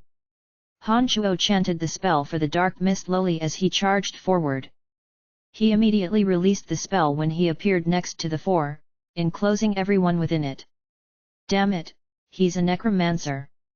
Firika cursed as the magic sword in his hand suddenly sent out brilliant crackles of lightning, lighting up the darkness around them. 2 zombie warriors and the dagger-wielding little skeleton appeared within the dark mist. The 3 of them started attacking the 3 brothers at the same time under Han Chuo's commands. Even with the light from the lightning, absolute visibility still couldn't be gained in the area covered by the dark mist, particularly due to the fact that it was also nighttime. As the caster, Han Chuo circled the 3 brothers like a ghost hidden in the darkness and was in no hurry to make his move. The 2 zombie warriors were immediately hit with devastating attacks when they neared the 3 brothers. The one wielding the fire sword sent one of the zombie warrior's clubs flying with one fiery stroke, engulfing the zombie warrior with flames in an instant. The other was remarkably agile with his commanded of wind magic and the speed of his flurrying strokes were too fast to be witnessed. More than 10 strokes landed on the other zombie warrior in the blink of an eye, making it lose the ability to battle in a short amount of time. 2 bone spears broke through the air at the same time aiming for Firika. The little skeleton brandished the bone dagger and also sped towards Firika. To Firika, he felt that the bone spears were more of a threat than the little skeleton. When he heard the bone spears whistle towards him, he concentrated his attention on the source of the sound, flashing through the darkness like a streak of lightning and bringing them both down. The little skeleton, who'd been moving as slowly as a regular skeletal warrior until now, suddenly picked up speed and stabbed swiftly at Firika's chest. Be careful! Belinda, manipulating the golem off on the side, noticed this abnormality and shrieked a warning. Firika startled in a fright and didn't defend himself in time. He immediately dodged, but a large bit of flesh was carved out of his chest and he grimaced in pain. The demon slayer Edge's harsh howling suddenly sounded piercingly at this moment, displaying a heart-stopping red splendor in the darkness and quickly moved between Firika and his brothers. Two soft sounds broke through the air, like a wooden stick breaking through paper. The two who had just finished off the zombie warriors hadn't even had time to clearly see what had happened when they felt a gusty draft in their chests. They lowered their heads to see a great, bloody hole in their chests and that their blood was spurting out like arrows. The two fell down with a thud shortly after looking down at their chests. On the other side, Caspian discovered that the golem's movements had suddenly become a bit stiff due to Belinda's distraction. He immediately waved his staff and once again commanded the branches to entangle the golem. Beneath the tree, Emily took out her staff and swiveled her gaze between the golem and Hanchuo, seeming to monitor the danger within the terrain. "Don't kill her, just capture her." Emily saw that the demon slayer Edge was howling louder and louder after having feasted on the blood of the two mage swordsmen. She spoke up in reminder when she saw that moving streak of red drift closer and closer to Belinda. If it hadn't been for Emily's reminder, the demon slayer Edge would have reaped Belinda's life in the next second. Hanchuo immediately understood Emily's thoughts and summoned the demon slayer Edge back to him, having it sink back into the palm of his hand.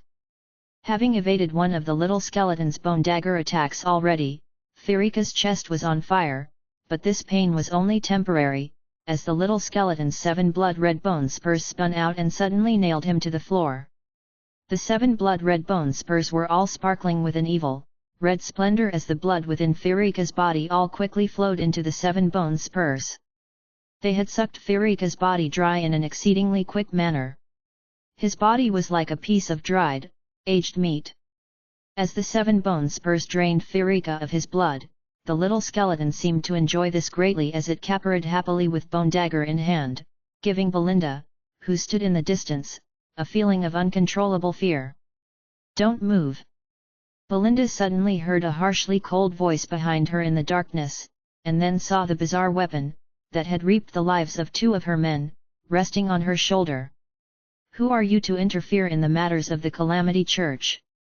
Belinda wasn't panicked as her sapphire eyes looked ahead to the front, maintaining a gentle tone and speaking faintly. "Cut the bullshit and make the golem stop, or you'll die immediately."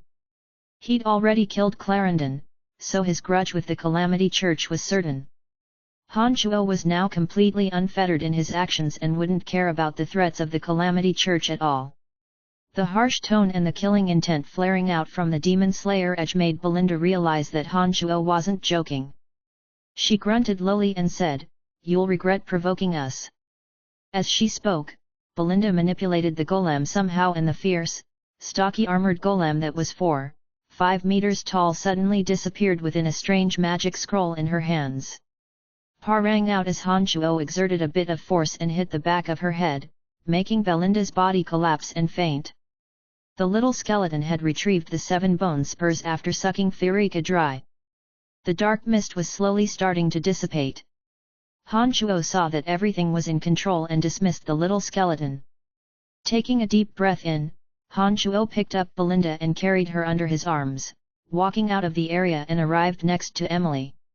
"Let's leave the rest to Elder Caspian." Hanchuo lifted his head and looked at Caspian with a slight smile. Since the golem had disappeared, Caspian naturally had no reservations and looked at Hanchuo with great surprise. "Who are you? How do you know that my name is Caspian? Have we met before?" "Hehe, we did indeed meet before, but we're not well acquainted with each other. These people here are innocents and have only been caught by the fragrance. They'll wake up slowly even without your help. We need to take this person of the Calamity Church to interrogate her, so we'll be on our way." Hanchuo smiled as he looked up to Caspian. "No, this woman is from the Calamity Church. If the matters of today aren't handled well, great trouble could befall you. It's better if you give her over to me, I'll handle this matter appropriately."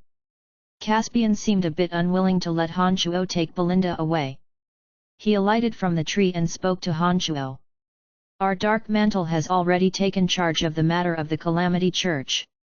It's not your place to say what we can or cannot do." Emily suddenly flicked a displeased glance at Caspian and spoke with a darkened face. Caspian started when he heard these words and then spoke with the air of enlightenment, "So you're of the Dark Mantle. There's no problem in that case then. Take the woman, I'll guarantee the safety of all of those here. Then you have our thanks. Han Shuo picked up the 3 magical swords as he spoke and searched the bodies of Firika and his brothers. Let's go, stop searching, there's nothing there. Emily rolled her eyes at Han Shuo ill-temperedly, seeming to laugh at Han Shuo's greed. Explain things to her if she wakes up to prevent her suspecting anything. Han Shuo pointed at Candace as he spoke and left with Emily, returning to the Dark Mantle stronghold. Chapter 168. Chapter 168, Ripping off the Veil. Please continue reading on, Ox. Val. M. As Han Shuo and Emily brought Belinda to the Dark Mantle stronghold, they noticed that the flying bugs that had been circling the hotel were trailing them from a short distance. The Demon Slayer edge suddenly flashed as its sharp point sank into one of the flying bugs and brought it to Han Shuo's palm. He took a closer look and discovered that this bug was the same material as the golem that Belinda had released. They were all made of metal armor, with just one of them being extremely big and the other being very small. Magical yuan circulating in his palm, Han Shuo pinched his thumb and forefinger together tightly and a sharp crack rang out as he pulverized the bug. Han Shuo's eyes narrowed into slits as he noticed an exceedingly small magical formation within the stomach of the crushed bug, with traces of magical elements flickering within it. This Calamity Church is indeed formidable to set up a formation within such a small flying golem. Han Shuo couldn't help but sigh with amazement as he put the flying golem away. Emily nodded in full agreement with Han Shuo's words, and spoke with a tinge of fear in her voice. The Calamity Church is the most evil of all churches, with all sorts of evil magics and secret arts. Take the golem in the shape of the 3-eyed demon god for example. If the force and strength it displayed could be mass-produced, then the knights of our empire will have no way to contend against the attacks of these golems. She was definitely part of Dark Mantle. Emily's first thought was for the country's security and not how much personal gain these golems could bring her. I'm going to dispose of those flying bug golems to prevent them from following us to Dark Mantle. It won't do for someone to discover our traces. Han Shuo brought out the Demon Slayer edge and willed it to charge into the crowd of flying bugs, destroying all of them in short order. When all the flying bugs had been destroyed, Han Shuo and Emily didn't linger as they made use of the night to sneak back to the Dark Mantle stronghold. Han Shuo placed Belinda on a chair in the secret room he'd stayed in 2 days ago and had Emily take out ropes to secure Belinda to the chair. Completely unconscious, Belinda had no feeling that she was being tied to the chair. After Emily tied her down, she looked at Belinda's veiled face curiously and said, "Why is this girl veiled? Is there something that she can't show the world?" Shrugging, Han Shuo smiled, "There are only 3 possibilities for a face veil. She's either too beautiful and afraid that her features will bring danger to herself, she has a need to wear it out of certain cultural considerations, or that she doesn't want people to see the flaws of her face. I'm quite curious myself which of these possibilities she falls under. But since she's our prisoner now, I think you can just directly take off her face veil." Emily glared at him involuntarily when Han Shuo waxed eloquent, and an odd tone colored her voice. I didn't know that you knew so much about facial veils." Han Shuo smiled awkwardly and hastened to explain, "This has nothing to do with me. I only know about all this because I've gotten Clarendon's memories." Snorting softly, Emily didn't say anything else as she reached out a hand to slowly pull off the light veil on her face. The features of the senseless Belinda were slowly uncovered. Thin, arched brows appeared below a smooth, gleaming forehead. A pair of tightly shut, long lashes then came into view as Belinda's charming nose was slowly revealed. Her skin was white and translucent. She was a wondrous beauty, no wonder how one looked at her. However, when her veil was fully pulled off, Han Shuo and Emily suddenly saw a black birthmark come into view on Belinda's left cheek. This birthmark made her originally beautiful face appear a bit frightening. "You guessed right, she has a natural defect. If it wasn't for this black birthmark, she'd definitely be an unabashed beauty. What a pity." Emily looked carefully at Belinda's exposed face and spoke with some regret. An oval-shaped face, pert nose, juicy red lips, sapphire blue eyes, and translucent pale skin all combined with a lovely figure to form the body that a beauty should have. It was a pity that the birthmark on the left side of her face was simply too eye-catching. It caught the attention of anyone looking at her and formed a severe contrast, thoroughly casting her looks in the shade.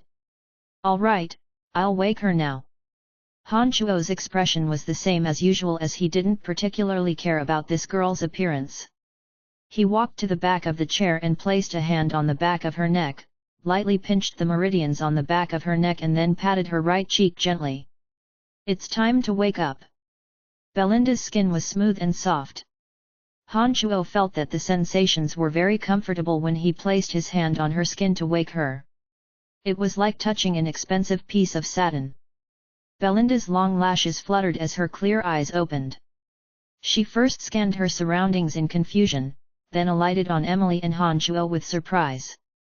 If you're not reading this on Volari Translations, this chapter has been stolen and is incomplete.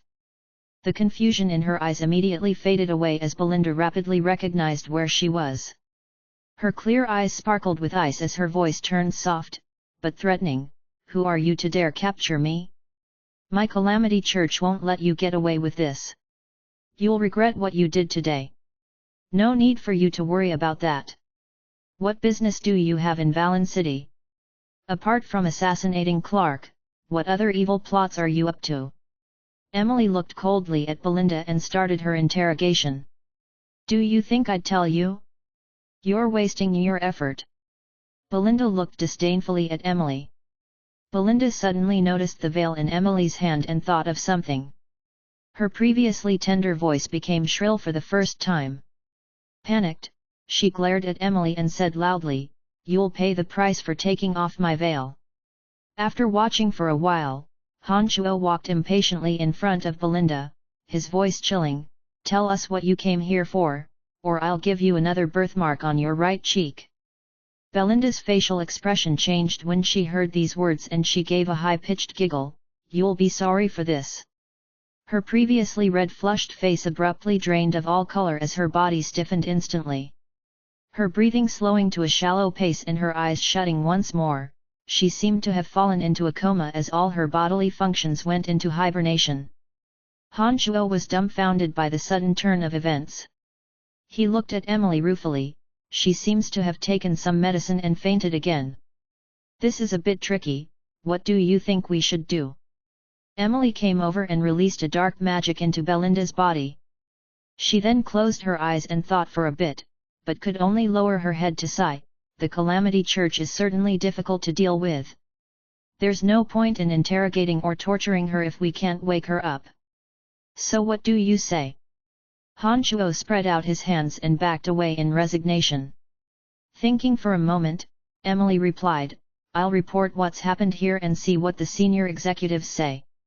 In addition, notify the forest trolls that the siege weapons they've sold to the merchants seem to have been secretly transported to Valen City. I need to go gather some intelligence to see if I can obtain tangible evidence." "Then what should I do?" Han Chuo asked. "Heh, there's nothing for you to do at the moment. Do whatever you'd like. I'll come notify you immediately if anything happens." Emily looked at Han Chuo with a smile. Nodding, Han Chuo responded, "That sounds good.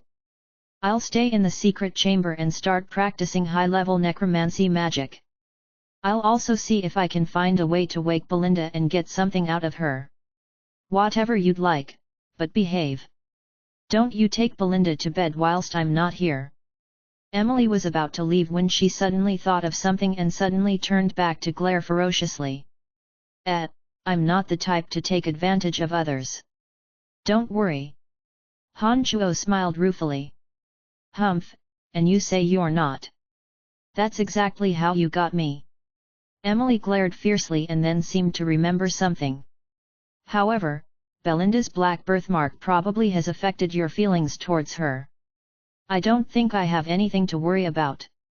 Emily was obviously proud of herself after saying these words and left happily. Chapter 169. Chapter 169, Premeditated Partnership. Please continue reading on. Ox. Vel. M. Han Shuo's magical prowess had increased in recent times due to his advancement to the true demon realm, and his mental strength had also advanced by leaps and bounds due to the strengthening of his brain. He'd already fully grasped all the magics that a journeyman necromancer should know. Having received all of Clarendon's memories, Han Shuo's understanding of necromancy magics had taken a giant leap forward. He'd received knowledge of many difficult-to-grasp concepts thanks to Clarendon's decades of experience, so his magic was brought to new heights. Han Shuo now felt that his mental strength was much greater than before, and since he'd fully grasped all of the journeyman magics, he planned on taking the next step forward. He'd made a promise to Fanny to officially be in a relationship with her when he reached adept status. This proved to be a great impetus for Han Shuo. Since he had some free time now, Han Shuo remained within the secret room and made use of the time to meditate and to sort through Clarendon's reflections. As Han Shuo continued to practice the advanced magic, Acid Bog, Han Shuo felt that he was expending too much mental strength and temporarily halted his practice. His eyes flicked around at this moment and rested on Belinda, who sat in a drug-induced coma. A thought struck him as he walked over to Belinda's side, placing a hand on her back and slowly circulated his magical yuan, extending one tendril into her body. It was precisely because of the harsh reforging his body had undergone that Han Shuo was incredibly familiar with the construction of the human body. As the magical yuan flowed into Belinda's body, Han Shuo concentrated and could feel the trail of the magical yuan as it traveled through her body. As Han Shuo focused his attention in this matter, he quickly discovered that there was a numbing medicine within Belinda's body. It was like an anesthetic that could stimulate the nerves to make one spontaneously faint, making it difficult for them to be awoken. When Han Shuo detected the effects of this medicine, he smoothed out his breathing and used a bit of magical yuan to slowly circulate through Belinda's body. He used the power of the magical yuan to absorb this medicine and collect it into the palm of his hand.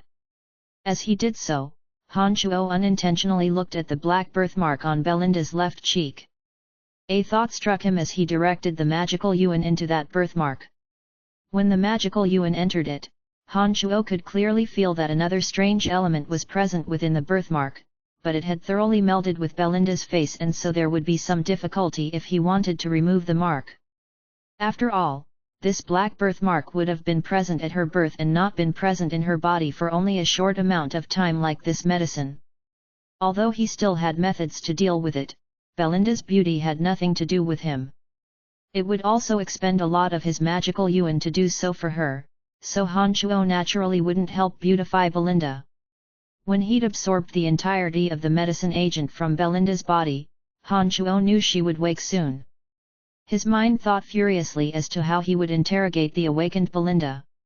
A notion suddenly floated to the top of his mind as he chuckled coldly. A purple flame jumped into existence from his left fingertip, and he used the Demon Slayer edge to slightly cut open his index finger, forcing a drop of blood into the flame. When this little bit of Han Shuo's essence landed on the purple flame, the flame suddenly brightened painful and then collapsed into the size of a pinky fingernail. Under Han Shuo manipulations, the little ball of purple flame suddenly sank into the back of Belinda's neck and formed into a small, black mole. Since reaching the true demon realm, Han Shuo could use his magical yuan to form a wondrous connection with the blood in his body. Using a secret art, he could seal a bud of frosty air into that drop of essence, and use the infant demon within him to control the level of cold within that essence. Whenever he wanted to, the infant demon could activate that drop of essence and invade Belinda's body with frosty air, immediately deciding her life or death. In addition, he'd also be able to sense her proximity through that drop of essence as well. Because of the loss of a drop of essence, Han Shuo made use of this time to sit down and meditate not too far from the soon-to-awaken Belinda, silently circulating his magical yuan to recover himself. His blood essence resided near the infant demon and was nutrition for the demon infant. Each drop of essence contained arduously trained magical yuan. Certain special arts would require this blood essence as a catalyst.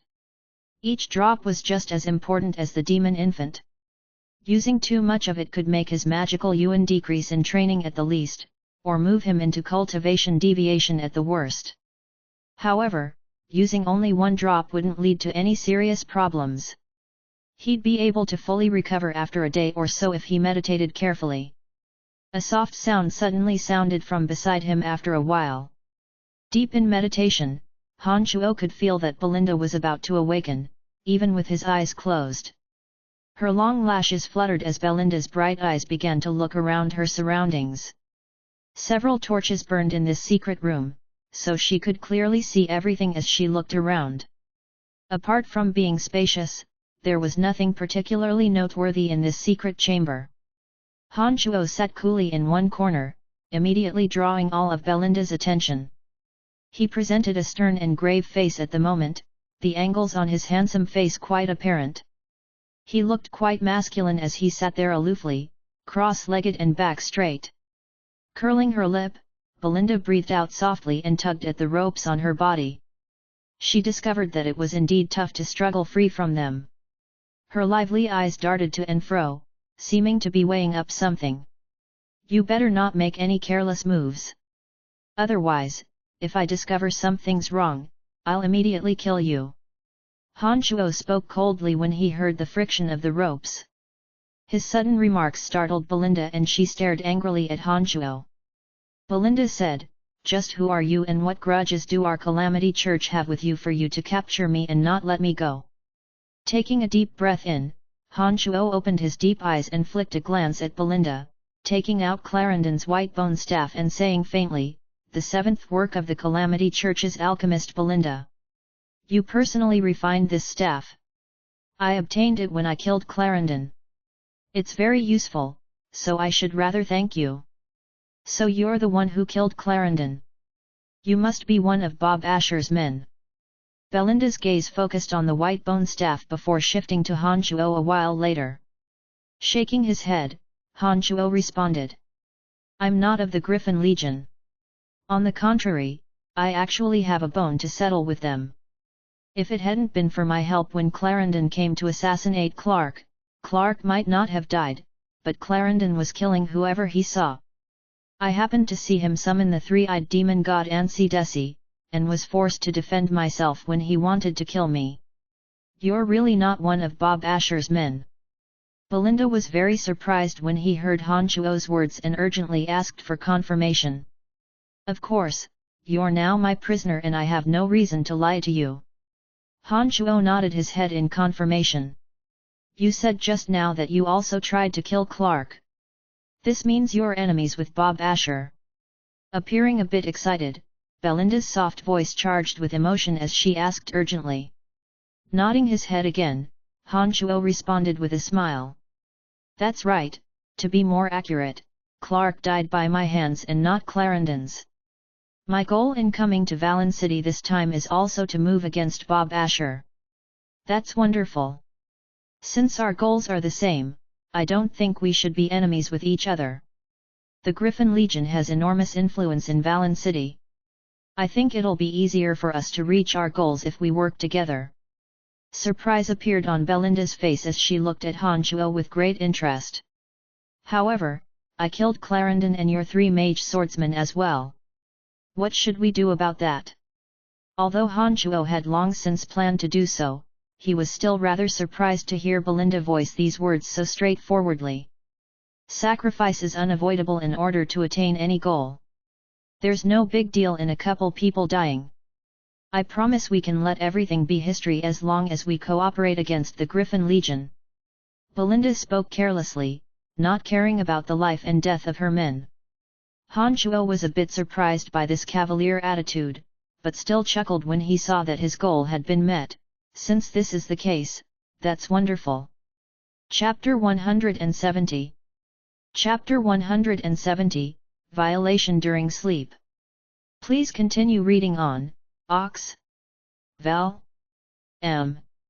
When Emily saw that Han Shuo and Belinda were actually having a conversation when she returned to the secret room, she was flabbergasted and looked suspiciously between Han Shuo and Belinda.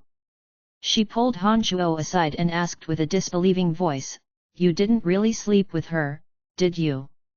Han Chuo didn't know whether to laugh or cry as he quickly shook his head. Of course not. Miss Belinda's goal is also to kill the chief of the Griffin Legion and can fully forgive all our past transgressions. She's willing to cooperate with us against Bob Asher. I felt that there was a benefit in cooperation between our two sides, so I agreed to her proposal. You agreed just like that and even released her from her bonds. Emily was startled and stared fixedly at Han Chuo as she interrogated him.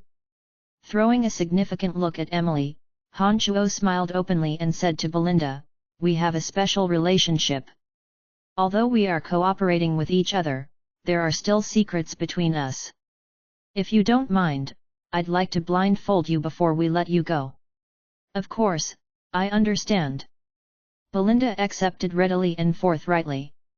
Han Chuo blindfolded her again and had also placed the veil back over her face.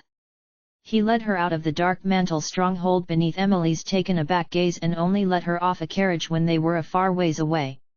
He said, "You can come find us at the agreed place after you make contact with your people. We can talk about the details of our cooperation then." "Okay, it was very nice to meet you." Belinda responded softly and left after alighting from the carriage. Emily hastened to ask after her figure had vanished, "Just what is going on? Why did you let her go just like that?" Han Chuo quickly summarized what had happened. "There wouldn't be much of an effect if we tried to force the truth out of her, but we can get a lot more information out of her if we let her go like this. I can take her life immediately if she tries to do anything disadvantageous towards us, so there's no need to worry about anything. She'll reach out to the Calamity Church after she leaves and we'll obtain more information from her if we work together. We can also team up against Bob Asher together. Isn't this killing multiple birds with one stone? Do you know that you're engaging in very dangerous acts? The Calamity Church isn't an ordinary faction. If we aren't careful, not only will we lose everything we've worked for up until now, we'll lose even our lives as well. You're playing with fire."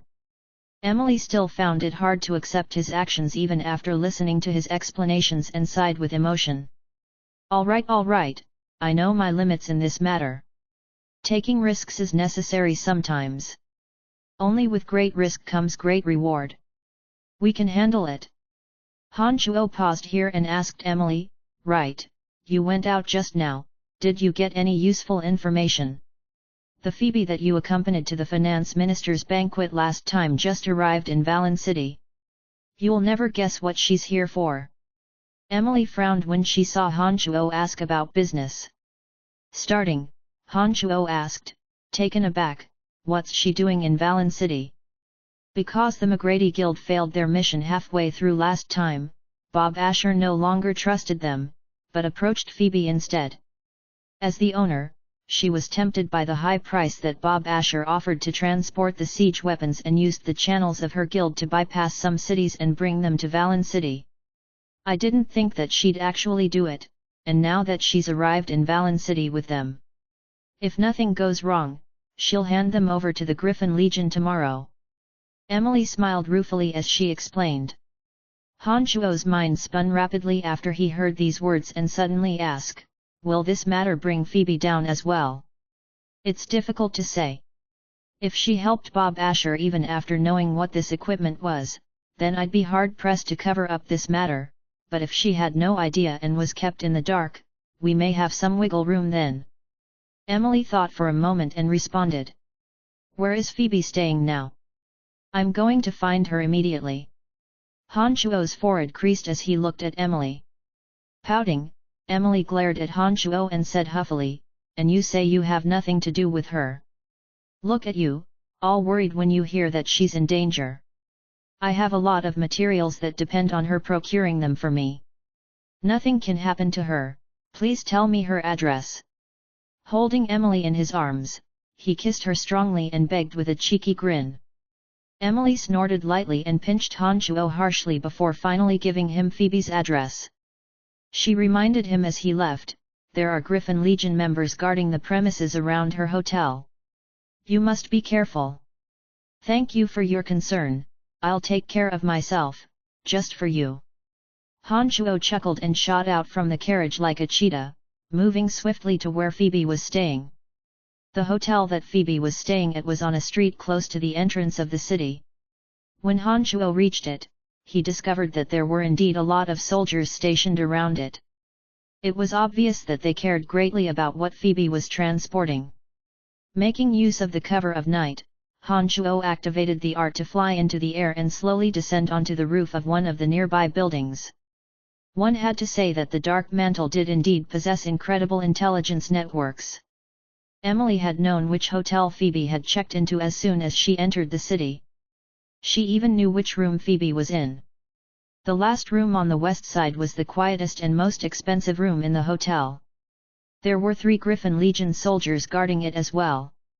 Han Shuo observed the surroundings from the roof and made use of someone dozing off to crack open a window and sneak in soundlessly. The room was quite spacious as it had a separate living room, bathroom, and bedroom. Phoebe was fast asleep, so she was naturally in the bedroom. Han Shuo held his breath and quietly tiptoed to the bedroom, not making any sound. A soft, big bed was located beneath purple bed curtains. A brazier, by the side of the bed, burned softly, warming the entire room. A body on her side was on the soft bed, wrapped in satin sheets and a head full of long hair spilled over the pillow. A pale, translucent shoulder was exposed to the air and she moaned deeply as if dreaming. Waking soundlessly to Phoebe, Han Shuo's body twisted as he lifted a corner of the purple curtains, planning to wake her up. He suddenly heard a deep moan and a shy protest come from Phoebe's lips. "Oh, no, you villain! Brian, you villain!" Han Shuo started, thinking that she had discovered him. He couldn't help but raise himself a bit higher to look at Phoebe, but noticed that her eyes were tightly shut and her cheeks flushed red. Low moans sounded from her mouth as her arms seemed to move over her body and rub herself beneath the sheets. She was having a wet dream. And he seemed to be the male lead. Han Shuo was flabbergasted as he looked at Phoebe in shock. Phoebe's face and nape were a patch of red as her luscious, red lips parted slightly. A hand kept traveling between her chest and lower body beneath the sheets as she emitted low moans, calling out his name every now and then. Han Shuo felt his mouth and tongue dry out when such a shocking, incredible scene was presented in front of him. His lower body immediately stood at attention. He'd planned on waking Phoebe, but forgot everything at this moment.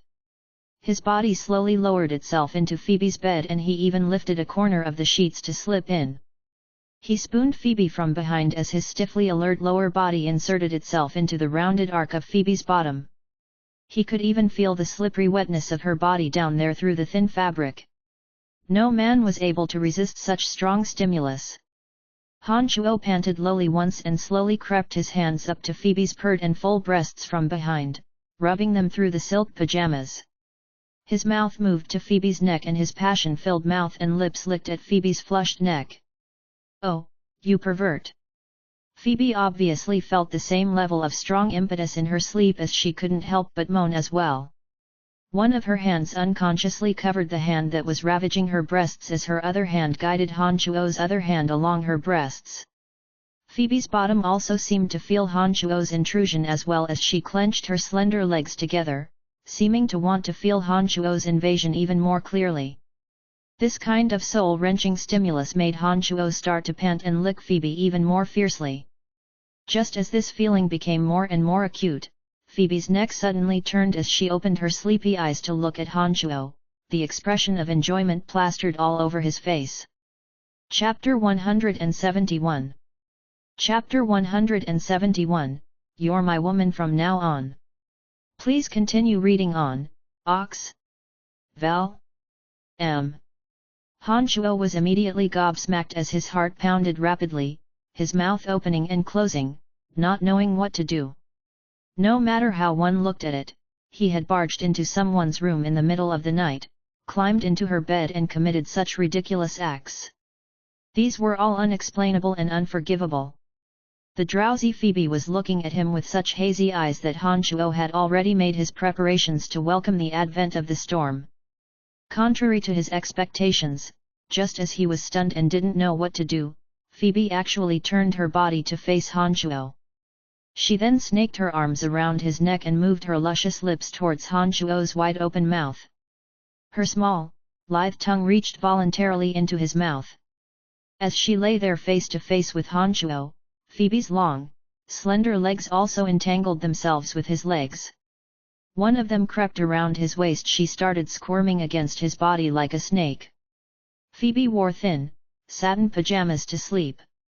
When the two of them were so tightly meshed together, this kind of satin material was almost non-existent against skin.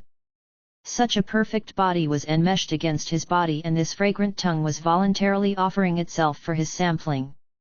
Hanchuo immediately forgot his panic from just now and responded enthusiastically. His two hands rested on Phoebe's chest and butt as he unceremoniously started playing with them, feeling their smooth roundness. As they changed shapes beneath the ministrations of his hands, Hanchuo's panting became rougher and rougher as he finally couldn't take it anymore and pinned Phoebe beneath his body. He roughly ripped apart her thin pajamas and started kneading her breasts roughly with his bare hands. "Eh, that hurts!" Phoebe cried out with pain as her ardent tongue retreated. A pair of hazy, almond-shaped eyes slowly became to gain a bit of clarity. Hanchuo blanked and panted, "I'm sorry, I'll be more gentle later on." Phoebe had been a bit perplexed until he spoke, and her flushed cheeks immediately changed greatly. She pushed Hanchuo off her with extreme fear and quickly pulled up the thin sheets, wrapping them tightly around herself. She screamed, "You speak, this isn't a dream." Hanchuo finally reacted after hearing Phoebe's words. It looked like Phoebe had kissed him back just now because she hadn't been fully awake and thought that she was still in her dream. As their bodies entangled in that hazy and indistinct circumstances, as well as Hanchuo's slightly rough movements and his response, Phoebe finally woke up and realized the truth of the situation. "Miss Phoebe, is something the matter?" Phoebe's scream had attracted the attentions of the 3 Griffin Legion guards standing guard outside her door. One of them stood in front of it and called out to her. "No, nothing. I just had a nightmare. Don't worry about me. Just keep guard outside." Although Phoebe was currently in a state of panic, she didn't even give a moment's thought to concealing Hanchuo's presence when she heard the guards call out to her. "All right, it will be daybreak soon. Miss Phoebe can rest for a little while longer."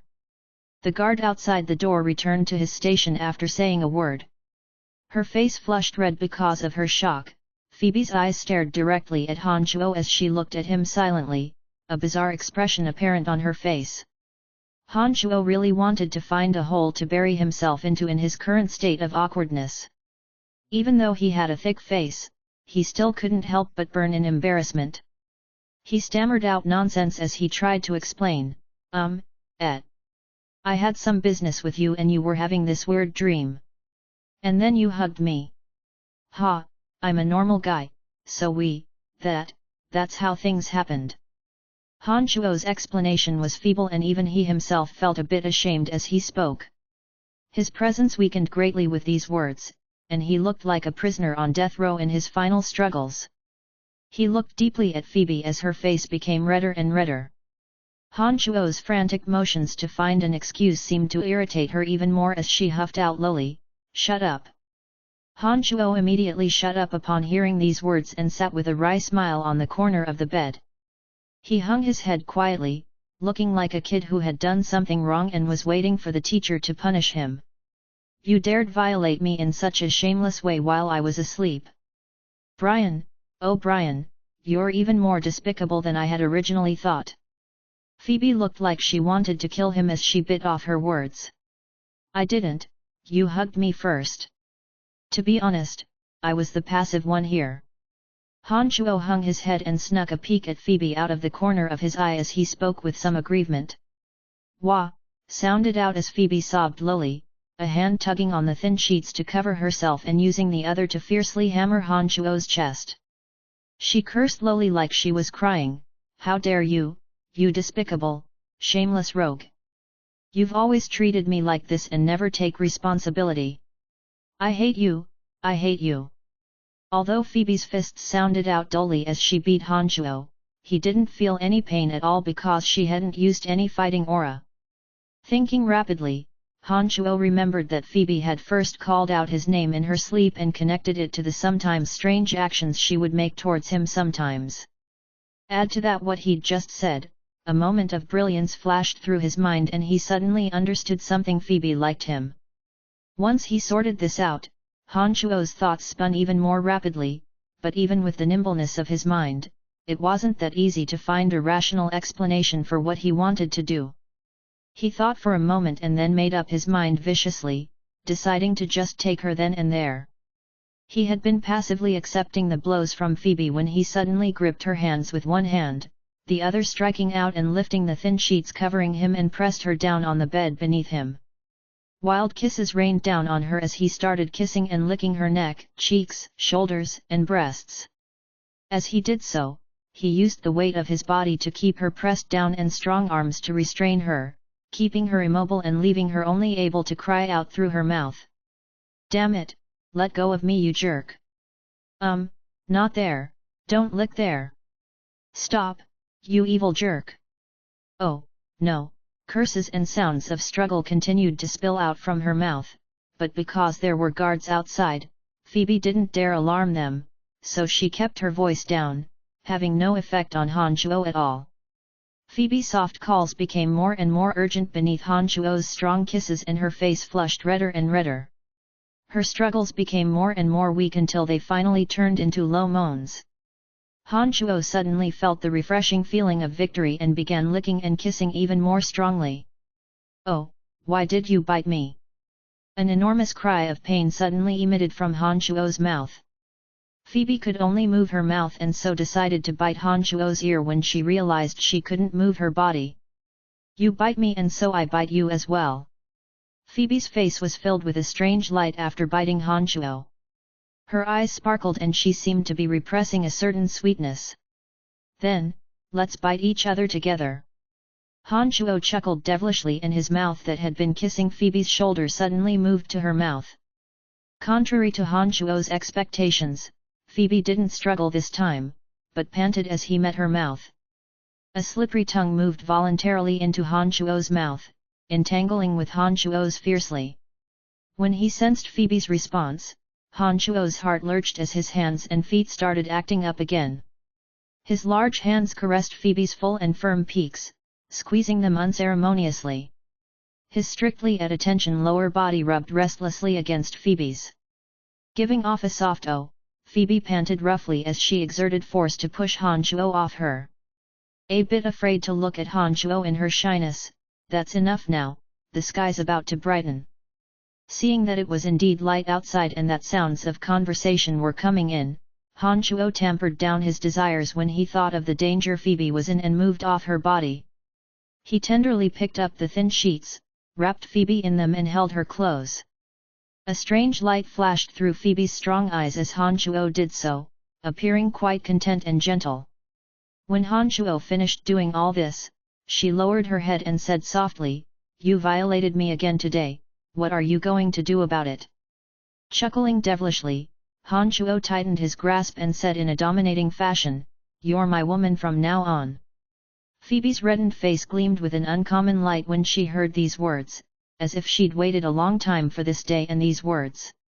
She became shy when the truth arrived in front of her, but the sweetness on her face depicted the joy in her heart. Her face trailing to her neck, Phoebe was quite bashful as she docilely said in a mosquito-level voice, "All right." Chapter 172. Chapter 172, Refining the Yin Demons. Please continue reading on, Ox. Val. M. Perhaps because they'd touched each other intimately, but the cold and arrogant Phoebe now blushed often, and her attitude towards Hanchuo had changed drastically. Women were like this. Before they gave you their heart, they would have many reservations and hesitations. However, once they gave their heart to you, they would involuntarily let the man take charge. Even a sword master like Phoebe was no different. "Speak. How did you know I was staying here? What did you sneak in here for?" Phoebe lifted her head to look at Han Shuo with a slight smile as she lay on Han Shuo's broad chest. Taking a deep breath in, Han Shuo's knotty hands and feet all stopped. He frowned as he gave Phoebe a basic overview of what was going on. However, he didn't speak of some of the more sensitive topics, including his identity in the Dark Mantle and the interference from the Calamity Church. "Do you know what you were transporting when you were handling this batch of goods?" Han Shuo looked at Phoebe and gravely asked. Shaking her head, Phoebe's slender brows creased as she responded, "I don't know. Those in my line of trade sometimes need to take on unknown risks. However, I hadn't thought that this time's matter would encompass so much."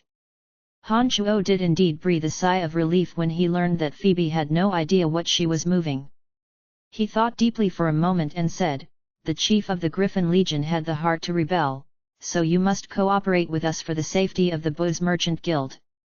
Otherwise, once the senior levels of the Empire learn of this operation and of your guild's involvement, I'm afraid your guild will be subjected to unmeasurable danger, even as strong as it is." Nodding her head in understanding, Phoebe hugged Han Shuo and laughed softly, "I'll do as you say. I think you'll be quite earnest in helping me." Phoebe was completely trusting of Han Shuo as she spoke, making him quite flattered by her trust. He quickly weighed some things up and once again coalesced a drop of essence blood, placing it in a small flask. He gave it to Phoebe. "Try to drip a drop of this blood onto those siege weapons as you transport them. If you're unable to open the containers, then drip it on the containers themselves. Then, try to accompany the shipment as far as you can tomorrow. Don't be in a hurry to leave after you're done, I'll come find you again." "Oh, right. Candice is in Valen City too and she's staying at a hotel owned by Elaine. You can go find her." "No problem, I'll do as you say." Phoebe agreed and then lightly laughed, taking out a bunch of items from her storage ring.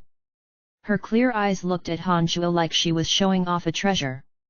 "This batch has the all items that you wanted. I collected all of them in the course of helping Bob Asher transport his items over."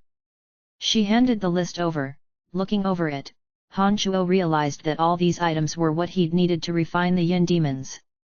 It looked like Phoebe had paid a lot of attention to his matters and had collected all the necessary materials for him in a short period of time. He pulled Phoebe over and landed a kiss on her blushing, beautiful cheek, delighted. "Heh, thank you so much." The guard's voice sounded again from outside at this time, "Miss Phoebe, the sun has completely risen. You should get ready to leave." "I'm awake. I'll be out in a moment." Phoebe responded, pushing Han Shuo away, bashfully changing her clothes within the thin blankets and pouting, "It's all your fault. You ripped my undergarments, you savage brute." Han Shuo chuckled evilly and left Phoebe's bed. All right, I'll make it up to you. Remember what I said. I'm leaving here for now, but I'll come find you again soon." Han Shuo slowly made his way to the window. Just as he reached it, Phoebe suddenly called out softly. He looked back at her in surprise as she reminded softly, "Be careful." "I will." Han Shuo responded dashingly. Taking a quick peek out the window, he took advantage of a guard blinking to shoot out from the window like a wraith. Han Shuo concealed his body in the light of the early morning and flew to the Dark Mantle stronghold. He discovered that Chester was already waiting when he arrived. It looked like he'd come from Elaine's hotel. "What's the situation?" Han Shuo asked when he saw Chester. "I was unconscious in the hotel. A druid told me that we'd fallen victim to a drug when I woke up and didn't say anything else." Chester looked a bit confused as he looked to Han Shuo for an explanation. Han Shuo briefly went over what had happened while Chester had been unconscious.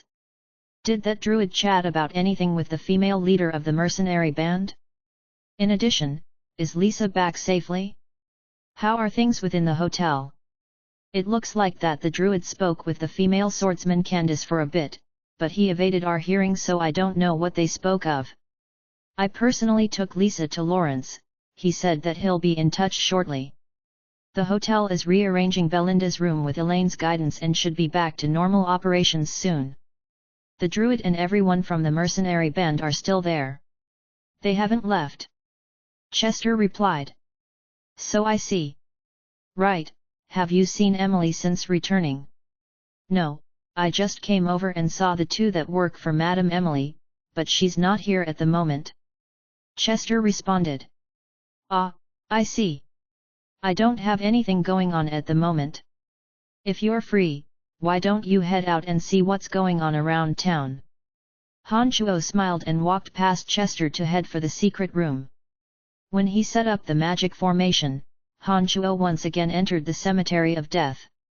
The little lewd dragon Gilbert immediately bounded over with enthusiasm when he saw Han Chuo appear, thinking that Han Chuo was taking him out. Now isn't the time, but I'll take you away from the cemetery of death in a few days, don't be in a hurry. When he saw Gilbert rush over, Han Chuo immediately proceeded to throw cold water over him and ignored the rest of Gilbert's mutterings, heading to where the yin demons were being refined. Refining the yin demons was similar to refining the original demons. Apart from making a few adjustments to the formation and substituting in more precious ingredients, as well as 3 drops of essence blood, there were no other differences. Han Chuo took a deep breath and quickly went over the details he needed to pay attention to in his mind. He then took out the Demon Slayer Edge and started to change the cave in which the original demons had been refined in, changing it to the formation that could be used for the Yin demons. When the Yin demon cave formed, Han Chuo placed all the ingredients that Phoebe had collected in the proper order in the Yin demon cave. He had needed 18 wraiths to be the catalyst to refine original demons, but the Yin demon refinement required double. While 36 wraiths were needed, the time for refinement was decreased to 18 days. Since Han Chuo had reached the true demon realm, he now possessed essence blood. Add that to the improved quality of his magical yuan, he'd be able to have the 36 wraiths finish battling each other in a short 18 days. The strongest wraiths that seized the 3 drops of essence blood would have the right to absorb the power within the Yin demon cave and be refined to Yin demons even more powerful than the original demons. When the 3 Yin demons finish forming, not only would they have all the power of the original demons, they would have even stronger life forces than the original demons. They would be able to lay in wait once they invaded a body until they rose to land a fatal blow at a critical moment.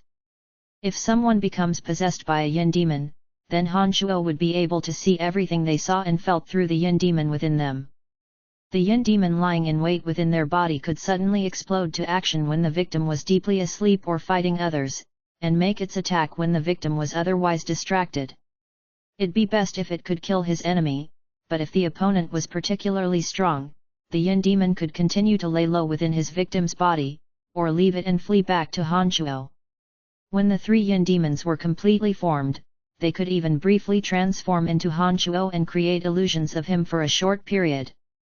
If Han Chuo suddenly created 3 copies of himself during battle, he'd be able to turn the situation around by befuddling his enemies. When Han Chuo dripped in his essence blood and saw that the 36 wraiths had started furiously attacking each other within the cave to fight over Han Chuo's 3 drops of essence blood, he understood that the Yin demon cave had started operating successfully and didn't continue to watch. He left without listening to Gilbert's complaints. Chapter 173. Chapter 173, Not Enough Right to. Please continue reading on, Ox. Val. M. After returning from the cemetery of death, Han Chuo discovered that Emily was standing next to him as soon as he reappeared from the secret chamber. So you've seen your little lover? Emily immediately asked when she saw Han Chuo. Regarding those siege weapons that Bob Asher asked for, Phoebe is completely out of the loop. Moreover, I told her everything and she will cooperate completely with our work. I think we can conceal the fact that Phoebe is implicated in this. As he walked out of the transportation matrix, Han Chuo retrieved the 6 magical sticks one by one while explaining to Emily. If Phoebe is truly ignorant of the situation, then she won't be implicated in this matter. We of the Dark Mantle will definitely not treat a good person with injustice. In the future, you will know of this, Emily resolutely replied. Then she smiled tenderly and said, "You entered her room in the middle of the night, did she not mistake you as a rapist and beat you up?" "Of course not," Han Shuo replied with a straight face. Emily stared intently at Han Shuo, trying to decipher something, but she realized that Han Shuo's expression was bland with absolutely no particular changes. All right, let's leave this matter as it is. I just received a message. That Belinda that you released contacted me using your method. I don't know what happened." After Emily realized that she could not read anything from Han Shuo's expression, she dropped the matter and continued to talk about proper business. Before he released Belinda, Han Shuo had left her a means to contact him and told Emily about it so that she could keep an eye on it for him. Now, when he heard her say this, he immediately replied, "That's good. Then let's go meet Belinda right now to see what she wants." Han Shuo traveled with Emily to the dark forest where he had previously killed the 2 Griffin Knights. Although he had already left some insurance on Belinda's body, Han Shuo continued to be very cautious. He had been utmost vigilant on the way here, afraid that he would fall into one of Belinda's schemes. When Han Shuo entered the forest, he suddenly felt an enormous presence concealed inside. This energy clearly did not originate from Belinda. Han Shuo immediately focused his attention and spoke softly to Emily who was right beside him, "Be careful. There's something unnatural inside." Emily nodded her head and replied, "Indeed. It seems that Belinda isn't in the forest alone. It'll be better if we take precautions to avoid being lured into one of her traps. Relax. If Belinda dares to raise a finger against us, I will make her suffer the consequences." Han Shuo's expression was calm. He retrieved the Demon Slayer edge from his space ring and walked towards the depths of the forest. Suddenly, a streak of blinding lightning, as thick as a man's arm, violently launched towards his body like a soaring dragon, zigzagging in midair as it exploded with brilliant radiance. As it moved, some large trees around its path began to smoke with a chaotic creaking noise. Han Shuo's brows furrowed as the Demon Slayer edge shot out at will. With a whoosh, it leapt past the trees that blocked his path and instantly stabbed towards the top of the streak of lightning. Amidst a string of thunderous explosions, Han Shuo's Demon Slayer edge could sense a storm of vengeful sword aura infused with the power of lightning. Not even the Demon Slayer edge infused with Han Shuo's demonic power could continuously withstand this kind of incredibly violent and chaotic energy. In the blink of an eye after making contact, Han Shuo was visibly unsettled as he hurried to compel the Demon Slayer edge back to his palm. "Who's there?" Emily, who was also very cautious at this point, called out delicately. She gripped her magic staff, her bright eyes affixed to the soaring lightning overhead. "Calamity Church Thunder Magic Knight Johnny. I only wanted to see if the two of you have the qualifications to work with me." From the mysterious depths of the forest, a deep voice suddenly shouted. After this shout, a middle-aged man in black armor with ash-silver hair emerged from deep within the forest alongside Belinda. An ugly scar ran from his forehead to his nose, adding even more harshness to his already ugly visage. The moment he stepped out from the dark forest after speaking, his body had already launched rapidly towards the soaring lightning. With a luxurious flourish of his right hand, a milky white fighting aura flashed into existence. The suspended lightning seemed to be steered by a titanic force into the palm of his hand. After the lightning had receded, Han Shuo realized that it was actually a long silver sword. Only, even now the sword was still covered by electricity that had yet to disperse, sparking occasionally with light. The milky white fighting aura of this man spoke of the strength that he had as either a sword master or an earth rider. Combining this kind of potential with the lightning demonic arts that this person had cultivated, it was no wonder that this person was so powerful to the extent that even Han Shuo's Demon Slayer edge couldn't handle it. From behind Thunder Mage Swordsman Johnny's figure, the veil-adorned Belinda walked out slowly. When she reached Han Shuo, she first apologized briefly before turning around to Johnny. "Uncle Johnny, I already told you. Their potential qualifies them to work with us. Otherwise how could I have miscalculated?" This man, Johnny, of the Calamity Church looked to be an extremely egotistical person, but he was still somewhat respectful towards Belinda. When he heard her say that, he could not help but nod and say, "Their potential can be considered passable, but cooperating with them will not benefit us much. Bob Asher of the Griffin Knights is a sky rider. These two people are no match for someone of his potential.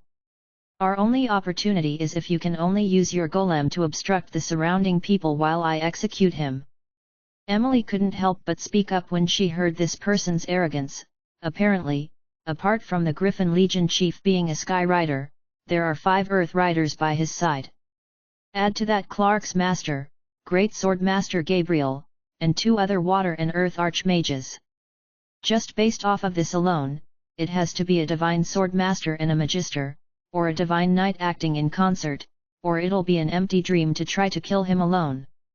Heh, I see that although Mr. Johnny is a thunder mage swordsman at the level of sword master, it won't be that easy for you once you truly start fighting Bob Asher, not to mention the followers on his side. Most people would know that Bob Asher had a few followers by his side, but wouldn't know to the level of detail that the Dark Mantle was aware of. When Emily started describing all of Bob Asher's followers in detail, even the arrogant Johnny's face changed drastically. "Then, what aid can you bring us?" Johnny stood there silently with a stone-cold face and looked at Emily. "No matter your goals in fighting Bob Asher, I just want to tell you not to make moves lightly. Otherwise not only you, but even we will be dragged in as well. If we work together, we can provide you the intelligence on the people by Bob Asher's side and can help you distract them for a short period of time, creating the appropriate moment for your assassination attempt." Emily revealed a confident smile and softly described what the Dark Mantle could do for Johnny. "Uncle Johnny, this is precisely what we need." Belinda suddenly spoke up beside Johnny. "You're likely members of the Lancelot Empire." Johnny wasn't an idiot and naturally made out Hanchuo and Emily's identity at this point. Nodding, Emily admitted, "That's right. I hope you can keep this secret for us if we work together." "Humph. You people are so fake. You'll cooperate with us when you need us, but we'll pretend you don't even know we exist when the matter passes. You'll come at us with everything you have." Johnny sneered with utmost sarcasm. "Then the matter's settled then. We'll tell you if we find a suitable time to kill him in the next couple days. We'll let you know when the arrangements are made. You can make use of the time to find more helpers, otherwise it won't be that realistic in wanting to kill Bob Asher." When Hanchuo saw Johnny's experience, he knew that although the latter didn't care for those who worked for the country, he seemed to be used to using others. He looked like he'd agreed to work together. With the Calamity Church's current level of strength, it wasn't feasible to assassinate Bob Asher alone. Hanchuo and Emily had agreed to work with them not because they hoped they could kill Bob Asher, but they wanted to make use of the chaos to slip into his manor and obtain the information they needed, and then use the Dark Mantle's power to take him down. "All right, then this matter is settled. I hope you two don't get up to some tricks, or you'll regret it." Johnny finally agreed with a darkened face. Chapter 174. Chapter 174, Cover is blown. Please continue reading on, Ox. Val. M.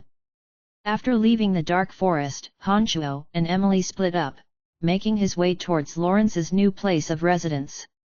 When Hanchuo saw Lawrence, the latter immediately thanked Hanchuo.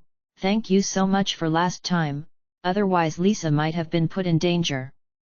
"No problem, considering my relationship with Lisa, this was something I should have done." "Right, how is Lisa now?" Hanchuo sat down and asked Lawrence with a smile. "Don't worry, I've already sent her back to Asen City. As strong as the Griffin Legion is, they wouldn't dare to do anything in the capital." "That's wonderful. Oh right, your junior sister Phoebe is also in Valen City. She has some dealings with the Griffin Legion." Hanchuo started talking about Phoebe with Lawrence. Surprise on his face, Lawrence was quite shocked and looked at Hanchuo in confusion. "What is she doing in Valen City? What's going on? Due to his previous understanding, Han Shuo discovered that Lawrence and Phoebe had a tight relationship. As the third prince, it'd be better if he knew everything that Phoebe had done. Therefore, after Lawrence started asking, Han Shuo sketched out what had happened. After Han Shuo finished, Lawrence thought deeply with a furrowed brow for a bit and then looked deeply at Han Shuo. It looks like I have you to thank for helping Phoebe in this matter. Your dark mantle is truly all-powerful. Han Shuo started in fright after hearing these words. His eyes focused on Lawrence and he looked deeply at Lawrence for a bit. Han Shuo sighed softly, when did you discover my identity? When we left the slave trading house. Lawrence smiled in response and hesitated before speaking again, more accurately speaking, I've just found out of your identity now. Ever since we left the trading house last time, I began to suspect Madame Emily's identity. I found someone to confirm it for me and then started investigating you.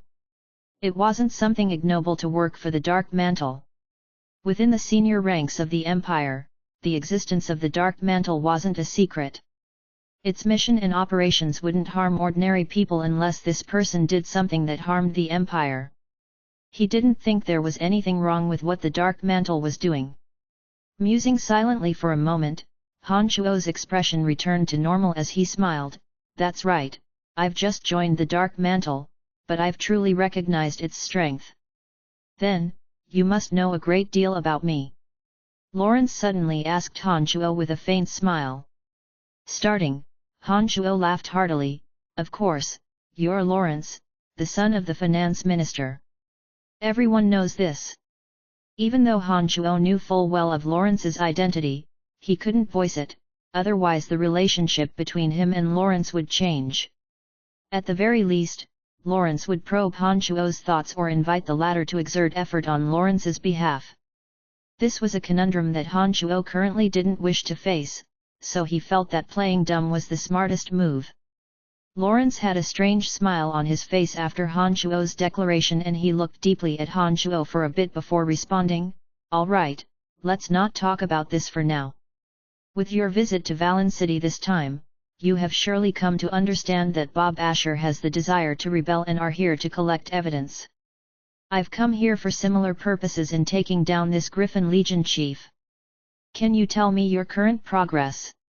Han Shuo hesitated a bit and quickly weighed the gains and losses in his mind before mentioning that he had laid hands on evidence regarding the siege weapons and had given it to his superior in the Dark Mantle to officially arrest Bob Asher. But Han Shuo remained silent on anything regarding the Calamity Church. He didn't want Lawrence to know of what was happening in this regard. It looks like our goals are the same, I think we can work together. What plans do you have? How can I help? Lawrence asked Han Shuo. Han Shuo eyed Lawrence and asked, then, what can you help us with? Smiling mysteriously, Lawrence looked deeply at Han Shuo and said, I have someone inside the Griffin Legion, second to only Bob Asher. He can directly deploy some of the Legion for us at certain times and do much for us. Han Shuo's mind worked furiously, there was much to mine from these words. It looked like Lawrence was here not only to take down Bob Asher, but likely to raise his own person as a replacement and thoroughly take control of the Griffin Legion, paving the way for his future attempt on the throne. That would be for the best. Let me consolidate things a few things. We'll make a move in the next 2 days and I'll be in touch to discuss how to coordinate. Han Shuo responded after thinking for a moment. No problem, I'll wait for your good news. Heh, we're friends now, and I have utmost confidence in your style. I know you're prudent enough and trust that you won't make any large mistakes in your plans. Let me know when you've settled everything and I'll do my best to coordinate with you. It's a win-win situation for us. Lawrence laughed heartily and spoke forthrightly to Han Shuo. All right, then I'll be going now. Han Shuo took his leave after Lawrence finished speaking and walked over to Elaine's hotel, not too far off in the distance. When Han Shuo arrived at the hotel, he discovered that Belinda's wrecked room had been mostly repaired, and looked like it would be open for business again soon.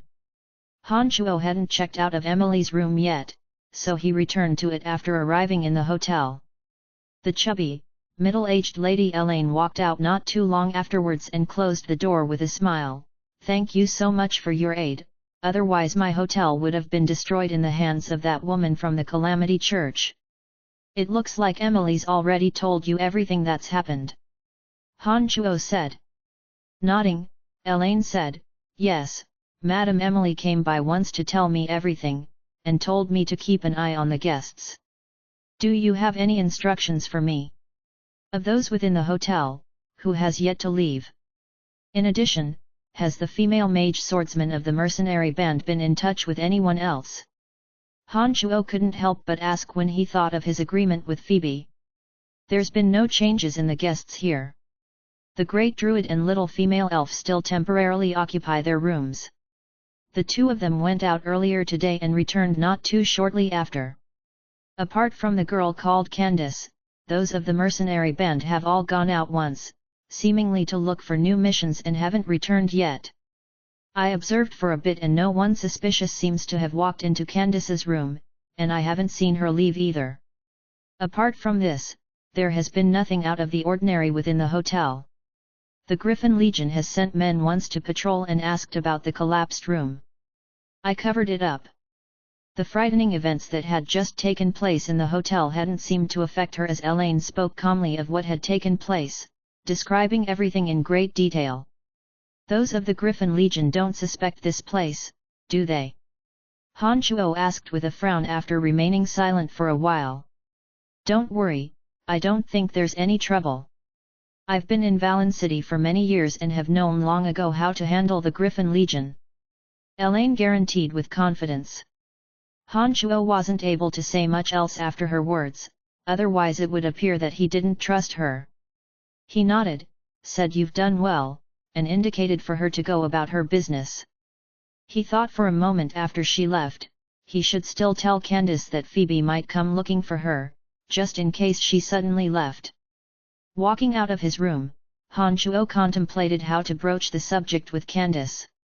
As he walked towards her room, he suddenly heard, "Bad guy," and saw the little elf Angelica point and yell at him from Caspian's room window.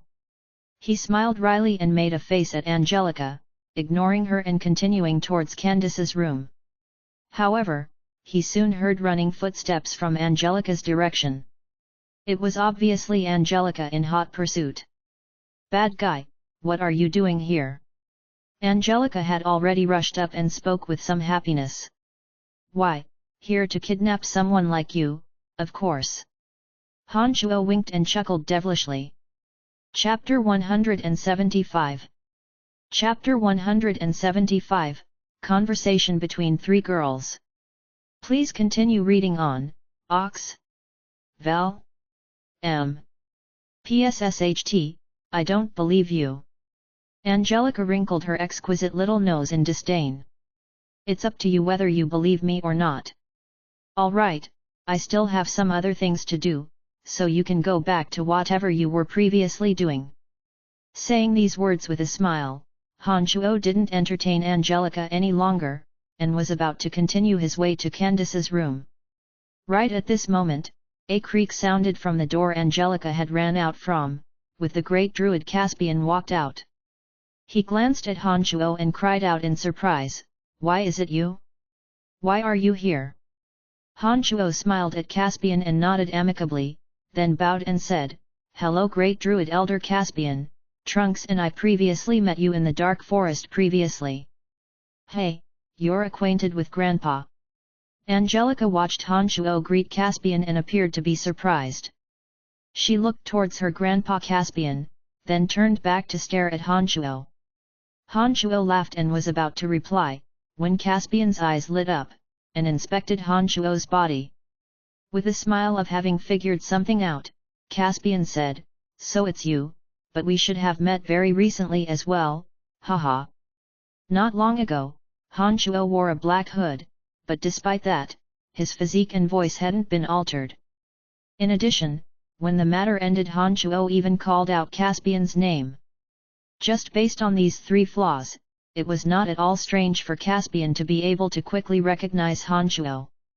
With regards to Caspian's vague tone, Han Chuo didn't try to justify or explain anything, he just gave Caspian a profound smile and said, "I'm busy right now, so I will see you later. Little Angelica, you shouldn't disturb others when they're busy. Come back into the room with me." Caspian nodded understandingly, then went up to grab hold of the little elf, about to carry Angelica away. Right at this moment, Candace, who'd heard Hanchuo speaking, opened her door to look at Hanchuo, then looked at Caspian, who was chatting with Hanchuo, in astonishment. She gave an amicable nod towards the other two, then said to Hanchuo, "Are you here to look for me?" "Sister Candace, I'm also looking for you. Let me come in as well."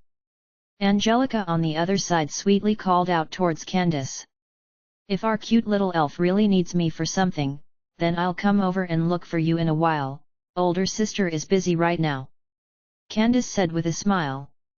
She opened the door, leaned back and said, "Come on in." "All right, no more playing around, come back to the room to study magic." Great Druid Caspian rebuked Angelica, then dragged her back to the room. Hanchuo entered Candace's room, with her closing the door afterwards. She thought of something and asked Hanchuo, "The person who previously saved us was you, right?" There was no need for Hanchuo to deny this matter. He nodded and replied, "This matter is rather complicated. Has your employer Belinda paid your commission yet?" Candace forced a smile, then shook her head and said, "She's someone from the Calamity Church.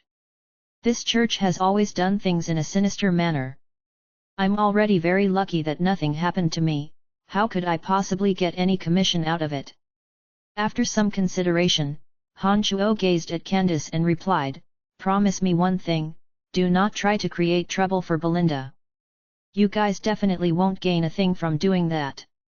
As for the commission you're promised, I will help you get it back." Once these words were spoken, Candace was evidently surprised. She looked at Hanchuo in bewilderment and said, "I heard from Caspian that you and a woman brought Belinda away. Just what is your identity? Since you've captured Belinda, why do you say this? This matter is a little complicated right now, I'll explain it to you both once Phoebe arrives. However, don't think about dealing with Belinda. I understand how strong she is, and she's not at a level that your mercenary band can handle."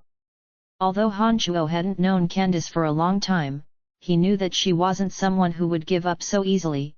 He also understood that despite her knowing the risks involved, once she set her mind upon something, it would never sway, so he had to placate her.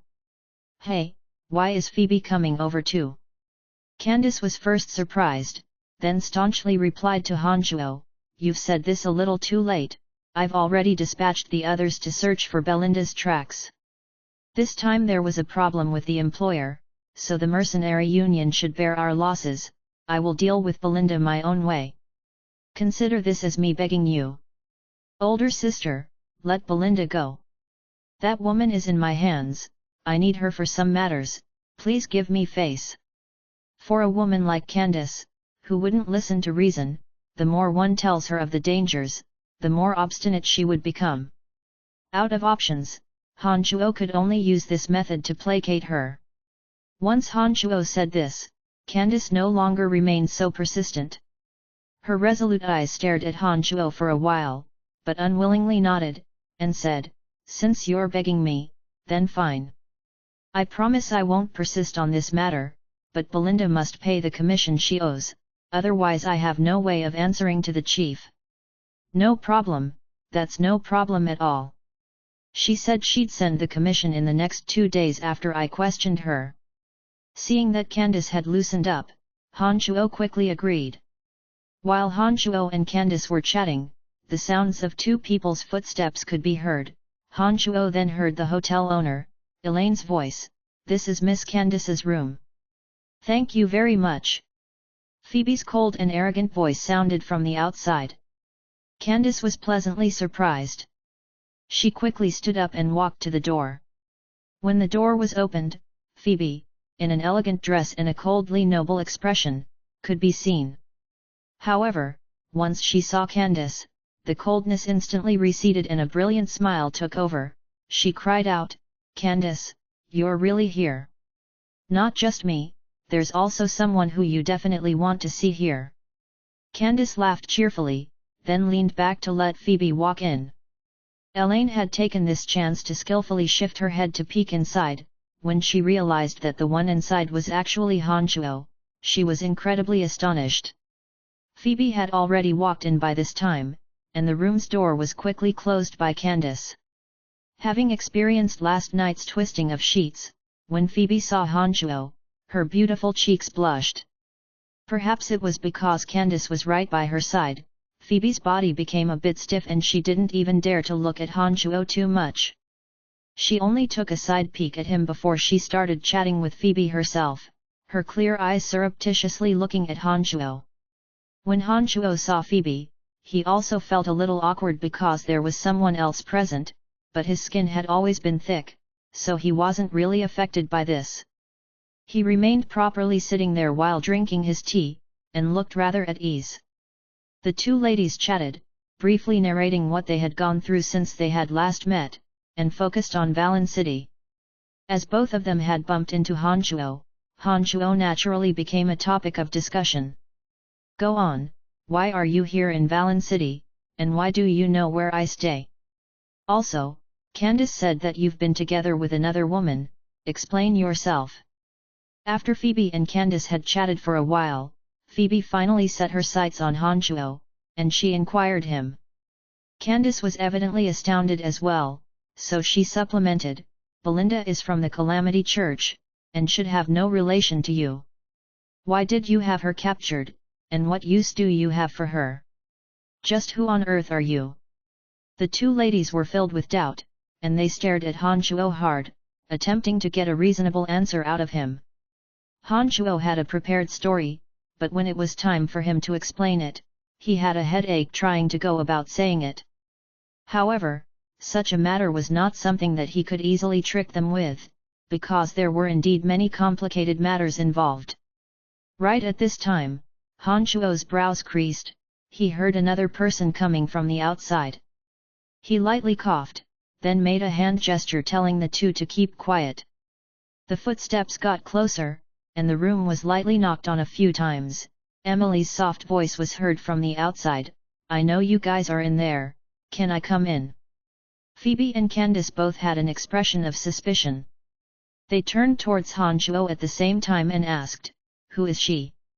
She's the woman you guys have been asking about. Han Chuo revealed a bitter smile. He could never have expected that Emily would come and stir the pot at this time as well. If it was yesterday, when Han Chuo hadn't done something so intimate to Phoebe, Han Chuo wouldn't be afraid of the two of them meeting each other, but now, Han Chuo was really caught between a rock and a hard place.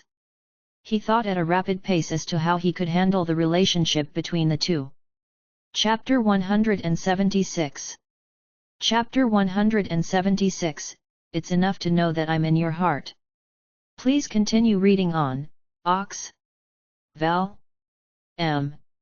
What are you doing here? Han Chuo couldn't make out Emily's intentions. Although his expression was the same as usual, his heart was in a panicked mess as he smiled apologetically at Emily. I'm just here to discuss things with you on how we should handle the chief of the Griffin Legion. It was unknown whether Emily was doing this on purpose, as she didn't even glance at Han Chuo after entering, but rather gave an expectant look at Phoebe while talking to the other two. Are you not Madam Emily? How do you know Brian? What exactly is going on here? Phoebe found the relationship between Emily and Han Chuo to be quite interesting, and she was much more intrigued about this than dealing with the Griffin Legion. Since the person in question was here, she couldn't resist the urge to bring it up. Phoebe sneakily glanced at Han Chuo after uttering these words. Her good-looking face blushed all the way, and she even extended her hand towards Han Chuo's arm as a way of trying to look good in front of Emily. If this were yesterday, Han Chuo would still be able to give Phoebe no face and explain that the relationship between the two of them was fake. However, due to last night's flirtations and her charm, he wasn't sure how to explain this now. He could only look at Emily with an awkward face, wearing a wry expression and not saying a word. A pair of clear eyes glittering with complicated emotions, Emily watched Han Shuo carefully.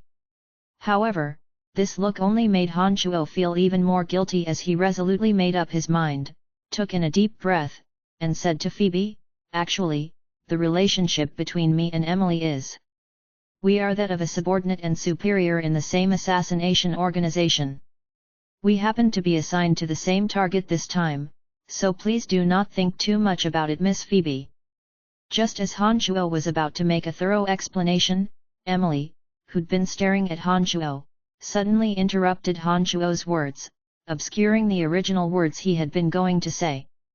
Han Shuo was flabbergasted.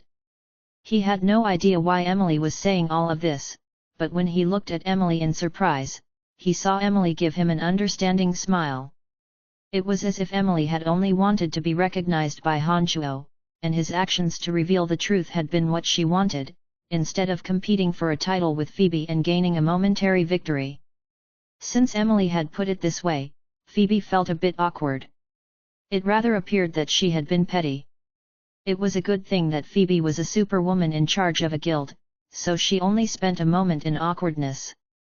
Phoebe immediately let go of Han Shuo's arm, making her way towards Emily's side. "I apologize, Sister Emily. It was just me thinking too much. When taking into account your position and identity, it's hard to imagine you looking upon this villain with any sort of favor." Phoebe's censure of Han Shuo as a villain met with Emily's approval. However, Emily's heart gave a slight sigh, saying that unfortunately she'd already hopped onto this villain's pirate ship and was so deeply entrenched that there was no way to get off now. Indeed. I would never like such an uneducated and ill-mannered fellow like him. Besides, I'm already married, and so that would be even more impossible. Please don't think any wild thoughts, Emily sighed in her heart, a smile still on her face as she reassured Phoebe. I should have known after seeing how that jerk is so secretive. To think that he is actually part of the Dark Mantle. We should have guessed that earlier. Candace looked at Han Shuo with interest, speaking with a gentle laugh.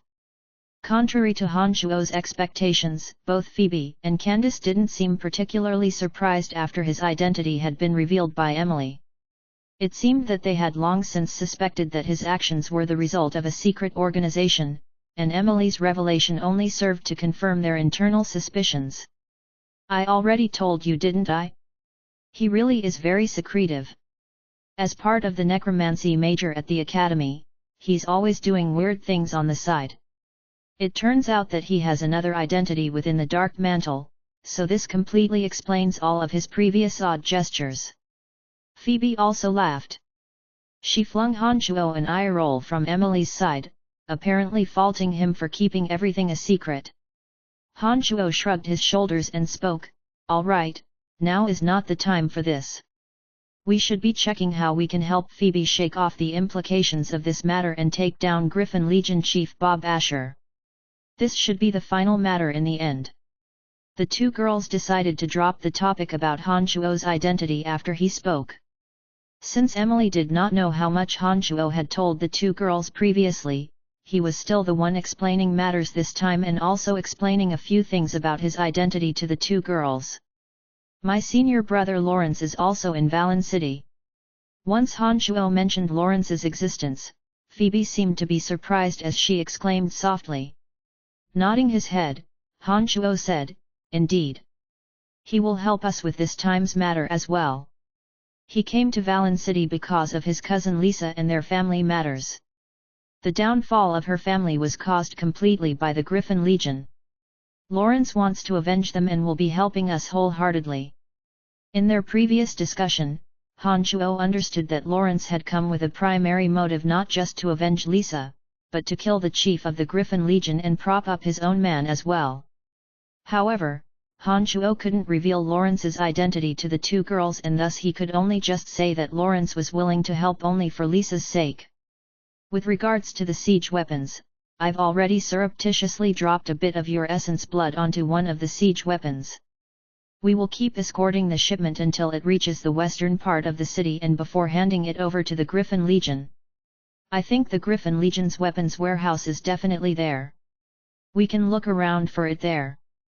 Phoebe spoke after Han Shuo, recounting what she had done after Han Shuo had left. Very good. That location is definitely where all the weapons of the Griffin Legion are being stored. I will visit the place myself so that we will have a grasp on what direction it is in. As long as we obtain records that the Griffin Legion has bought these siege weapons, as well as the shipment itself, we'll be able to pin the crime of rebellion onto Bob Asher if we report it to the leaders. Han Shuo immediately said excitedly after hearing Phoebe's words. After saying this, Han Shuo and the three women discussed things a bit further, then left with Emily using carrying out the mission as an excuse. I feel that his relationship with Madame Emily is a bit off. The way they interact and speak with each other is a bit too intimate. Candace immediately said with a furrowed brow after Han Shuo and Emily exited the room. Don't think too much about it. Madame Emily is a widow. Besides, she is a member of the Betteridge family, nothing is going to happen. Phoebe spoke with a content smile and soothed Candace. Have you two gone from putting on an act to doing this for real? Why do you have this expression on your face otherwise? Candace suddenly spoke with astonishment when she saw Phoebe's face change to that of a young woman in love. Upon hearing this, Phoebe blushed even harder, stammering in embarrassment. Last night we already... My goodness, Phoebe, you are too easy. How could you end up sleeping with him so fast? Candace exclaimed in surprise with an open mouth without even waiting for Phoebe to finish her words. Hey! What are you saying? We only confirmed our relationship last night. Phoebe's face was now a deep shade of red as she scolded Candace in a low voice. Oh really, I don't think it was just confirming your relationship. Your expression is obviously trying to hide something else. Out with it now. Candace watched Phoebe attentively, having waited for Phoebe to say those words before effectively checkmating her with a ruthless demand for an explanation. After Han Shuo and Emily left the room, they didn't immediately go to carry out their mission. Rather, the two of them went to the hotel room that Emily stayed in. The two of them entered the room, and Han Shuo immediately hugged Emily, tenderly asking, Why? I know you have me in your heart. That is enough for me. The age gap between us is too large, and I have the identity of a daughter-in-law to the Betteridge family as well. If you attempt to expose our relationship, this would have drastic consequences for both me and you. Emily buried her face within Han Shuo's chest, speaking in a soft voice and recounting with great sorrow. Before Han Shuo reached the full peak of his strength, exposing their relationship would have drastic consequences. Particularly for Emily, not only could this affect her brother's career, but also stain the family's reputation. There was no other way, so Emily could only complain and stay quiet about this matter. Phoebe is a good girl. Though her birth is not very high, she is pretty and clean and doesn't have many strings attached. You should be together with her. Her merchant guild would benefit you so much more. I would understand. Emily burrowed deeper, murmuring softly. I promised you that we won't have to sneak around for very long. Someday, when there is no one else left in the Empire who can dictate what I can or cannot do, I will give you what you deserve. Han Shuo had a firm expression as he declared this in a low voice, fiercely kissing Emily's body and carrying her towards the bedroom. Emily responded to him with a degree of warmth she never had before, perhaps wishing to extinguish the bitterness that she had been feeling with happiness. Chapter 177.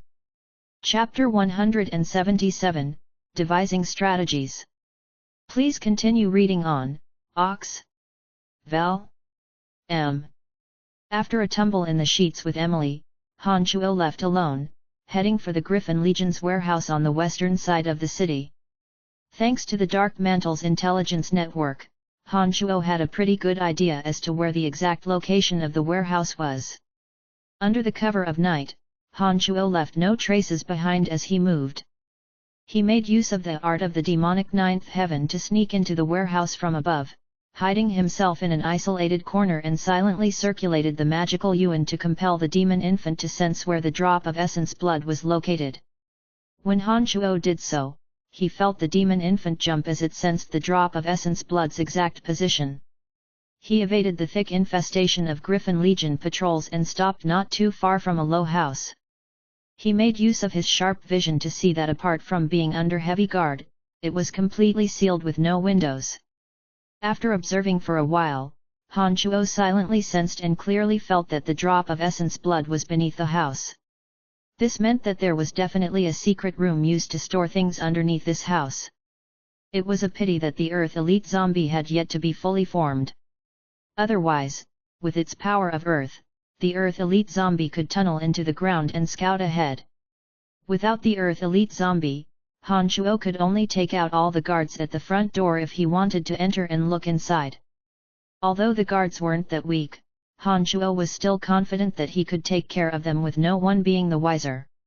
However, he'd alarm his enemies in this way and the siege weapons may get moved again. Therefore, he didn't take any action after thinking for a while and returned back the way he'd come. Within the Dark Mantle stronghold, Emily and Han Chuo met up to weigh all the powers within Valen City as well as the Calamity Church and Lawrence. They then carefully estimated Bob Asher's strength, and the two of them began to brainstorm strategies to take care of Bob Asher with furrowed brows. Through the Dark Mantle's intelligence, Han Chuo learned that there was a secret chamber hidden within Bob Asher's manor. The two of them discussed for a bit and became generally certain that Bob Asher's siege weapons were likely within the secret chamber. There might even be other evidence. After the two had discussed, they decided to sneak into the Asher Manor when the guard was lax during Clark's funeral tomorrow night. They were going to make use of Lawrence's key man to make the guard even more loose that night and divert some of the men away from Bob Asher's side. The Calamity Church would also attempt to assassinate Bob Asher, whereas Han Chuo and Emily would make use of the opportunity to sneak into the secret room and see if there was any useful intelligence. When the operation had been more or less settled, Han Chuo and Emily thought carefully about what problems might crop up and brainstormed corresponding strategies again and again. Han Chuo only started moving when the two of them felt that it was more or less settled. He went off to visit Belinda and Lawrence, thoroughly discussing the operation with them. This matter had to do with Phoebe as well, but she didn't have to help him with this. However, once Emily learned that Phoebe was a sword master, she went ahead and counted Phoebe as part of their team. Her excuse was that Phoebe was now involved anyways, so it was the best way to resolve this matter. As Han Chuo went to find Belinda to discuss things, Emily also sought Phoebe and Candace's assistance. No one was sure what she said, but Phoebe and Candace both agreed readily to join this mission. When Han Chuo returned to Elaine's hotel from Lawrence's place, he was planning on going to find Phoebe when he ran into the druid Caspian along the way. Han Chuo didn't think much of it and just nodded at Caspian, planning on passing him by. "A moment of your time please," Caspian suddenly said at this time. Han Chuo was taken aback and turned to look at Caspian with confusion. He smiled. "Does the elder need me for something?" Nodding with a smile, Caspian said, "If you don't mind, can you come to my room? I have a favor to ask." It had been thanks to Caspian that everyone had been saved last time, otherwise Han Chuo would have been hard-pressed to rescue everyone with his own strength. Things wouldn't have been that easy, not to mention capturing Belinda in the end. He nodded straightforwardly and smiled, "Of course." Han Chuo walked with Caspian as they arrived at his room. There was nothing out of the ordinary in his room, but Han Chuo could feel the extraordinary life exuded from the plants within the room as he walked in. "Eh? The big bad guy, what are you doing here?" The little elf Angelica seemed to be meditating on the bed and was quite surprised to open her eyes and see Han Chuo walking through. "Don't be so rude, Angelica. You need to understand to respect others, or no one will respect you." Caspian glared severely at Angelica and admonished. "Understood, Grandpa." Angelica stuck her tongue out after these words and spoke a bit fearfully as she made a face. Han Chuo randomly picked a seat within the living room according to Caspian's instructions. Angelica didn't continue her meditations at this time and jumped off the bed, walking to the living room, staring at Han Chuo with eyes bright with interest. "Elder, do you have any instructions?" Han Shuo looked at Caspian with a faint smile after he sat down. You're too polite. It's not instructions, but rather a favor I'd like to ask. I wonder if it'll be too much of a bother. Caspian looked at Han Shuo with a benevolent smile. Han Shuo was planning on commencing the operation tomorrow night with Emily, so if Caspian wanted anything that would affect his plans later, there was no way he could possibly agree. Therefore, Han Shuo spoke honestly, please go ahead and speak first. I will certainly help you if I can, but I also have some matters to attend to. Please understand if I don't have the time to this time. Caspian nodded with an understanding smile and mused silently for a moment, pointing at Angelica, I need to run an errand and will be back tomorrow at the latest. However, I can't bring Angelica with me. I hope you can take care of Angelica during this time and promise that she won't be in harm's way. Han Shuo wouldn't undertake his mission until tomorrow night, and he had made all his preparations already. He actually didn't have much to do between today and tomorrow. Even if something urgent came up, Emily, Phoebe, and the others could handle things. Thus, Han Shuo only thought briefly after Caspian spoke and agreed readily, saying, no problem, I don't have anything pressing during this time. Valen City is quite chaotic, so be careful when you venture out. With Caspian's strength and his need to leave the hotel immediately without bringing Angelica, it must be an exceedingly dangerous matter.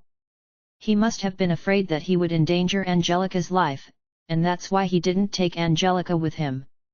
This was why Han Shuo had spoken up in reminder. Grandpa, you must be going to fight that enemy.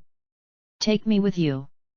I've practiced magic for a very long time and can help you.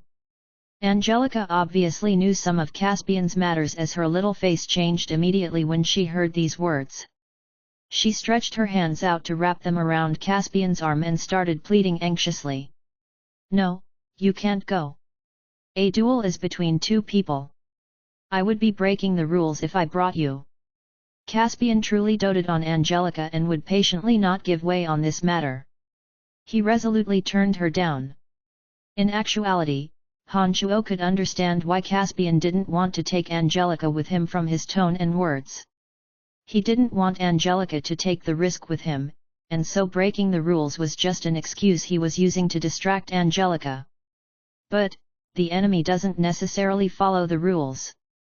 Angelica cried out anxiously and then looked at Han Shuo. Although this person is bad, he's strong. Why doesn't he help you? I can protect myself. No matter what the other does, Grandpa will not break the rules. Do you not listen to Grandpa's words anymore? The druid Caspian frowned ferociously as he stared at Angelica. Angelica and Caspian stared stubbornly at each other for a while before the former backed down. Her face scrunched up with worry, she said, then, you must be careful. I will. Cassian agreed and then turned to Han Shuo, then I leave her in your hands. Caspian nodded gratefully towards Han Shuo after these words and walked towards the door, leaving through it. Chapter 178. Chapter 178, I'm happy to be captured by him, what can you do about it? Please continue reading on. Ox. Val. Big bad guy, will my grandpa be alright? The little elf Angelica looked at Han Shuo with great worry when the Caspian left. Caspian obviously possessed no allies in Valen City, otherwise he wouldn't have given Angelica over to the care of a relative stranger. If his enemies were in Valen City and decided not to follow the rules and fight him, then the danger to him would be greater.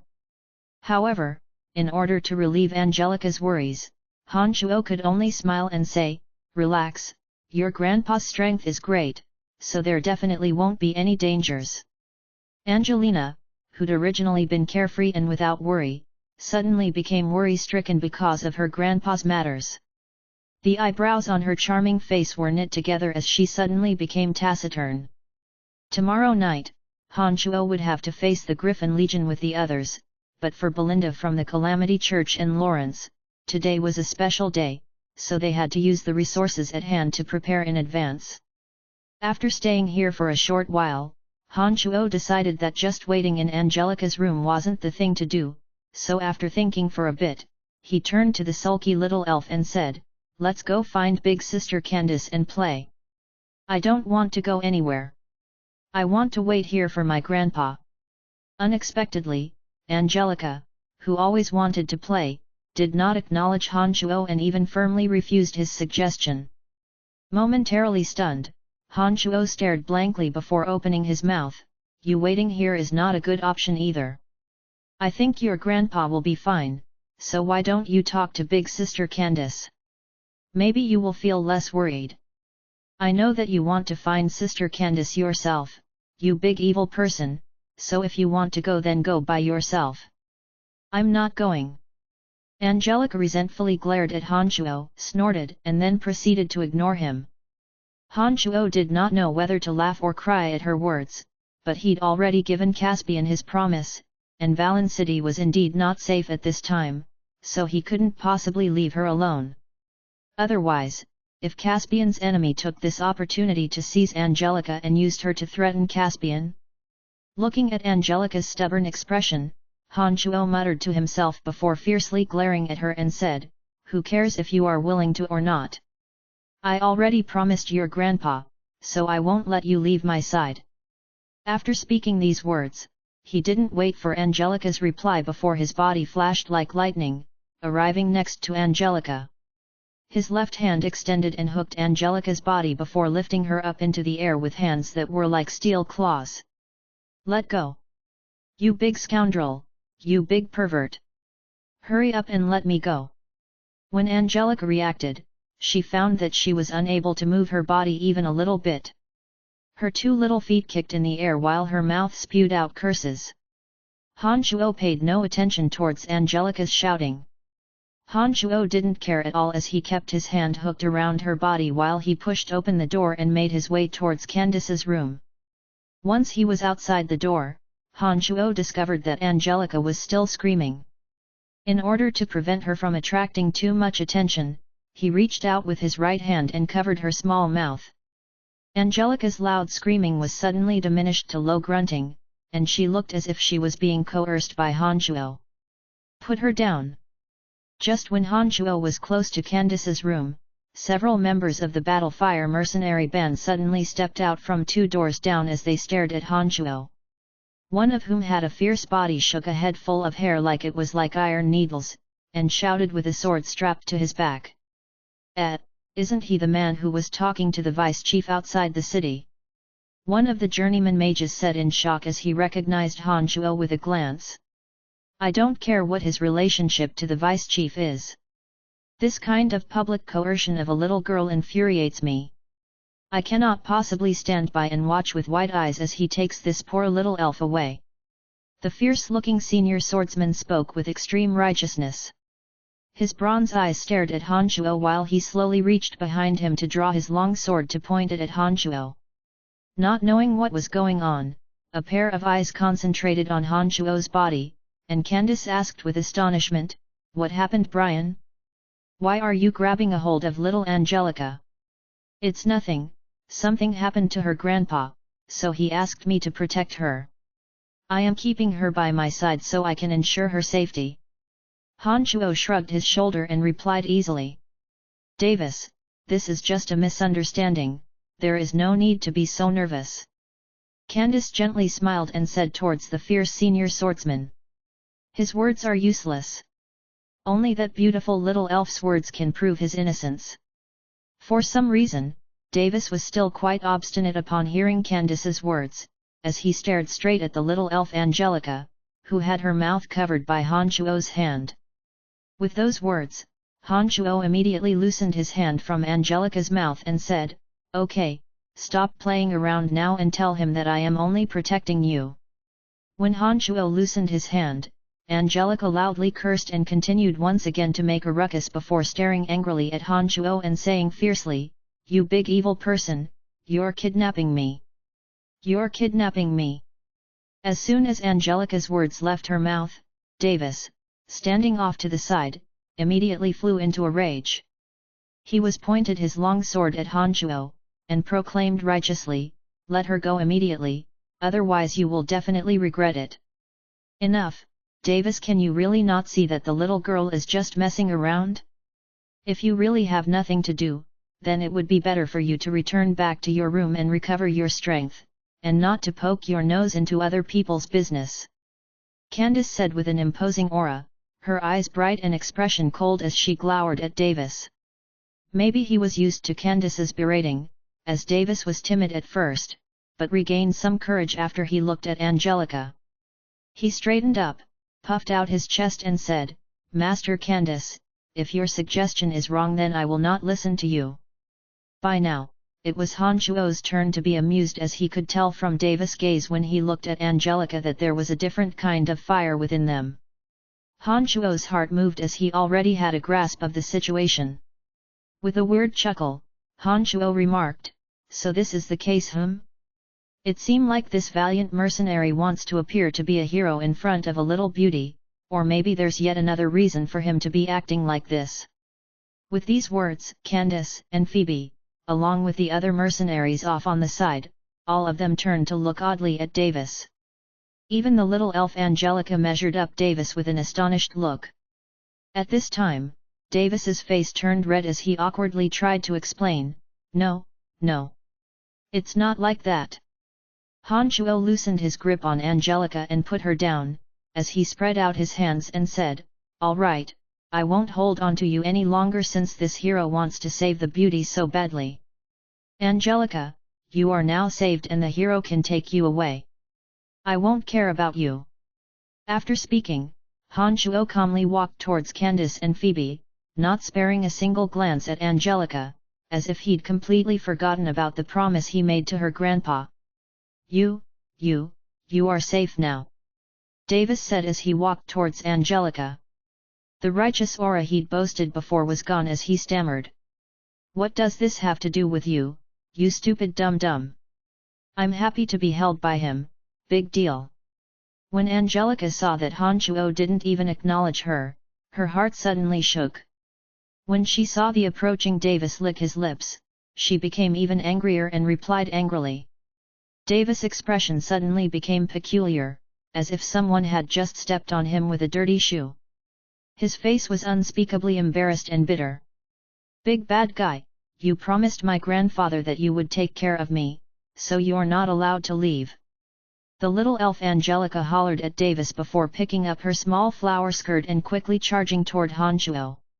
She reproached loudly while running, fearful that Han Shuo would ignore her while she didn't even deign to give Davis a glance. Davis stood to the side with a bitter face as Candace glared at him, saying without any good feelings, "Scram back to your room. Stop making a fool out of yourself. If you want to be a hero who swoops in to save the beauty, then first look carefully whether or not the beauty is willing to let the fiend kidnap her. You deserve to make a fool out of yourself by acting so ignorantly." With Candace's words, the heartbroken and inconsolable Davis let out a long sigh and gloomily returned to his room. This kind of situation was indeed complicated to his brain and he didn't quite understand it even until now. How come Angelica, who'd had on a face full of mistreatment and injustice, start to implore Han Shuo when he'd let go of her hand and turned to leave? Chapter 179. Chapter 179, Officially Starting the Mission. Please continue reading on, Ox. Val. M. In the end, Angelica went into Candace's room with Han Shuo. They chatted with Phoebe as well and learned that Emily had gone out on business. With Emily and Phoebe here, Han Shuo didn't need to worry about Angelica's safety as much, and left with the excuse that he had something to do. He returned to his own room to quietly practice another high-level necromancy magic summoning hate warriors. Clarendon's years of knowledge, combined with Han Shuo's own spirited fortitude, meant that he struggled for a few hours' worth of time before he became well versed in the art of summoning hate warriors. Eventually, he managed to summon before him from the other dimension, a hate warrior holding a metal club. This summoning consumed most of Han Shuo's mental energy. As he meditated, he felt his mental strength quickly recovering after using the transportation matrix to return to the cemetery of death. "Evil Master, are you finally going to take me away now that you've come? As soon as Han Shuo appeared, Dark Dragon Gilbert began to make a ruckus in a loud voice. That's right, this time I'm really going to take you away from here. Han Shuo smiled as he spoke, seeing Gilbert looking especially crestfallen. As soon as he heard that he could finally leave the cemetery of death, Gilbert's dejection was replaced by ecstasy in a flash, as he started a continuous stream of fawning compliments. Enough, you should get ready. We're going to leave soon. Han Shuo said impatiently as he quickly walked to the place where he was refining the Earth Elite zombies. He discovered that the chi of Earth streaming towards the center seemed to flow slower and slower from when he had first started. It seemed that the elite Earth zombie had absorbed nearly all of the Earth chi from the cemetery of death. The Yin Demon Cave was on the other side and its resentful spirits were still struggling over who would swallow the 3 drops of essence blood that Han Shuo had dropped in before. Because his actual strength was comparable to the true demon realm, Han Shuo's magical yuan had changed fundamentally. Not to mention the fact that it had 3 drops of Han Shuo's essence blood to sustain it, the Yin Demon Cave could actually operate for quite a long time. It wasn't like the time when he was only refining the original demons and had to infuse it with magical yuan every day. Seeing that everything in the cemetery of death looked normal, Han Shuo didn't linger, but instead attended to the entreaties of the dragon Gilbert and brought him out of the cemetery of death. After returning to Elaine's hotel, Han Shuo told Gilbert to stay in his room while he practiced magic the entire night to ensure his best performance. The afternoon of the second day, Han Shuo stayed in his room. He also forbid Gilbert to take a single step outside while he spent the entire day mastering the adept-level necromancy magic corpse explosion. Towards evening time, Gilbert finally couldn't take it any longer. He made an uproar towards Han Shuo from inside the room. What kind of lame place is this? After we left the other place, we've stayed here the entire time. I'm about to get ill from being so stifled. The meditating Han Shuo suddenly exhaled, opening his thoughtful eyes to look at Gilbert. All right. We'll leave this place immediately. When we do, you have to keep your mouth shut the entire way and do as I say. If you dare to try anything without my permission, then I'll leave you in the cemetery of death forever. What is it? What kind of things are we doing at night? Haha, esteemed master, don't worry, I'll definitely pull my own weight. Gilbert immediately became incredibly excited when he heard Han Shuo's words.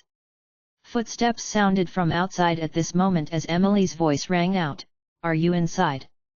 Han Shuo immediately stood up when he heard it was Emily and opened the door to ask, "How are things? Did you manage to take care of everything?" The open door revealed Emily's voluptuous body, making Gilbert's eyes widen in appreciation.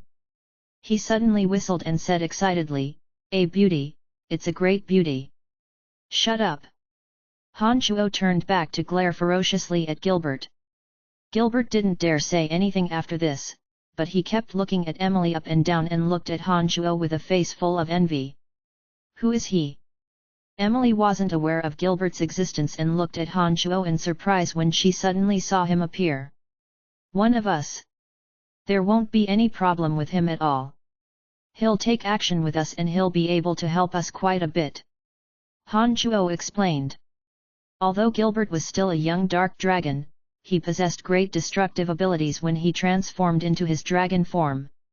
If a dark dragon added to the chaos in a critical moment, this would greatly increase the success of Han Shuo and the others' missions.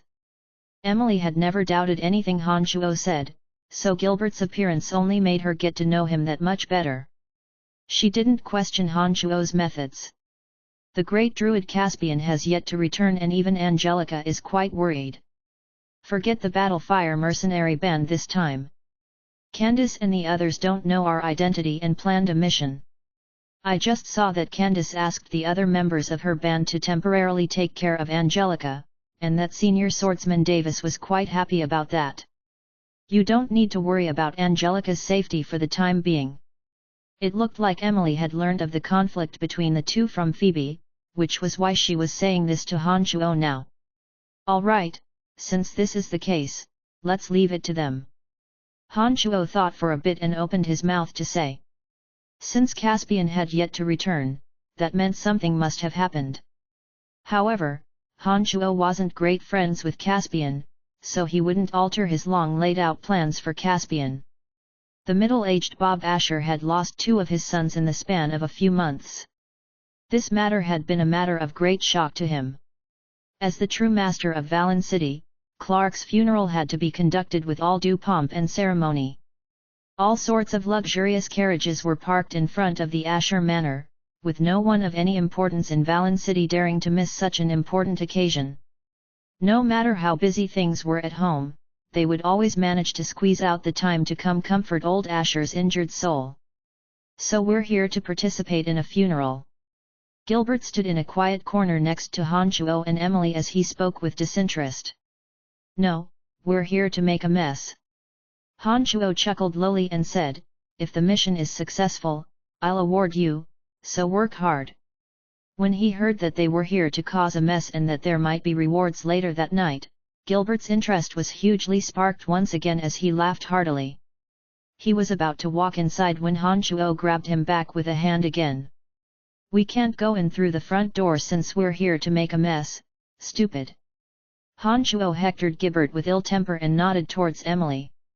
The 3 of them circled around the manor and arrived at a high wall where no one else was present. Asher's even set up some magical protection at some key parts of his manor, but there shouldn't be a problem if we enter through here. Be careful though, I'll go up first to take a look. Emily spoke softly and used a levitation spell to slowly rise into the air, taking a look around when she got to the top before making a gesture towards Han Shuo. Can you still fly? Han Shuo looked at Gilbert by his side as he prepared to make a move. Shaking his head, Gilbert answered honestly, only if I transform back to my original form. Otherwise I won't be able to fly. Being a burden from the very beginning. Han Shuo looked disdainfully at Gilbert and grabbed his nape, using the art of the demonic ninth heavens to fly into the air and land beside Emily, the 3 of them descending together. Han Shuo and Gilbert followed behind Emily after descending as they passed through 2 corridors and an artificial mountain, appearing in the crowded manor with bland expressions. The 3 of them had changed clothes earlier, and Emily had applied some magical solution to her face, completely altering her appearance. Even Han Shuo barely recognized her. The 3 of them was dressed like the rest of the guests at the manor, so no one gave them any trouble when they appeared within the crowd. Wow, so many women!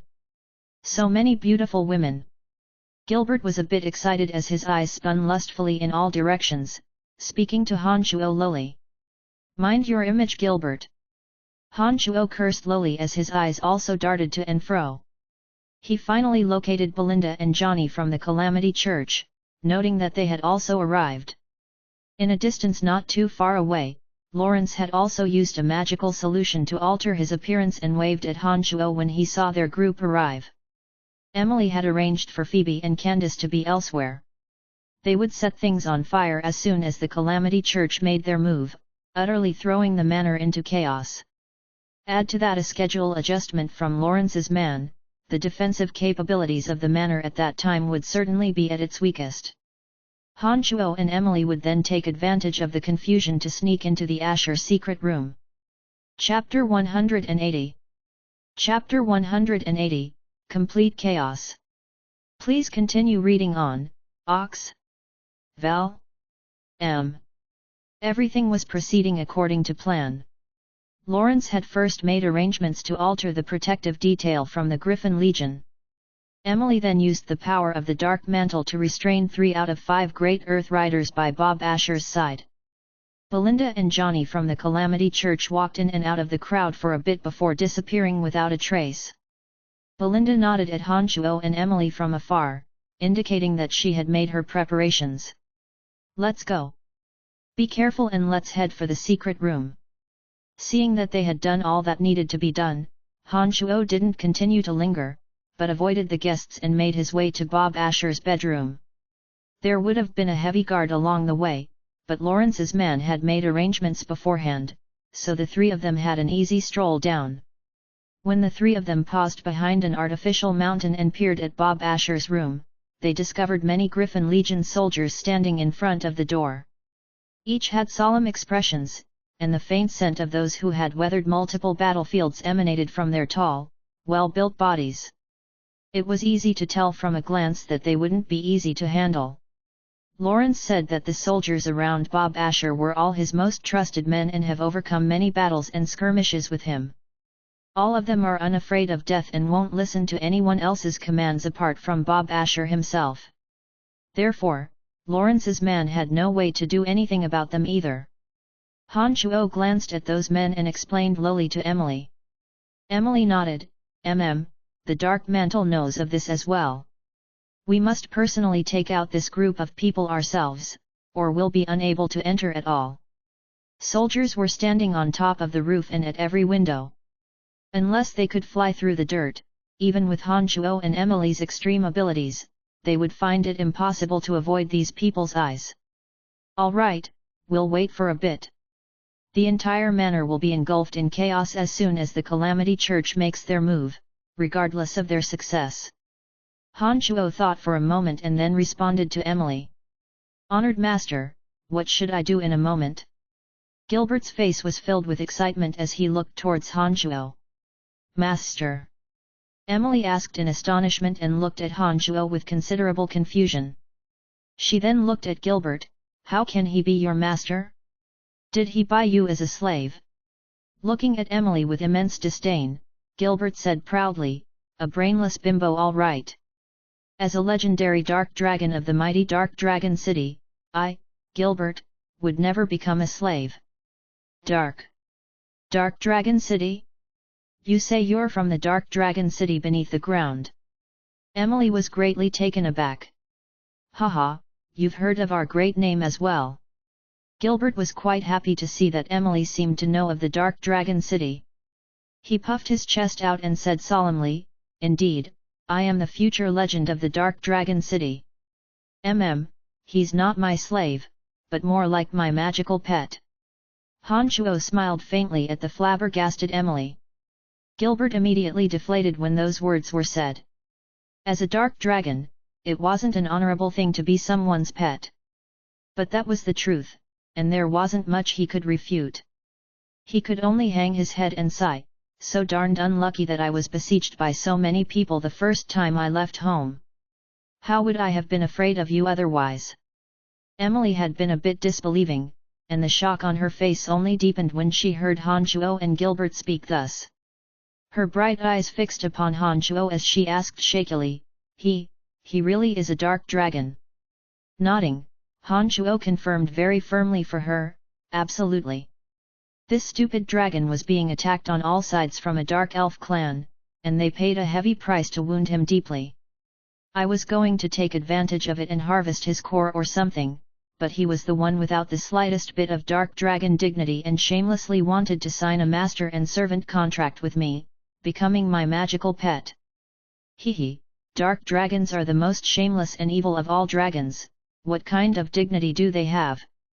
Emily was delighted by Han Chuo's explanation and looked at the dejected Gilbert, chuckling with sarcasm. Beautiful women can sometimes be so hateful. Gilbert was thoroughly incensed as he glared at Emily and spoke with gritted teeth.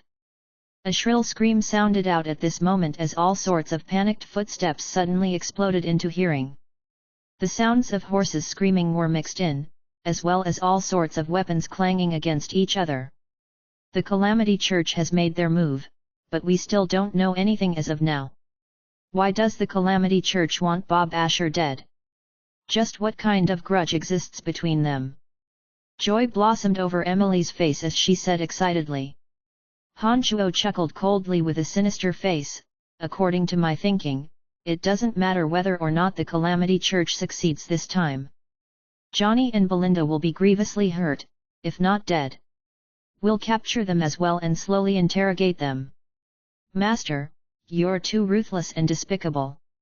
Gilbert couldn't help but cry out with excitement when he saw that Han Chuo was ready to move against his allies. Gilbert, are you mocking me? Han Chuo's brow creased as he flicked a frosty glance at Gilbert. Shaking his head ferociously, Gilbert hastened to protest, No. I'm complimenting you. Your methods are the same as the teachings of my wise and courageous grandpa, thoroughly embodied with the essence of the superior heritage of us dark dragons. Emily had just said that the dark dragons were evil and despicable dragons, but Han Chuo finally understood her words after he'd heard Gilbert's praise. It sounded like he's both praised and cursed Han Chuo. Several places within the manor suddenly lit up in flame before Han Chuo had a chance to lecture Gilbert. The manor had already been engulfed in chaos beforehand, and now it was suffused with all sorts of panicked screams. The guards from the Griffin Legion appeared as well, frantically trying to deal with the situation. Phoebe and Candace have also made their move. It's our turn now. Han Chuo stopped bickering with Gilbert and set his sights on Bob Asher's room with a serious expression. Emily's charming face was equally grave as she took out a magic staff and lowly sang out a dark magic spell. Several shadows that looked like demons started soundlessly approaching the guards. The demon slayer edge danced through the air according to Han Chuo's thoughts, swiftly approaching a man at the door. Just as it reached the point where the person might discover the weapon, Han Chuo's magical yuan suddenly exploded and greatly increased the demon slayer edge's speed. A howling sound rose as it punched through the neck of the now alarmed guard. Assassins! Someone screamed shrilly.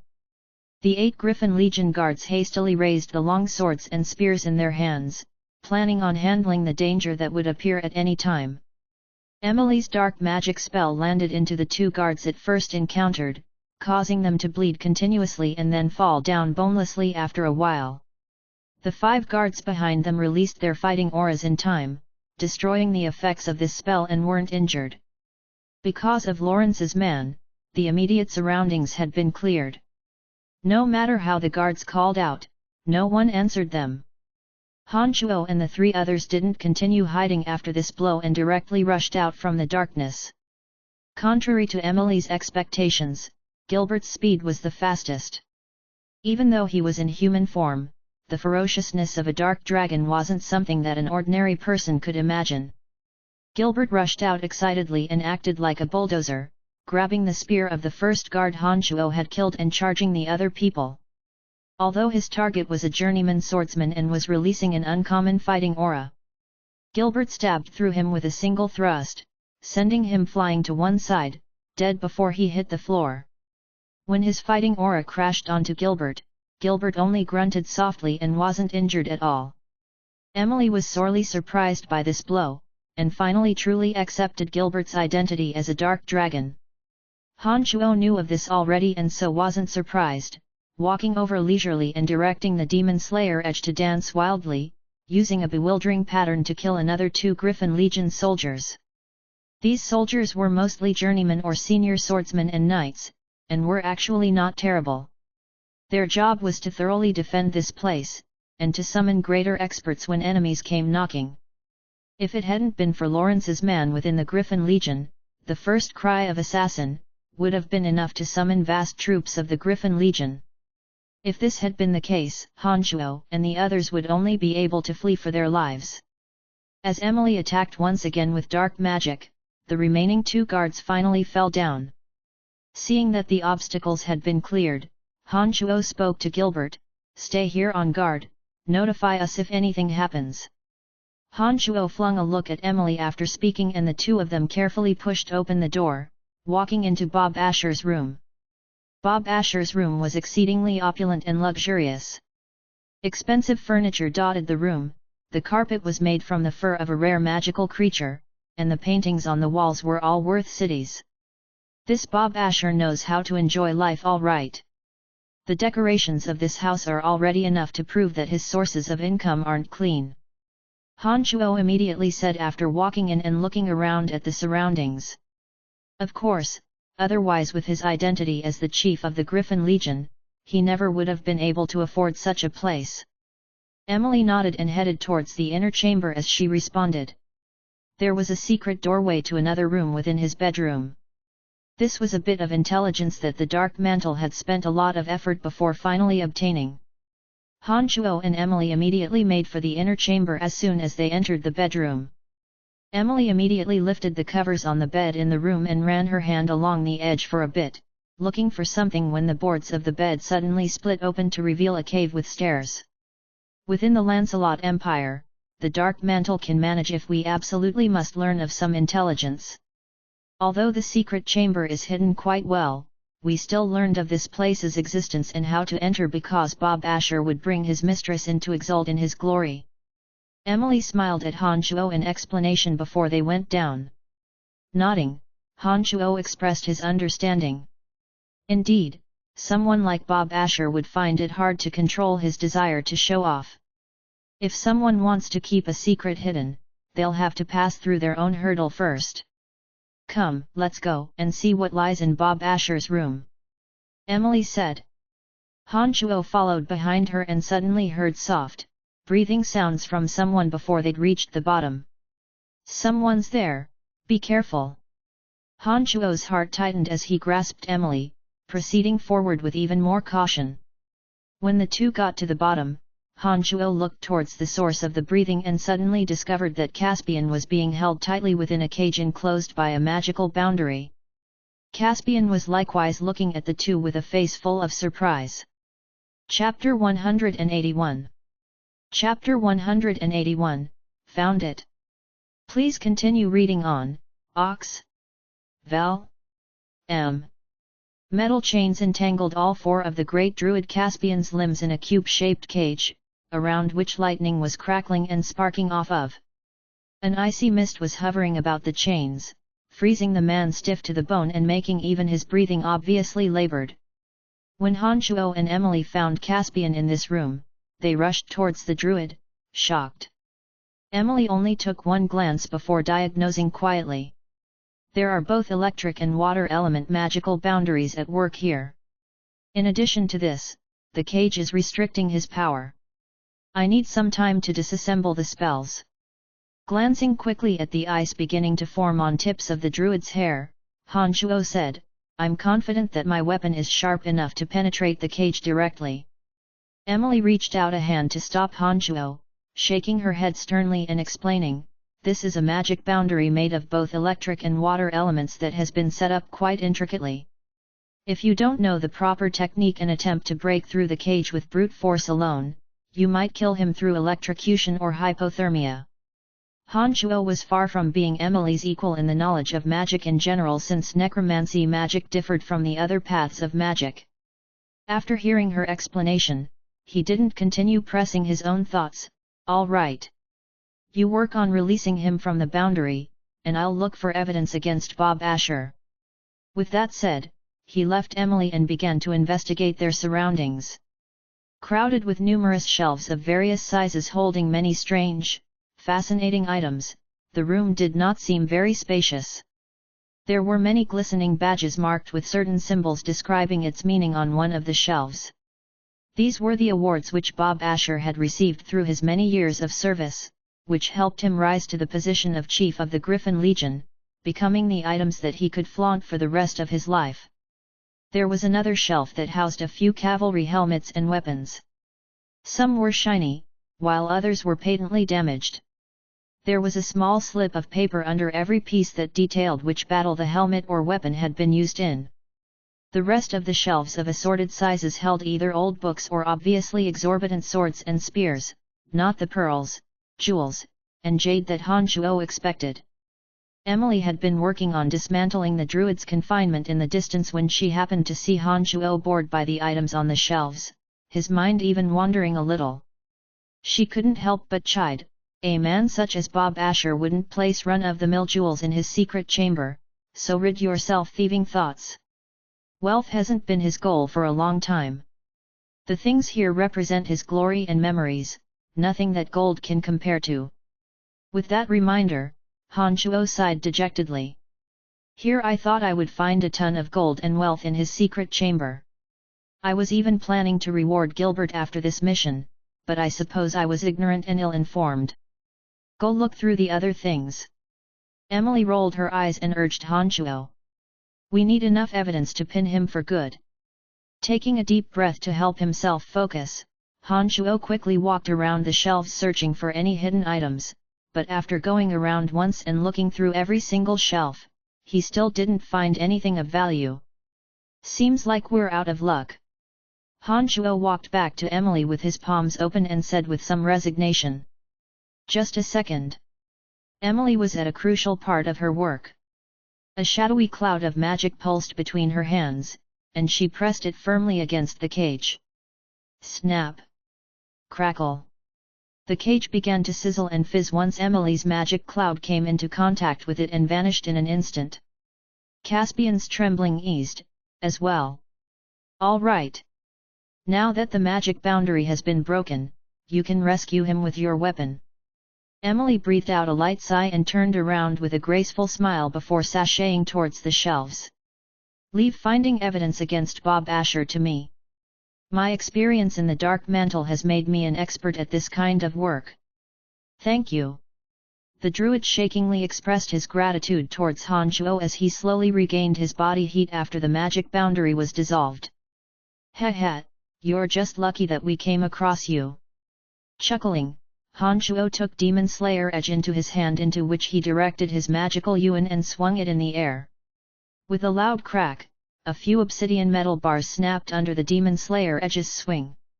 Han Shuo reached out and forcefully bent the bars to the side, allowing the druid to step out. Upon leaving his confinement, Caspian stretched his body and took in a few deep breaths before asking Han Shuo, "Where's Angelica? Is she in danger?" "Rest assured. We left her in the care of the Battlefire Mercenary Band before we left. I don't think she will run into any trouble, but she's very worried about you." After answering, Han Shuo looked at Emily, not asking why Caspian was imprisoned there in the first place. Meanwhile, Emily took out a particular magic item and played with it in her hands until she forced open a hidden compartment in the corner. After rummaging through it, she fished out a small book. "Aha! I found it."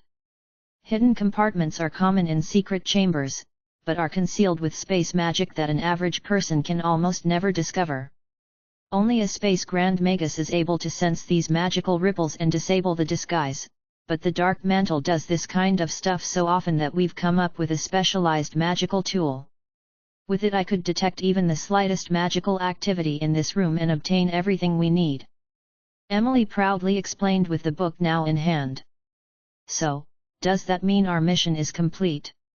Han Shuo asked with a grin after a pause. Nodding rather happily, Emily replied, "That's right. As long as we can leave Valen City, Bob Asher is a dead man." It was then that they heard a series of hurried knocks coming from above. Expressions tensing, Han Shuo and Emily shared a quick look before the former finally spoke. "That was Gilbert's signal. It means that somebody has noticed our existence and is heading here. Let's go back up and depart from this place." With that said, Emily ascended the way they had come. The great druid had yet to recover from his recent escape from the cage. He was still pale in the face and his steps were stiff and awkward. Nimbly maneuvering himself to flank Caspian, Han Shuo threw the druid onto his back and dashed out behind Emily, returning to Bob Asher's bedroom. Just as they arrived, they heard the sounds of battle from outside the door. Emily shared a quick, worried look with Han Shuo before she reached out for the bed. Reverting the bed to its original form, the two of them raced out the door. On the other side, Gilbert was holding off an attack from several soldiers of the Griffin Legion with a spear in hand. Another squad of Griffin Legion troops was drawing near. Some were equipped with bows and arrows and had positioned themselves appropriately to shoot down Gilbert. "You're finally out, honored master. I'm afraid I can't hold them off for much longer." Spotting Han Shuo, Gilbert jumped back after fending off a strike with his spear and shouted to his master. All three of them, Han Shuo, Emily, and Gilbert, had their faces and identities concealed, unmistakably the appearance of no good doers. Even the great druid had been disguised with black mask before Han Shuo carried him out. The party appeared more like a group of sneaky bandits. "Let's get out of here!" Han Shuo exclaimed as the flow of Griffin Legion soldiers converged on them. He sprinted out through an opening before the enemies could seal them in. The bowmen and crossbowmen had finished loading their weapons by then. If Han Shuo and Emily were to take flight, they would become clear targets without any cover, and thus they were forced to take shelter behind the artificial mountain and plants in the villa. Without wasting words or even a nod, Gilbert charged behind Hanchuo. Flames had completely swamped the manor and screams now filled the air. Belinda and Johnny had stormed through a wall using the three-eyed golem and were running as if their lives depended on it. Johnny even appeared to be wounded, as an arrow stuck out from his butt and his chest was dripping with blood. This way! Spotting Hanchuo's party, Belinda rather loyally waved and signaled for them to join up with her. However, Hanchuo ignored her and dashed for the opposite wall. He yelled back, "Are you kidding? I don't want to die fighting all those soldiers on your tail, thank you very much." Chapter 182. Chapter 182, A Fierce Battle. Please continue reading on, Ox. Vel. M. Everything was incredibly chaotic within the manor as fires licked at all the houses. Groups of black-robed people scurried hither and thither amidst waves of panic as Griffin Legion soldiers chased them everywhere, completely throwing the manor into wild disarray. "Wait for us!" Two shapely black figures suddenly rushed out as Hanchuo, Emily, and Gilbert were running in another direction. Hanchuo knew this should be Phoebe as soon as he heard the voice. It went without saying that the other person was Candace. The two of them had set fire to everything when the mission had just begun. As a fire mage swordsman, such matters came naturally to Candace. She had engulfed the entire place in a sea of flames after a short while. There were a few Griffin Legion soldiers behind them, and another awe-inspiring elder wielding a long sword that flared with silver fighting aura. The man quickly dashed over, and his imposing presence made it hard for one to look directly at him. He lightly waved the great sword in his hand and thoroughly pulverized all trees, shrubbery, and rocks in the silver fighting aura's path. Even the ground split open with various cracks, demonstrating the frightening ferocity of the fighting aura. "He's Clark's master, Great Sword Master Gabriel. We need to get out of here." Candace grew extremely worried as she called out and fled towards Hanchuo with an even faster speed. Gabriel was extremely swift as he'd flung the Griffin Legion soldiers with him far behind. As a great sword master, Gabriel possessed extreme strength. Hanchuo needed to take one glance at him to know that there was no one beside him who could fight Gabriel alone. As they witnessed Gabriel picking up speed, about to overtake Phoebe and Candace, Hanchuo's heart clenched as he looked at Gabriel, suddenly remembering the might of Gilbert's transformation and immediately shouted, "Damn it, hurry up and transform." Hanchuo concentrated like he never had before and, at the same time, compelled the Demon Slayer Edge to fly wildly at Great Sword Master Gabriel. Infusing the Demon Slayer Edge with magical yuan, a thick magical aura flared out from it, with a bizarre sense of fire and frost interspersed within it. The Demon Slayer Edge howled and slashed through the air, appearing directly in front of Great Sword Master Gabriel, stabbing directly towards him. That odd sense of heat brought an exceedingly dangerous presence and rather surprised Gabriel. Snorting coldly, Gabriel waved the long sword in his hand and suddenly gave birth to a silver firework in the distance, as resplendent as the shattered stars. Hanchuo suddenly felt an enormous force explode out of the glorious silver sparkles in attempt to firmly hold the Demon Slayer Edge in place. A burst of tremendous energy surged violently into the Demon Slayer Edge. Gabriel's silver fighting aura was incredibly overbearing, rumbling on the surface of the Demon Slayer Edge as though it wished to ravage everything. The enveloping silver light caused the Demon Slayer light to emit humming noises. This tyrannical power wound its way around the Demon Slayer Edge in an instant, chaotically mixing with the fire and frost energy that Hanchuo had created inside the blade with his magic. The magical energy from the mystical glacial spell fire that had coalesced in the blade rapidly disappeared. Muttering a quick curse, Hanchuo knew that his magical training had been too brief. No matter how fantastical his magic was, with such a short amount of time spent on training, he was still unable to measure up to Gabriel's decades spent coalescing his fighting aura. In the moment they'd connected, the magical yuan within the Demon Slayer Edge completely dissipated, and the result a foregone conclusion. However, because of the Demon Slayer Edge's obstruction, it slowed down Gabriel's pursuit of Phoebe and Candace. Han Shuo felt that things weren't right when he couldn't resummon the Demon Slayer edge back to his hand. He thought quickly as his heart clenched. Han Shuo swiftly sang out a magic spell as two bone spears suddenly flew towards Gabriel. In the instant that Han Shuo made his move, Emily also released a dark magic spell. At the same time, Han Shuo used his entire strength to quickly circulate the magical yuan within the Demon Slayer edge and used Gabriel's distraction in fending off their magical attacks to wrest the Demon Slayer edge away from the ball of silver light. Because he'd spent too much energy and the speed of the circulating magical yuan was beyond Han Shuo's limits, Han Shuo couldn't help but spit out a mouthful of blood, having already been injured. "You're injured, let me down, I think I've recovered." Caspian, on Han Shuo's back, could clearly feel Han Shuo's body tremble violently and immediately spoke when he saw Han Shuo spit out a mouthful of blood. Gabriel had already destroyed Han Shuo and Emily's magics in this short amount of time and his cold, grey eyes once again swept towards Han Shuo and Emily. His gaze on Han Shuo in particular was infused with some surprise, as he seemed to be incredibly curious about Han Shuo's magical yuan and the Demon Slayer edge. "Bam!" sounded out as Han Shuo turned his head to see that Gilbert had finally transformed back into an enormous black dragon. His body was covered with black scales and he'd already crushed the wall in front of Han Shuo and the others. Everyone, on his back. Han Shuo was delighted to see Gilbert reveal the body of a black dragon and roared out loudly, throwing Caspian over to Gilbert as well. He used a certain amount of force when he did so that when Caspian arrived where Gilbert was, the momentum around his body would lessen and it wouldn't cause too much harm to the druid. Apart from Emily knowing Gilbert's identity in advance, Gilbert's sudden transformation shocked everyone senseless. They stared, open-mouthed, at the enormous Gilbert and couldn't really react for a while. "All Griffin Legion soldiers gather here. Archers and spear throwers, prepare your arrows, spears, and crossbows. You can be dragon slayers today."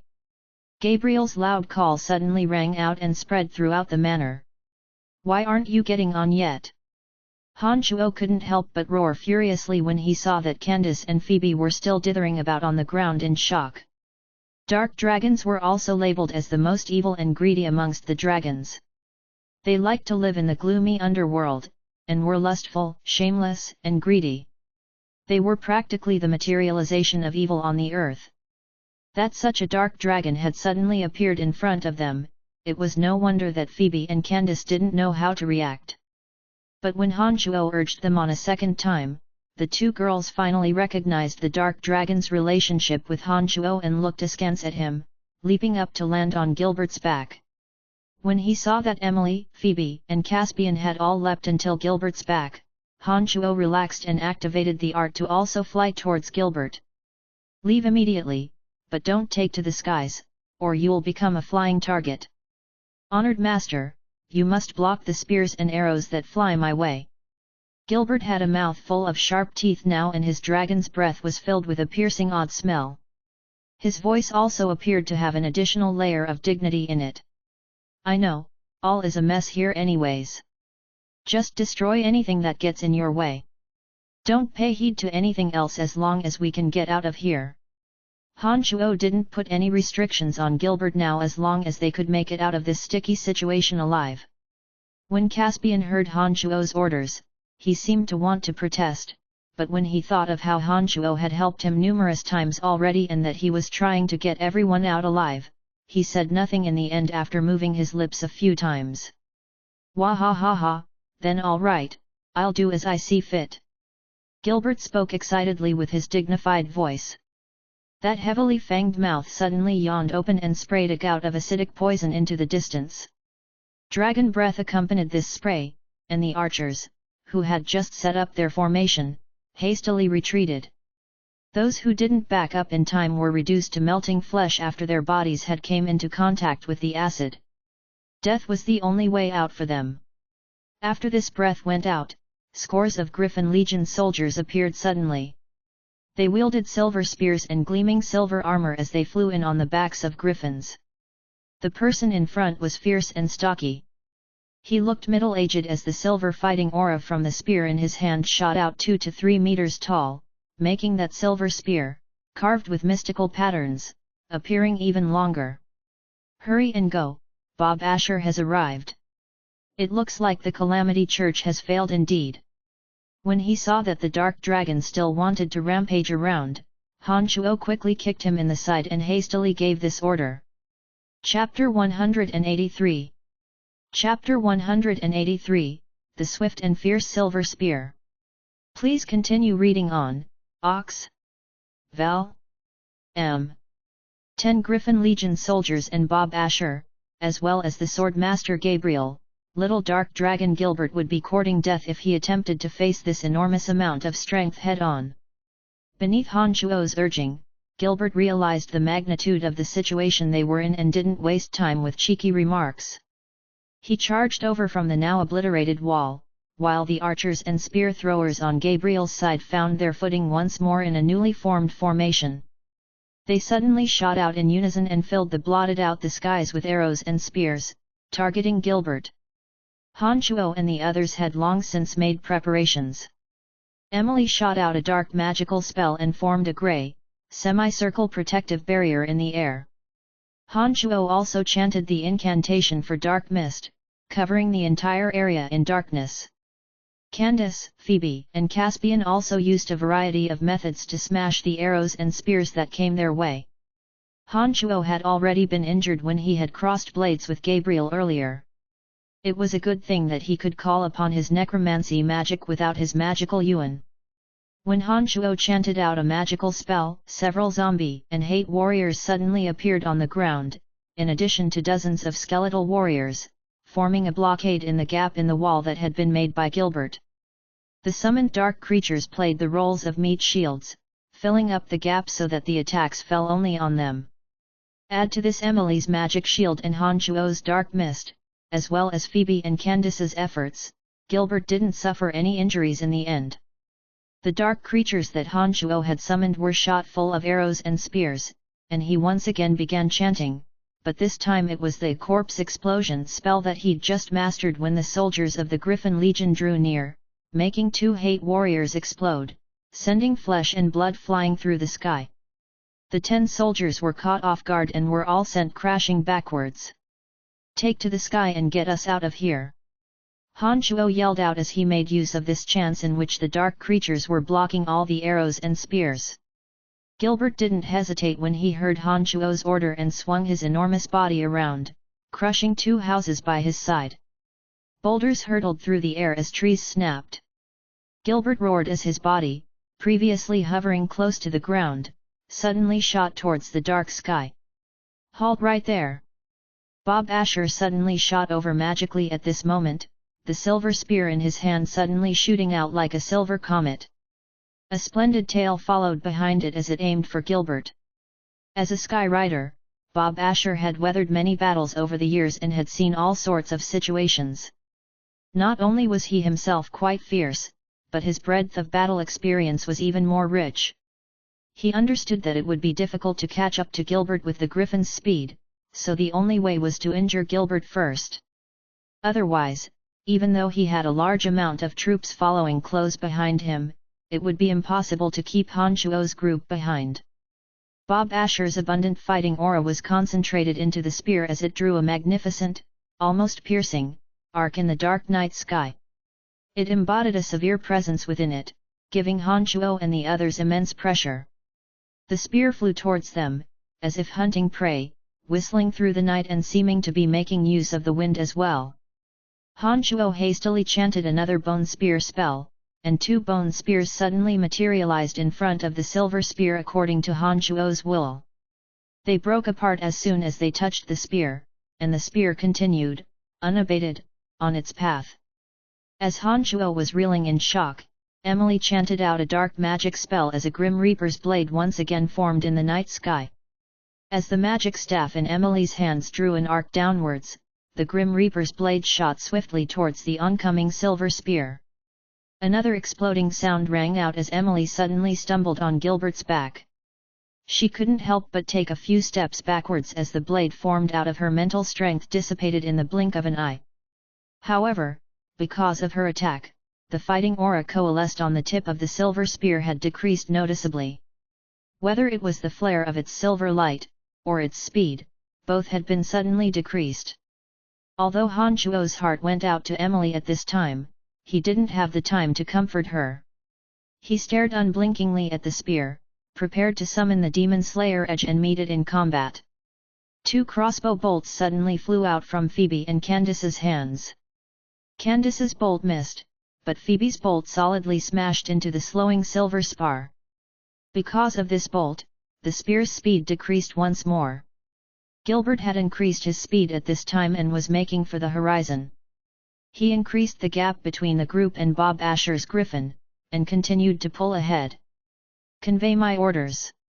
The entire city is under martial law.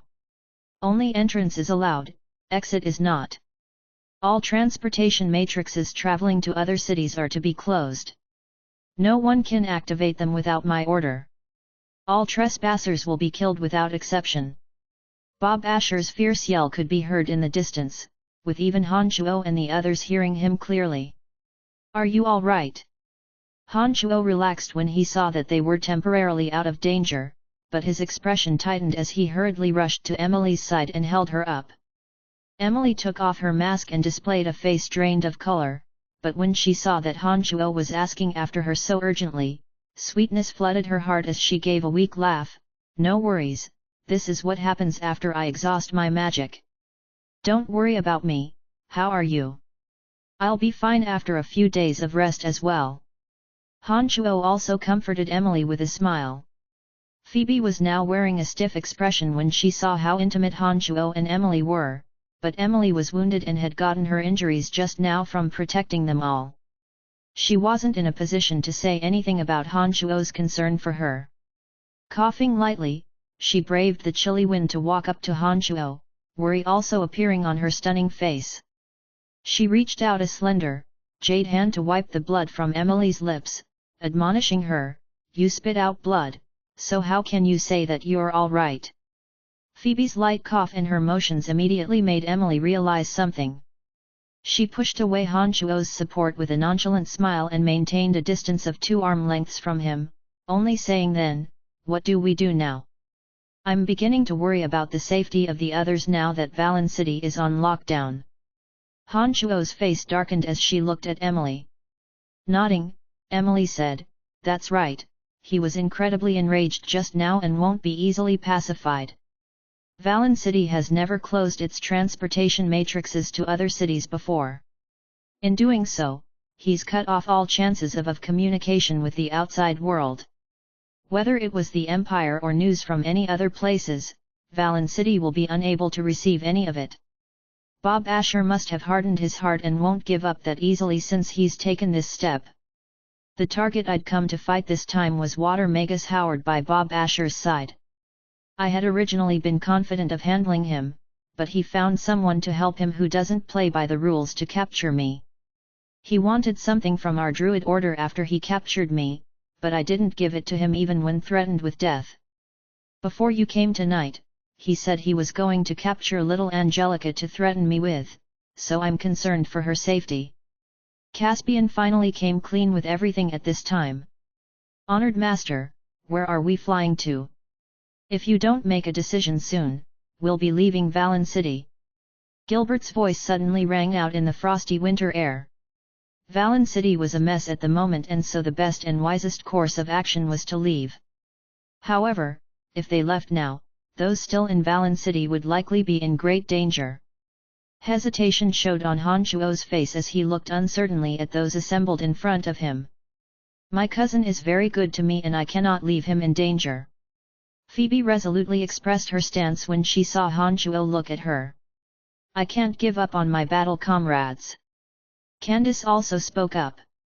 When Han Chuo looked at Emily, Emily smiled charmingly, "I'll go with whatever you decide."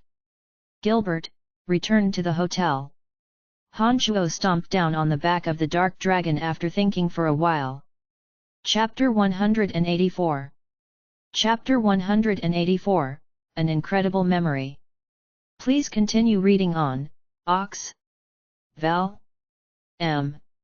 Having finally increased the distance between himself and Bob Asher and seeing that he was about to clear the danger zone, Gilbert complained when he heard Han Shuo's instructions telling him to turn back.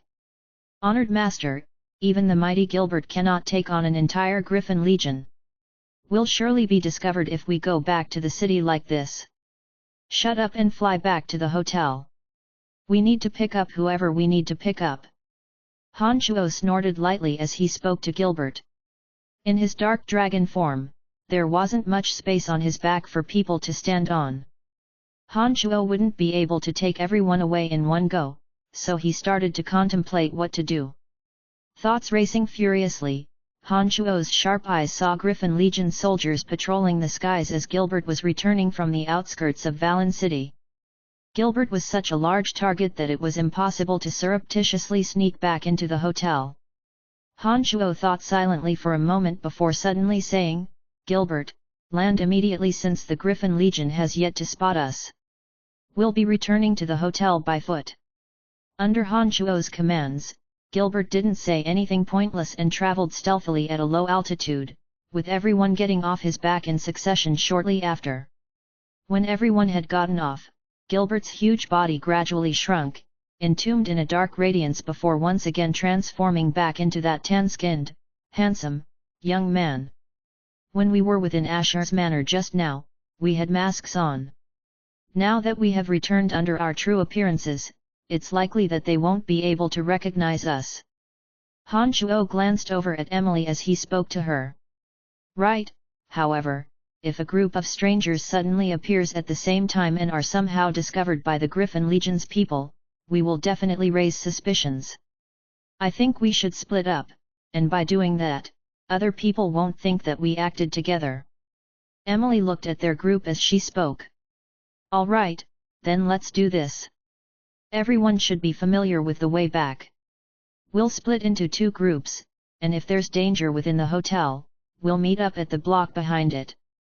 Han Shuo nodded, agreeing with Emily's plan. Once Han Shuo had spoken, Phoebe immediately moved matter-of-factly to Han Shuo's side. As a magical pet, Gilbert naturally couldn't be separated from his master either. With the situation developing like this, Emily quickly looked at everyone and spoke again. "Since things are like this, I'll be with Miss Candace and Elder Caspian. Elder Caspian has entered the city before, so we need you to use magic to adjust his features. Otherwise, it will be extremely easy to recognize him," Han Shuo warned. He then turned towards Phoebe and Gilbert, saying, "Let's go." Currently, Valen City was even more chaotic than during the day that Clark had been assassinated. The chief of the Griffin Legion used the invasion and assassinations of the Kasi Empire as an excuse to seal off the entire city. The Griffin Legion's men whistled through the skies and immediately carried out a severe interrogation as soon as any stranger appeared. Under Han Shuo's sensitive eyes and ears, his group of 3 focused on taking small, winding paths. They scuttled under the shadow of the eaves, avoiding many troops from the Griffin Legion along the way. Regardless of whether it was Gilbert or Phoebe, they were both extraordinary characters. Since Han Shuo's brain had developed, his powerful ability to recall things was fully deployed during this return trip. There were all types of complicated small passages that existed in Valen City, and it seemed as if there was a map imprinted into Han Shuo's heart. As Han Shuo made his way back, he moved erratically in all directions.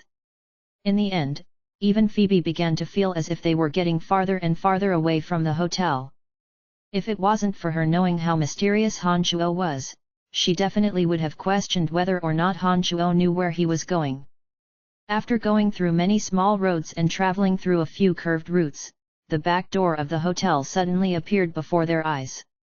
Han Shuo's had actually managed to completely avoid the airborne Griffin Legion and soldiers on the ground.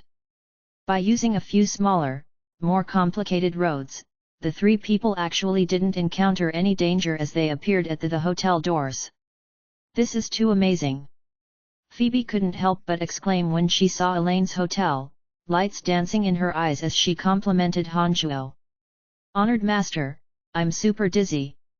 How were you able to memorize such complicated roads?" Gilbert was also looking at Han Chuo with incredulity. Pointing at his head, Han Chuo chuckled. I'm just that good.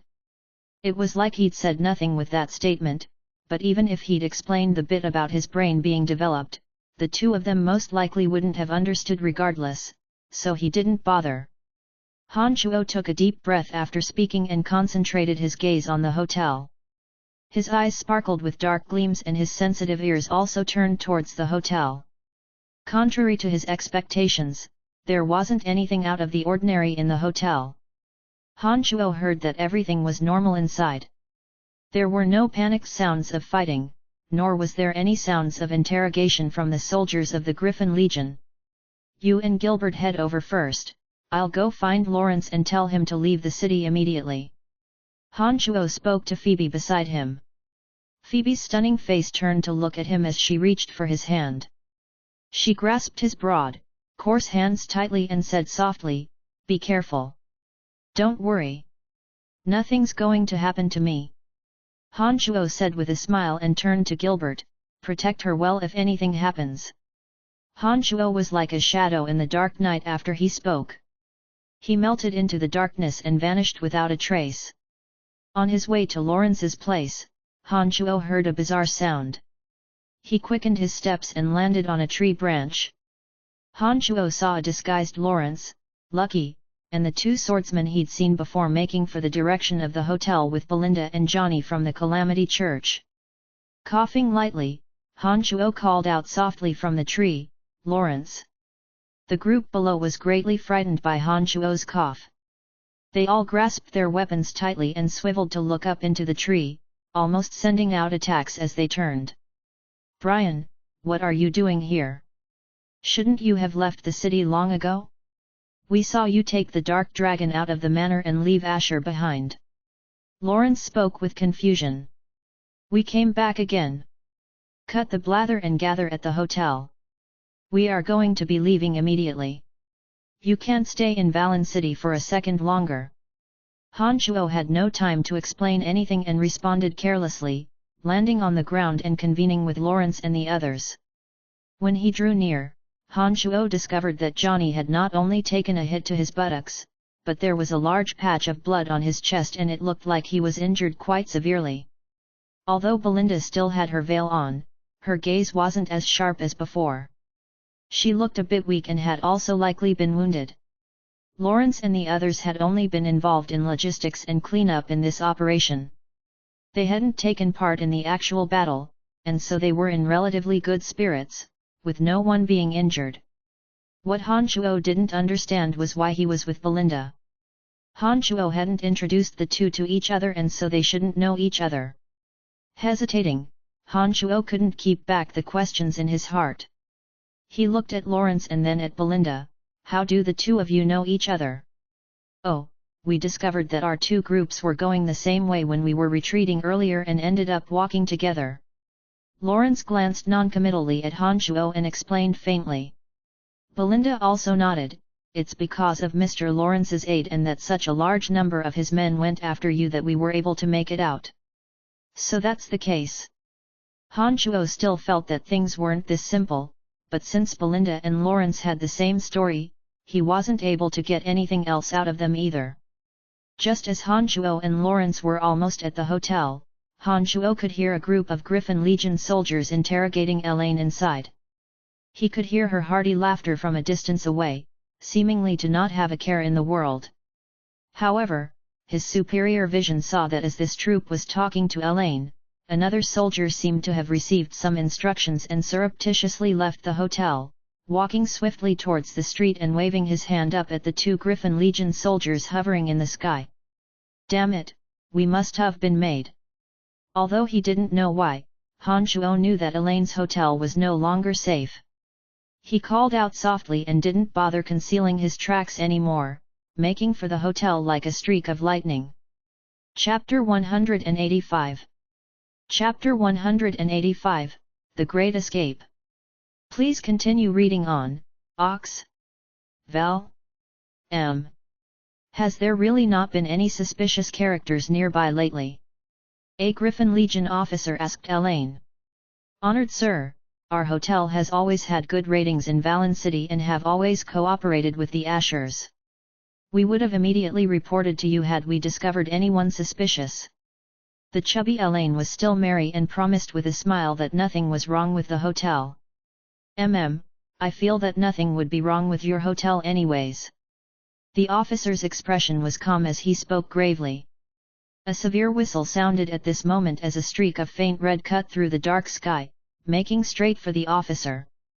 The officer, who'd been putting on a show and talking to Elaine, had long since been on his guard. He wouldn't have sent his men out for help otherwise. He pulled out the sword by his side with an audible clang as soon as the whistle had sounded.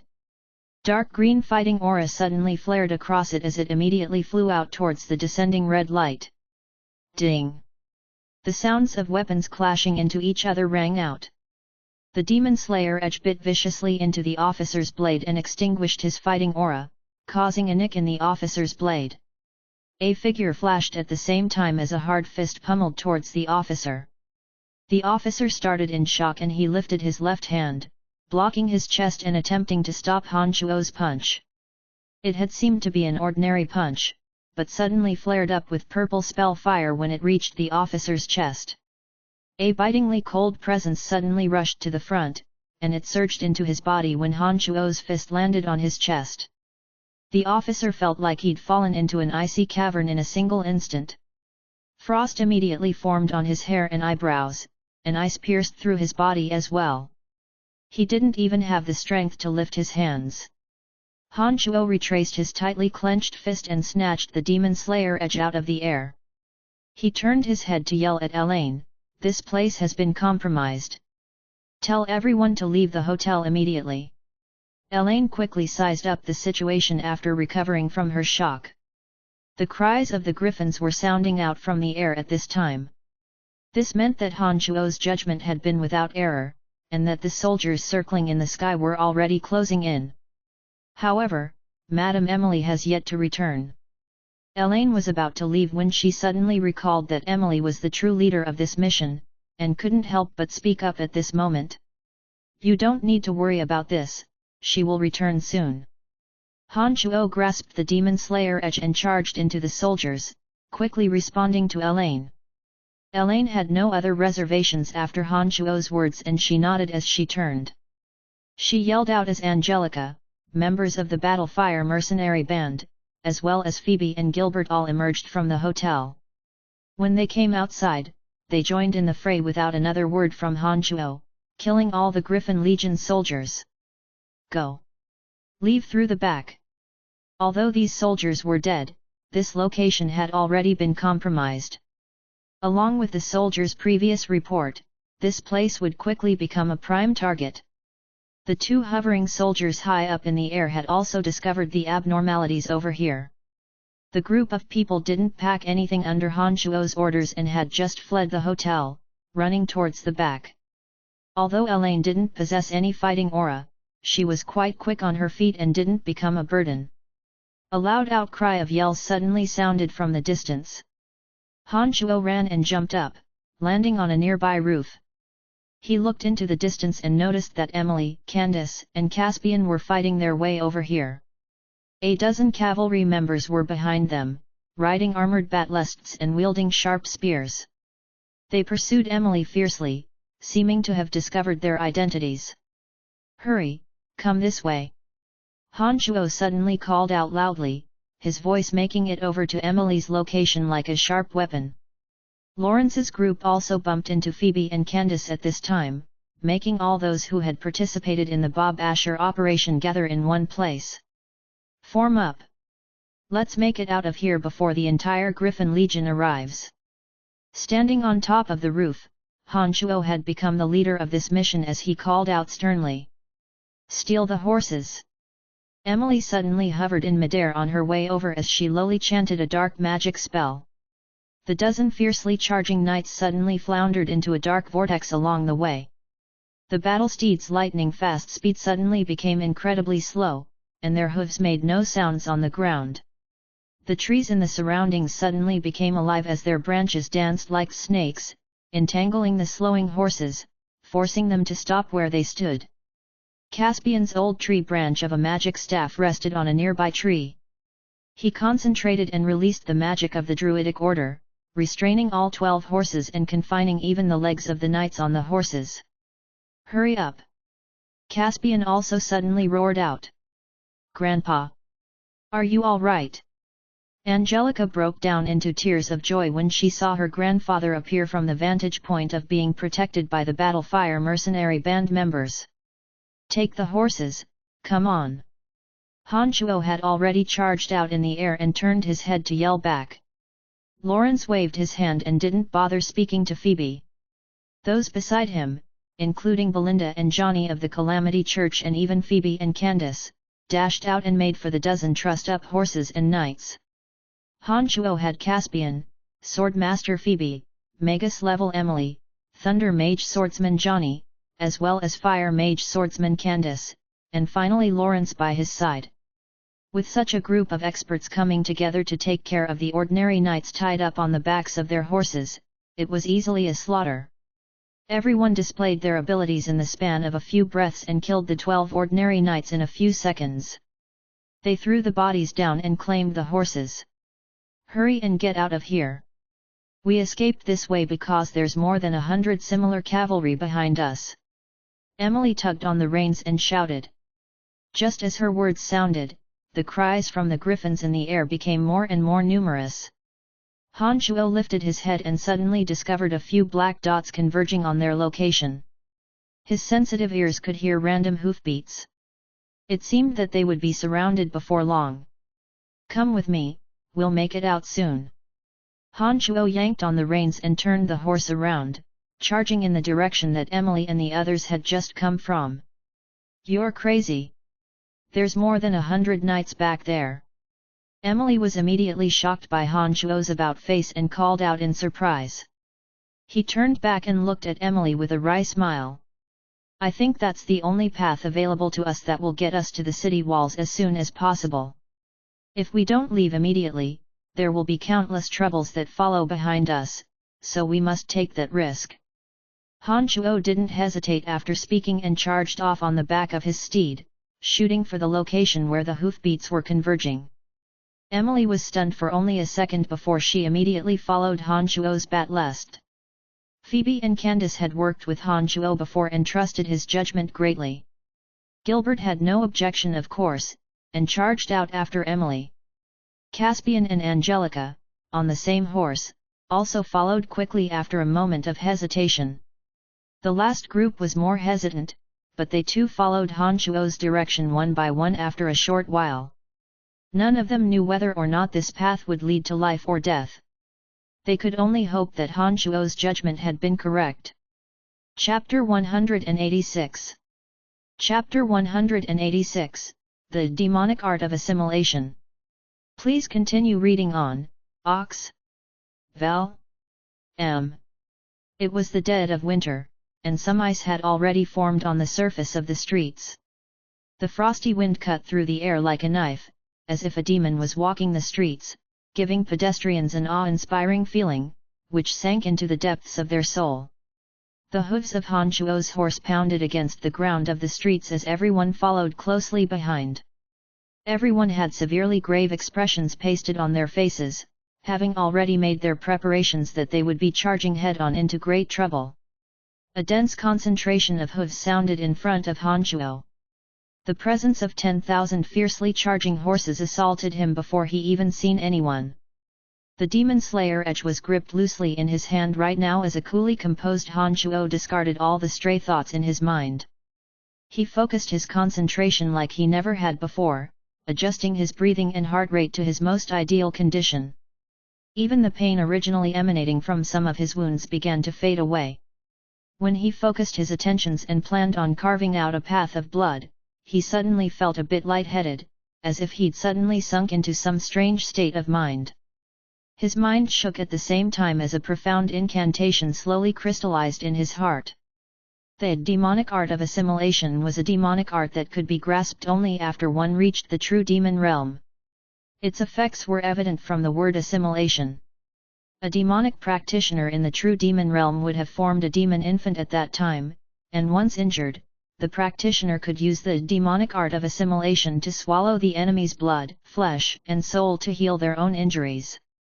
If the demon infant wanted to grow quickly at this time, it could use the demonic art of assimilation to swallow the enemy's soul or demon infant.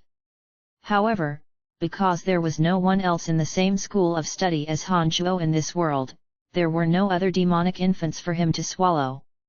Before a person died, the energy in their soul wouldn't fade away. If one used the demonic art of assimilation to absorb a living person's soul and fortify the demon infant, that would be the fastest way for Han Shuo's training to advance to the next level. The power of one's soul would quickly fade upon death, and the remnants of energy would completely dissipate in an exceedingly short while. It was also impossible to summon the vengeful spirits known as wraiths to fill the void, because those were creatures from another dimension and had been dead for an indeterminate amount of time. The energy of their souls had long since vanished, leaving behind only the simplest traces of life. In actuality, Han Shuo's use of the original demon and yin demon cave to refine the original and yin demons was actually using his blood essence and magical yuan to imbue these wraiths with the energy of a soul again. These original and yin demons would regain their powers, in addition to incredible abilities after they managed to absorb Han Shuo's blood essence and large amounts of magical yuan. A mystical incantation magically imprinted itself into Han Shuo's brain as he sped forward on the back of the bat lest. He quickly reviewed the incantation in his state of concentration and continued to gallop forward. The sound of hooves were even more densely packed ahead, pounding into Han Shuo's heart like a war drum. When his sharp eyes looking straight ahead, he calmly circulated his magical yuan according to how to deploy the demonic art of assimilation, trying to see if it would have any effect. To his surprise, Han Shuo discovered that he could circulate the magical yuan smoothly according to the requirements of the demonic art of assimilation, not meeting any obstacles at all. Han Shuo finally realized that since he'd reached the true demon realm, many of his meridians had been carved out by his magical yuan, and the meridians that the demonic art of assimilation was circulating through happened to be similar to the ones needed for the mystical glacial spell fire. Although they weren't the exact same set of meridians, the current set was clear and without obstacle at all. Han Shuo's thoughts raced as he immediately sensed the changes in his body. As he circulated the demonic art of assimilation and focused his concentration on his empty left hand, a thick, black cloud of magical mist materialized as a spinning black hole, full of an eerie and hard-to-define presence. There were many black flecks sparkling inside, giving off a frightening feeling. The vortex hovering over the palm of his hand wasn't that large, but Han Shuo understood that this meant he'd fully grasped the demonic art of assimilation, and he would only know its effects when he actually tried using it on someone. You in the front. Halt for questioning or be killed without exception. A fierce roar sounded out from in front of Han Shuo at this time. A dense collection of knights whipped forward with battle rage. The silver spears in their hands flared with dark green fighting aura, appearing quite piercing in the darkness. Ha, I just so happened to want to see who's going to kill who. Han Shuo laughed wildly as he clenched with his legs. His horse shot forward even faster as it made for the knight. In the moment that they were about to crash into each other, Han Shuo chanted a necromancy spell and the knights who were about to attack Han Shuo suddenly found bone spears materializing out of nowhere and hurtling towards them instead. They hastily raised their weapons to defend themselves as one of their silver spears was blocked by a white bone shield that had formed on Han Shuo's left shoulder. Beneath the cover of necromancy magic, Han Shuo pointed at the lofty knight who had shouted.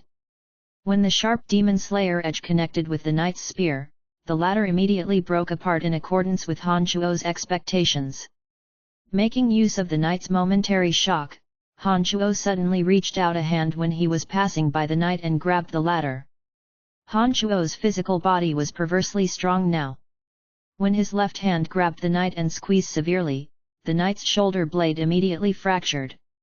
The demon slayer edge then nicked the knight's head, causing an immediate fountain of fresh blood.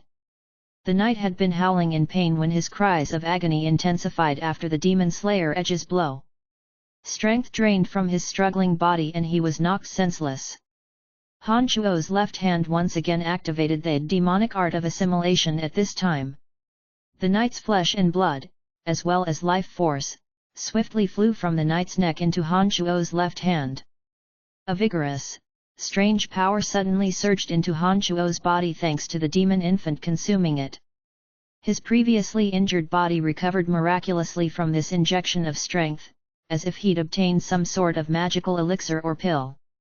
Han Shuo could even clearly feel that some of his broken blood vessels had bizarrely reconnected themselves beneath the nurturing effects of this force. At the same time, the knight in Han Shuo's hands was slowly deflating and turning grey because his flesh, blood and life force was being absorbed. When Han Shuo was finished with that, his remaining strand of soul was also sucked away like a drop of water. When Han Shuo let go, a cold wind blew up and the corpse, now an empty husk, disintegrated in a cloud of dust. A life had been demolished in the span of a second, leaving not a single trace behind, thanks to the demonic art of assimilation. As the caster, Han Shuo had received the nourishment from this knight in a short amount of time. Not only were his injuries healed, but he felt greatly alert and energetic at this moment as well. The effects of the demonic art of assimilation scared even Han Shuo himself. He'd never thought that it would be able to suck away all of the knight's life force in such short amount of time. This was a typical case of harming others to benefit oneself, and it rather fulfilled the true principles of a demonic practitioner. Helping one recover and advance through slaughter and careless abandon of other lives, making use of others' soul and life force. These were the methods that demonic practitioners had long since grown accustomed to in the past 100,000 years. Demon, he's a demon. The knights in front of Han Shuo stopped in their tracks with shock after seeing their leader die in such a horrifying fashion. One of them yelled in panic. Han Shuo's methods had obviously surpassed the limits of their understanding, particularly when Han Shuo's left hand devoured their leader. The blood and bone fragments flying everywhere made his left hand appear like a man-eating demon. It made all this very difficult for the knights to accept. Han Shuo had now charged deep into this group of knights.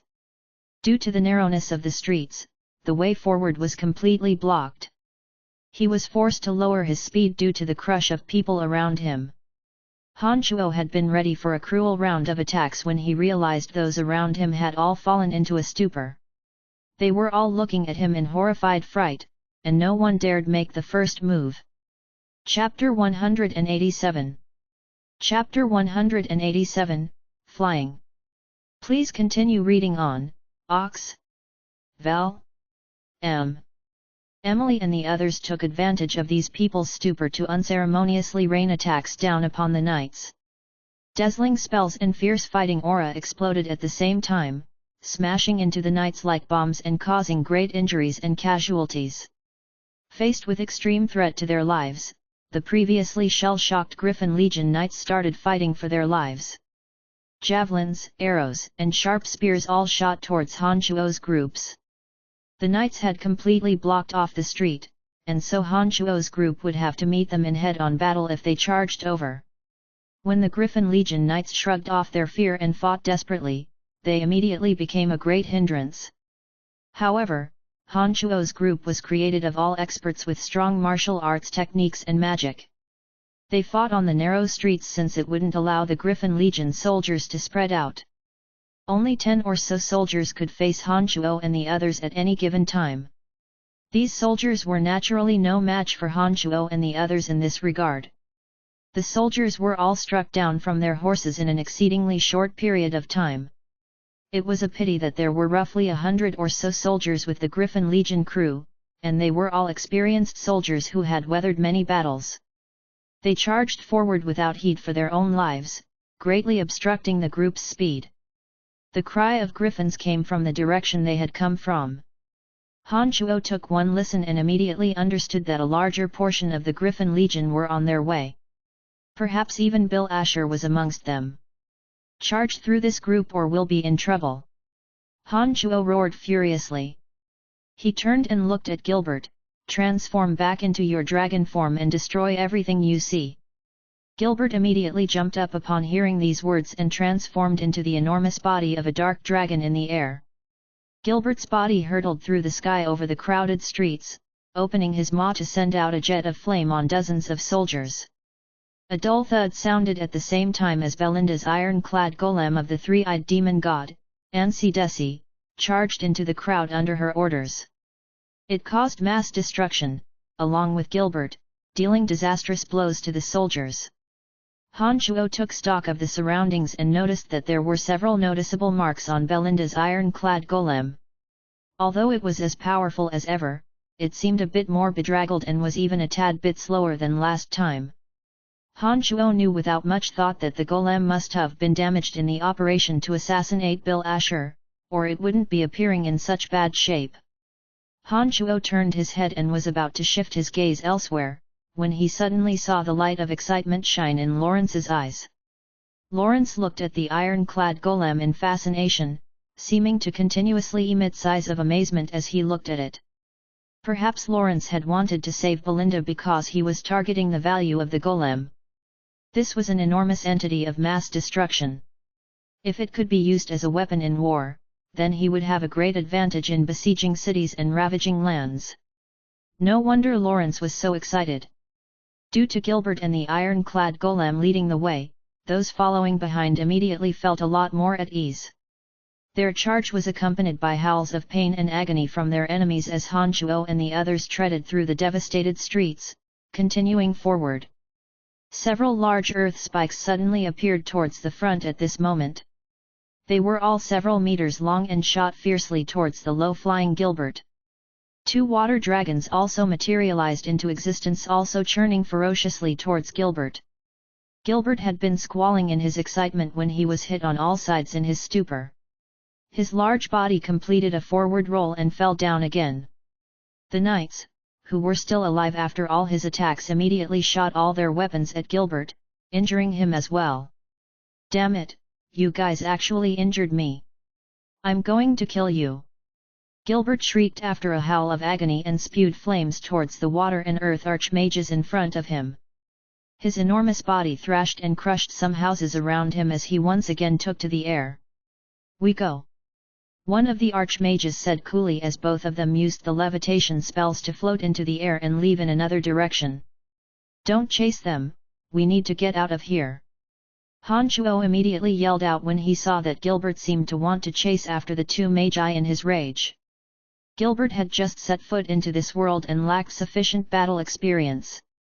He was also full of himself and quite arrogant, so no wonder he'd been injured by the two magi.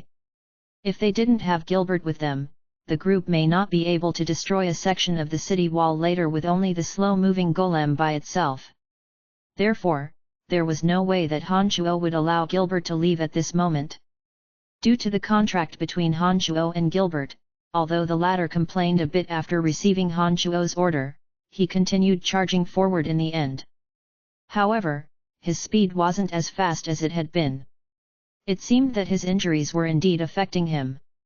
The calls of the griffins drew closer and closer as Han Shuo's group finally made it to the closest section of city wall in their desperate flight to escape. All of the scattered soldiers they met along the way immediately vanished beneath everyone's attacks. "Break through that section of the wall!" Han Shuo ordered when they arrived. Gilbert and the iron-clad golem charged a section of the wall at the same time. However, this steady wall only creaked and trembled beneath the tremendous force and wasn't instantly destroyed. Valen City used the most durable of rocks to build its walls in order to defend against invasions from the Kasi Empire. As opposed to having the dark dragon break through the wall, it'd be easier to fly over it. Emily immediately suggested when she saw that Gilbert's first charge hadn't resulted in immediate effect. Han Shuo swept everyone a glance and immediately said decisively, "Those who can't fly over the wall, take a place on top of the dark dragon using the levitation spell and leave the horses behind." As a dragon, Gilbert would rather die than let a life form many times inferior to him crawl on top of him. To force him to carry them would make this become the dragon's lifelong shame and disgrace. Han Shuo naturally understood this taboo and so had given up the notion of having the dark dragon ferry the Batlests across. Angelica, Candace, Caspian, and members of the Battlefire mercenary band, who weren't able to fly, immediately discarded their horses and leapt on top of Gilbert. Emily grabbed the chubby hotel owner Elaine and slowly flew up as well. Lawrence used an expensive flying scroll and also flew up leisurely with the assassin, Lucky. His speed wasn't that slow, so it looked like the scroll must have been the work of, at least, a wind grand magus. To Han Chuo's surprise, Belinda from the Calamity Church released another golem, shaped like a kite. It was made out of bizarre wood and actually brought Belinda and Johnny into the air. They weren't as helpless as Han Chuo thought they would be. Everyone started showing their hidden aces in this time of need, and this was also when Han Chuo suddenly realized that apart from the mercenary band and Caspian, everyone else was rich and all had objects that could allow them to fly and take them away from here. Seeing that everyone had taken their places, Han Chuo moved to Phoebe's side. She too was preparing to leap up to the dark dragon's spine, but Han Chuo suddenly grabbed her by the waist and activated the art of the demonic ninth heavens to soar into the sky, amidst Phoebe's panicked expression. A faint fragrance flowed into Han Chuo's nose due to their proximity. Phoebe's breathing was a bit labored in her panic and her eyes sparkled with an odd light. Her red lips drew close to Han Chuo's ear in her incredulity. "How can you fly?" Not only Phoebe, but even Lawrence, Candace, and the others were all looking at Han Chuo dumbfounded.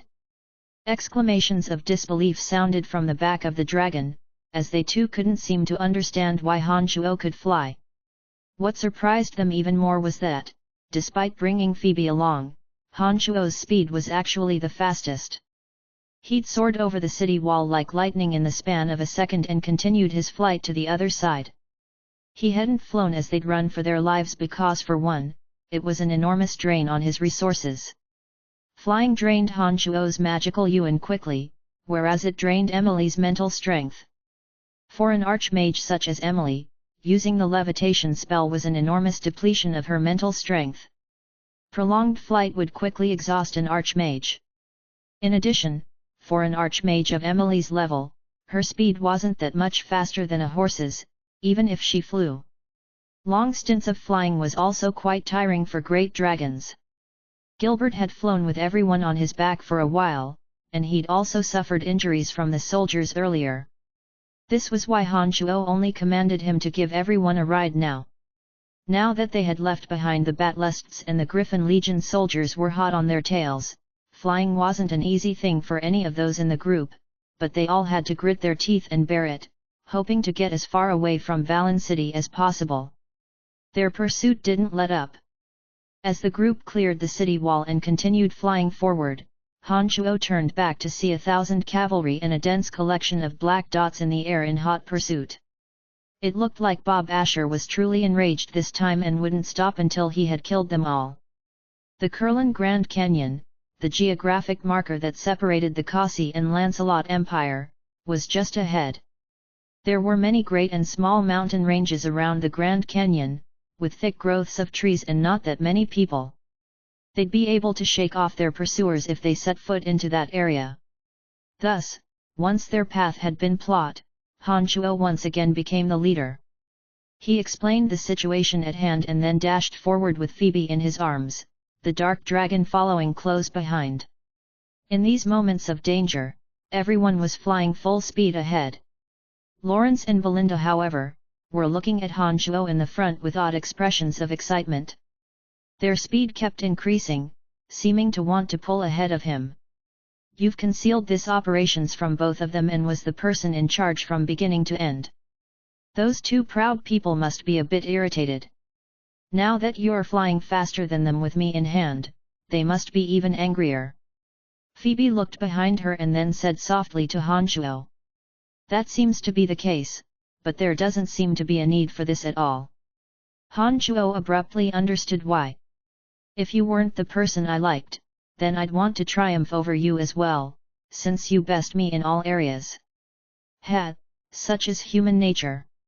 Phoebe explained lowly and then mischievously said next to Han Chuo's ears. "Will you beat them?" Laughing loudly, Han Chuo felt a surge of heroism in his heart that he forgot all about the danger at hand. Looking down at the beauty in his arms, he said lowly, "Hang on tight, I'm going to make them despair soon." Chapter 188. Chapter 188, Inner conflict.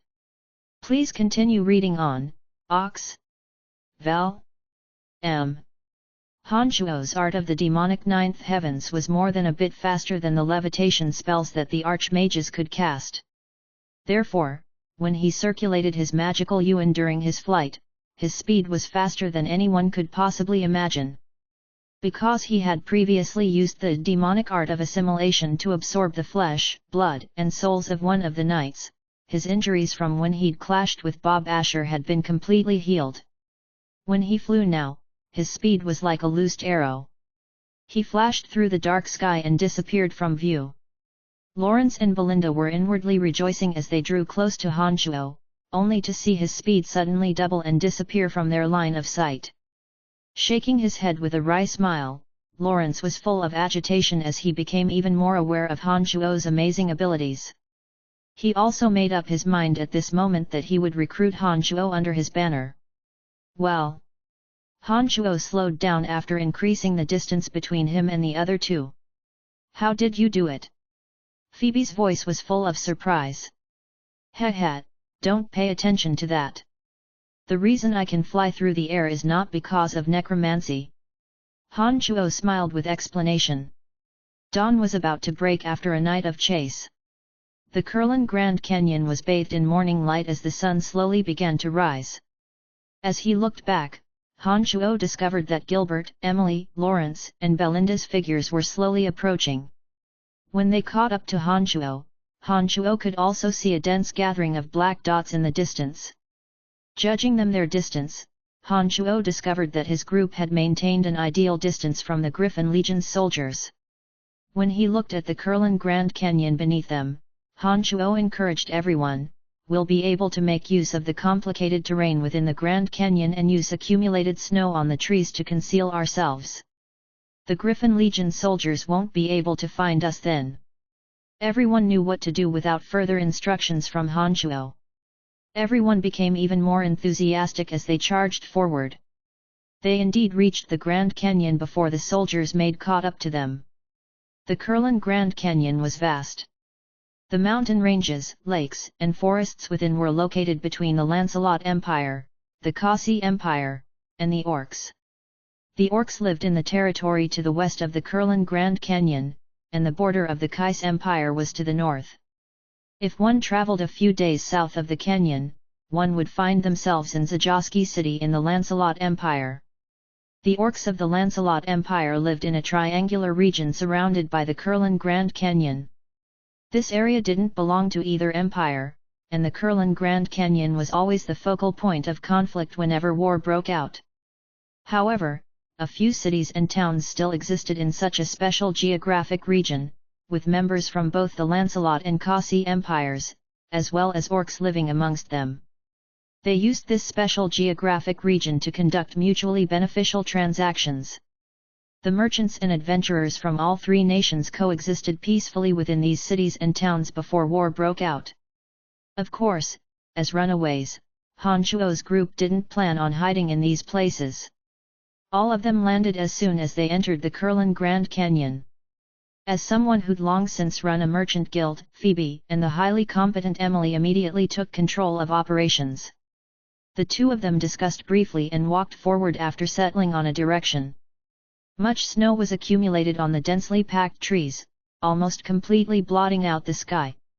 To Han Shuo's group, this was an area perfect for concealment, and the Griffin Legion soldiers in the sky would be hard-pressed to pick up their tracks once they took the cover under the trees. Therefore, when everyone landed, they purposefully moved towards where the trees and grass grew the thickest. It wasn't the most convenient for Phoebe to be in Han Shuo's arms now, so he indicated for her to leave his grasp. As a sword master, Phoebe first moved her body back and forth in his grasp, seeming to be greedily taking in the warmth of his body, but when she noticed that everyone was walking on foot and Candace even seemed to be looking back at her with a trace of a smile, she finally tore herself away from Han Shuo's grasp with a reddened face. The frost winter wind pierced her bones. As mages, Emily, Angelica, and the others were all wrapped in thick furs. They'd been subjected to the cold wind for so long under the night sky and were now all shivering with cold. Thus, they were all moving a bit more slowly. When he saw Emily half frozen and trembling, Han Shuo felt pained and looked around. He suddenly suggested, "We've made it into the Kurlan Grand Canyon already. There's a covering of big trees here and it'll be difficult for the soldiers to find us. I think everyone's tired after today. It's not a wise decision to keep going on. Why don't we find a hiding place to rest?" Everyone agreed after hearing Han Shuo's words, and Phoebe suddenly remembered something with a roll of her bright eyes. "I've walked these woods many times and remember there's a concealed cave nearby. I've stored items there before, so we can rest there." "Alright, we'll take a look around. It's best if we're able to find this place." Han Shuo was delighted to hear this. Phoebe thought for a bit with a furrowed brow and pointed in a direction, saying, "If I remember correctly, it should be in that direction. Let's go take a look." When the group arrived, they didn't see any signs of a cave other than a thick covering of snow. Phoebe blinked, and then said resolutely, "It should be here. It looks like the cavern's been sealed off. We'll know if we dig a bit." "Then what are we waiting for?" Lawrence roared heartily. It looked like he quite trusted this junior sister.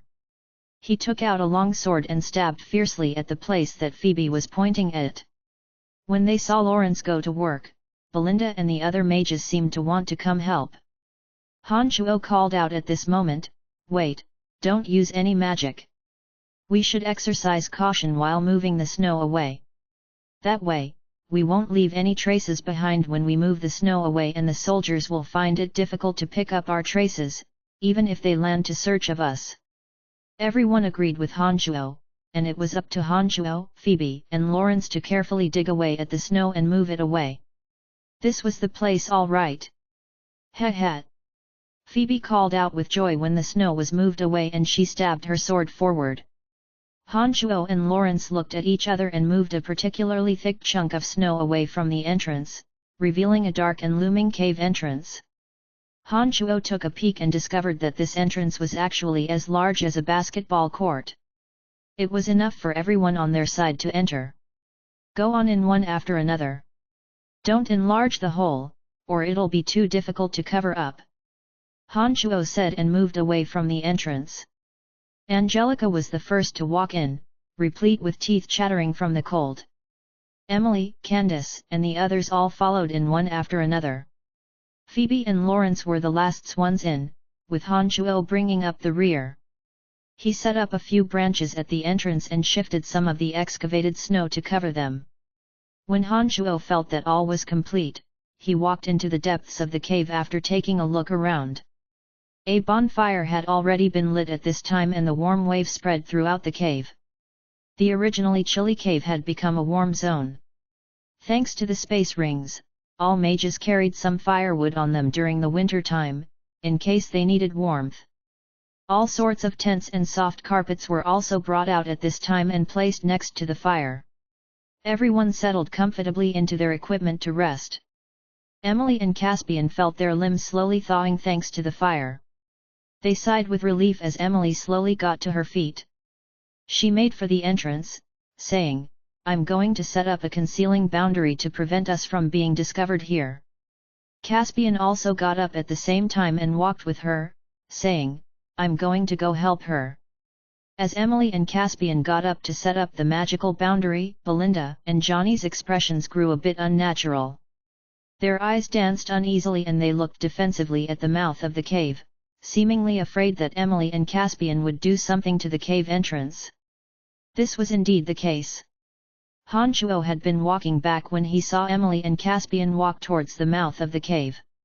He turned back absent-mindedly and saw that Emily and Caspian had indeed set something up at the entrance of the cave out of wariness. "Miss Belinda, you should pay us the fees that you still owe us." Just as Han Shuo was looking on in astonishment, Candace was already looking at Belinda unhappily and spoke with an irritated tone. Everyone had worked together before because they had a common enemy, and the relentless pursuit from the Griffin Legion had made it so that they couldn't relax even for a moment. This was why they hadn't taken each other to task for debts. Now that the threat from the Griffin Legion was temporarily abated, the already existing conflict between people began to come into play. You're already quite lucky to be alive. Sorry, the Calamity Church has never had the habit of paying our mercenaries. Belinda's voice was quite soft as she flicked a glance at Candace, replying noncommittally. Clang rang out as Candace's broadsword was unsheathed. She glared ferociously at Belinda. I escorted you to Valen City. Not only did I not receive a single gold coin of my payment, you even tried to kill me. Looks like it's time to settle our debts. I think you'll regret trying to do anything.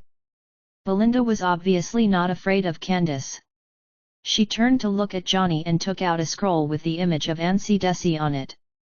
The cave is only 3 meters tall. Your golem won't be able to do much if it's released. Candace snorted and walked towards Belinda. It looked like she was planning on making a move. Phoebe had been standing by Han Chuo's side and was basically a sister to Candace. When she saw that Candace was about to make a move, she unsheathed her long sword without hesitation and was already flaring milky white aura from its tip. Belinda had had a disdainful expression in her eyes when they lit up upon seeing Phoebe's milky white aura, seemingly surprised. Humph, you're looking to die. Johnny's chest wound had been dressed as was now covered by gauze. The sword in his hand right now was sparkling with thunder and lightning, and he didn't seem any weaker than Phoebe. Give them their payment. You should have paid this, otherwise you'll die.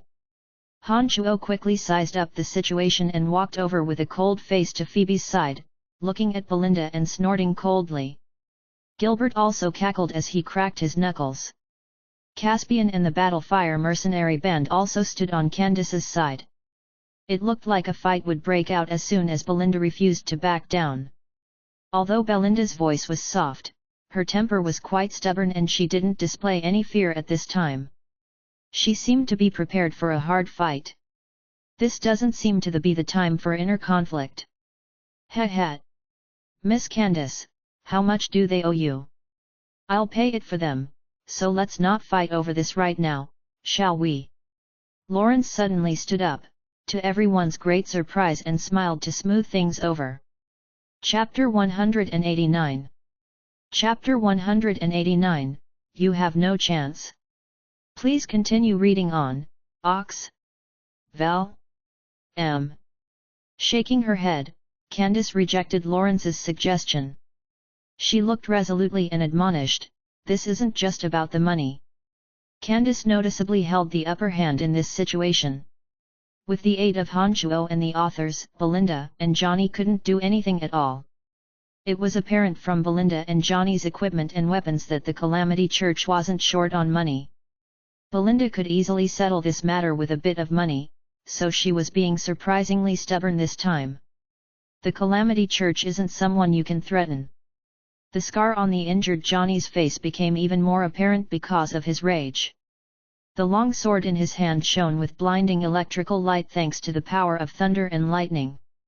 Just as Han Chuo was about to open his mouth, Johnny's body suddenly moved forward and charged at Han Chuo. He had a look of killing intent on his face and the long sword in his hand was as if an electrical dragon, exploding with the frightening power of thunder and lightning and lighting up the somewhat dark cave. Be careful! Phoebe and Emily were both shocked by Johnny's sudden motions and couldn't help but cry out in reminder.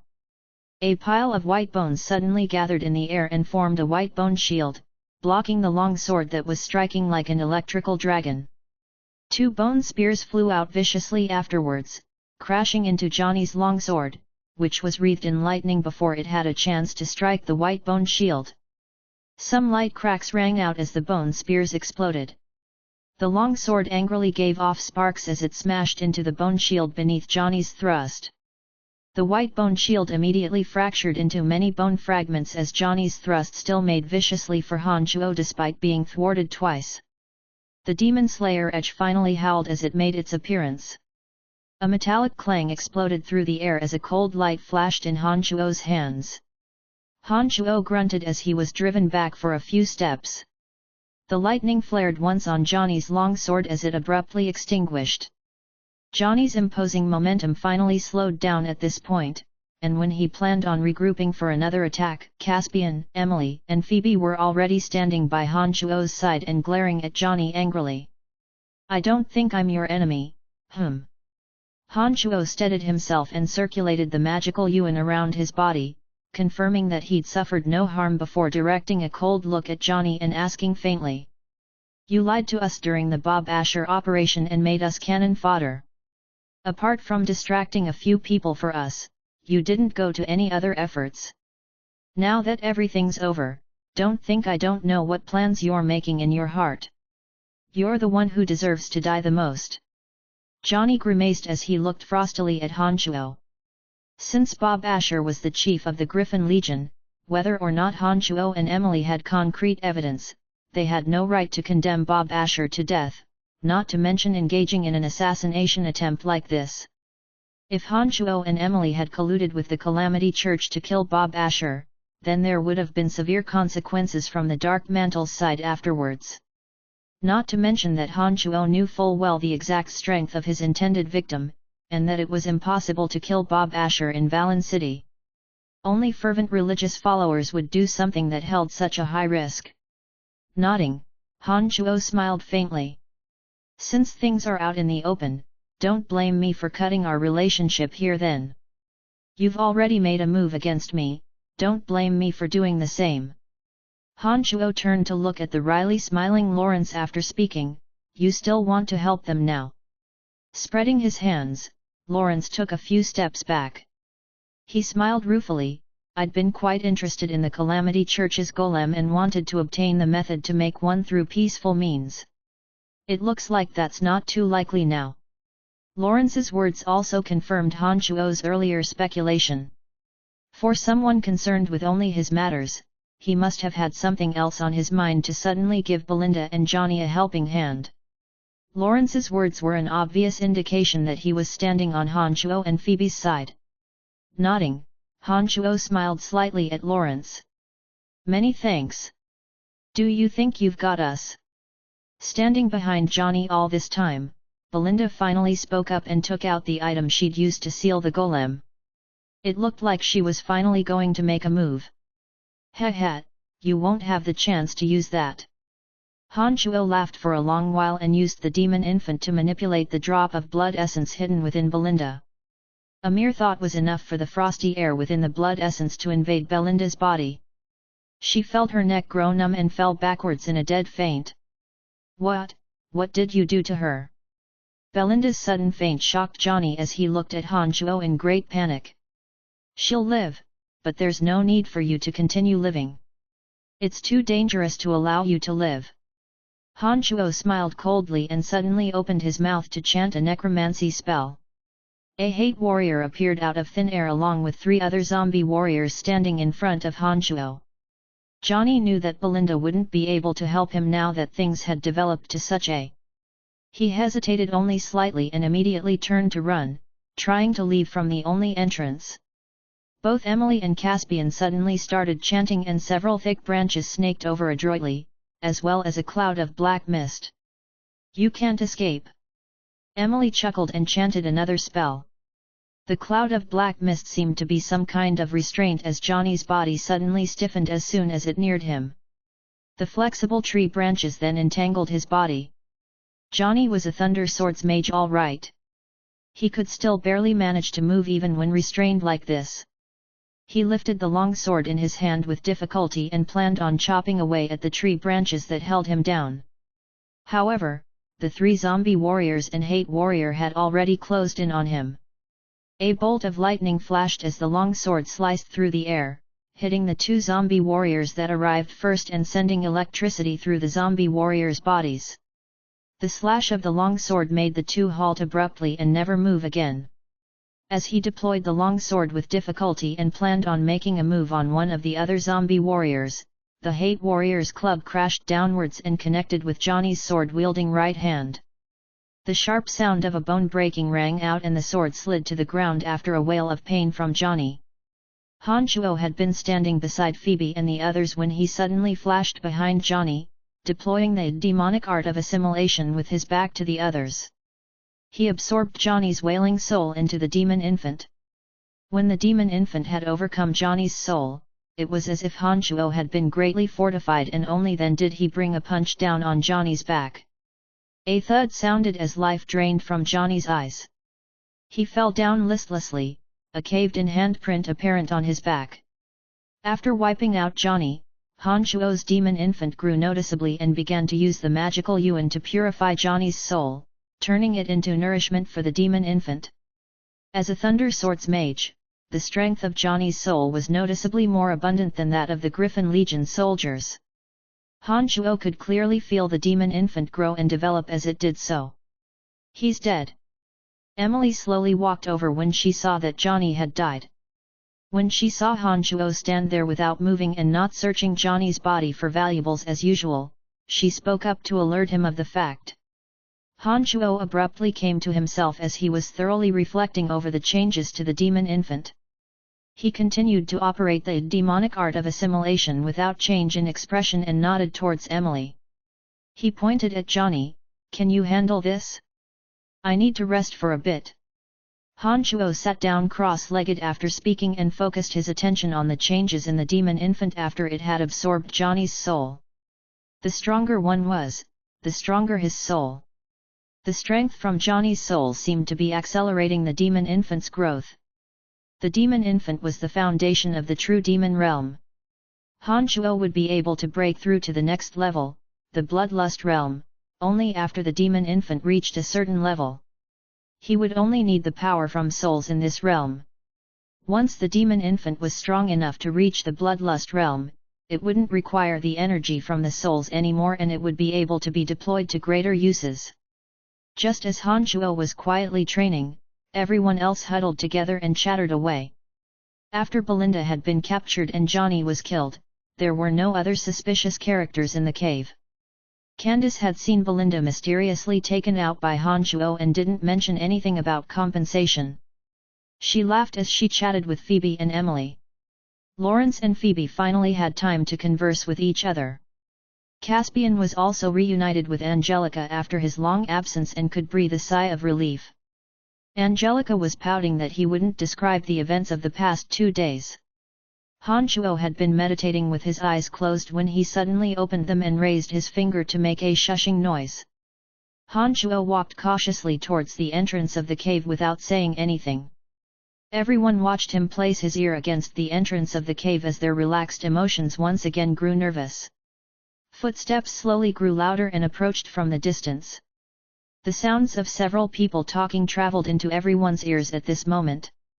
The Kurlan Grand Canyon is so vast that there's no way we can find them after they've escaped in here. What's the point in searching aimlessly like this? A voice said. I know, right, but the chief is crazy with anger this time. His 2 sons have been murdered and someone has been so bold as to attempt to assassinate him within Valen City. They've even gotten away with it. The chief has been fighting on the north and south all these years and have seen all sorts of situations, but has never been humiliated like this before. I don't think he'll rest before he's caught these people and killed them. Another person responded with emotion. I've heard that so much has happened in Valen City because the chief offended those in the capital. If this really is the case, then the chief is in for a world of trouble and I wonder if we'll be affected as well. Don't worry, we were just following orders. Nothing should happen to us as long as we take note of the greater picture. We're also not the chief's confidants, and we should listen to the orders from the king. We'll just follow orders before any further developments. Come, there's no place to hide here anyways, let's try someplace else.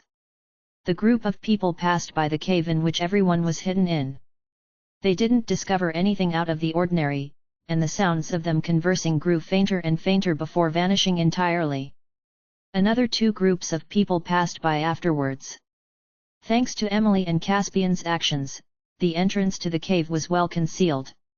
No one discovered anything out of the ordinary and didn't spend more time there. All right, it's been a tiring night, everyone take a rest.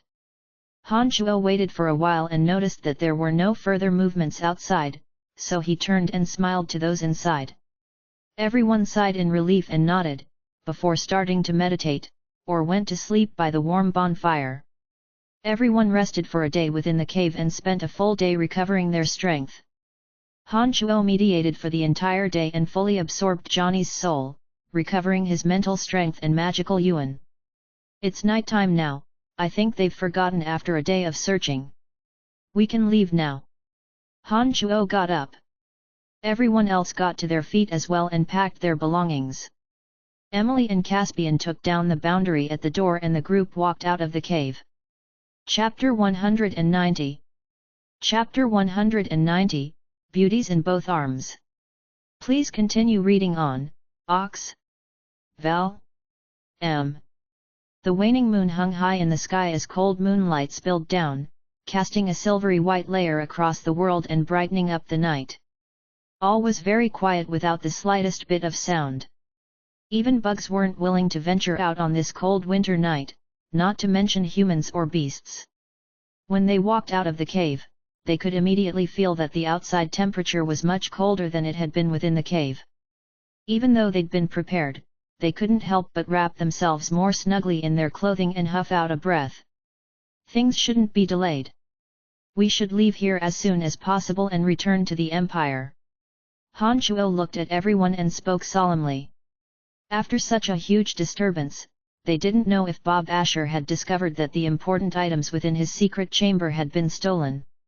When his search came up empty-handed, he would discover this sooner or later when he returned to Valen City. He'd be beside himself with panic then.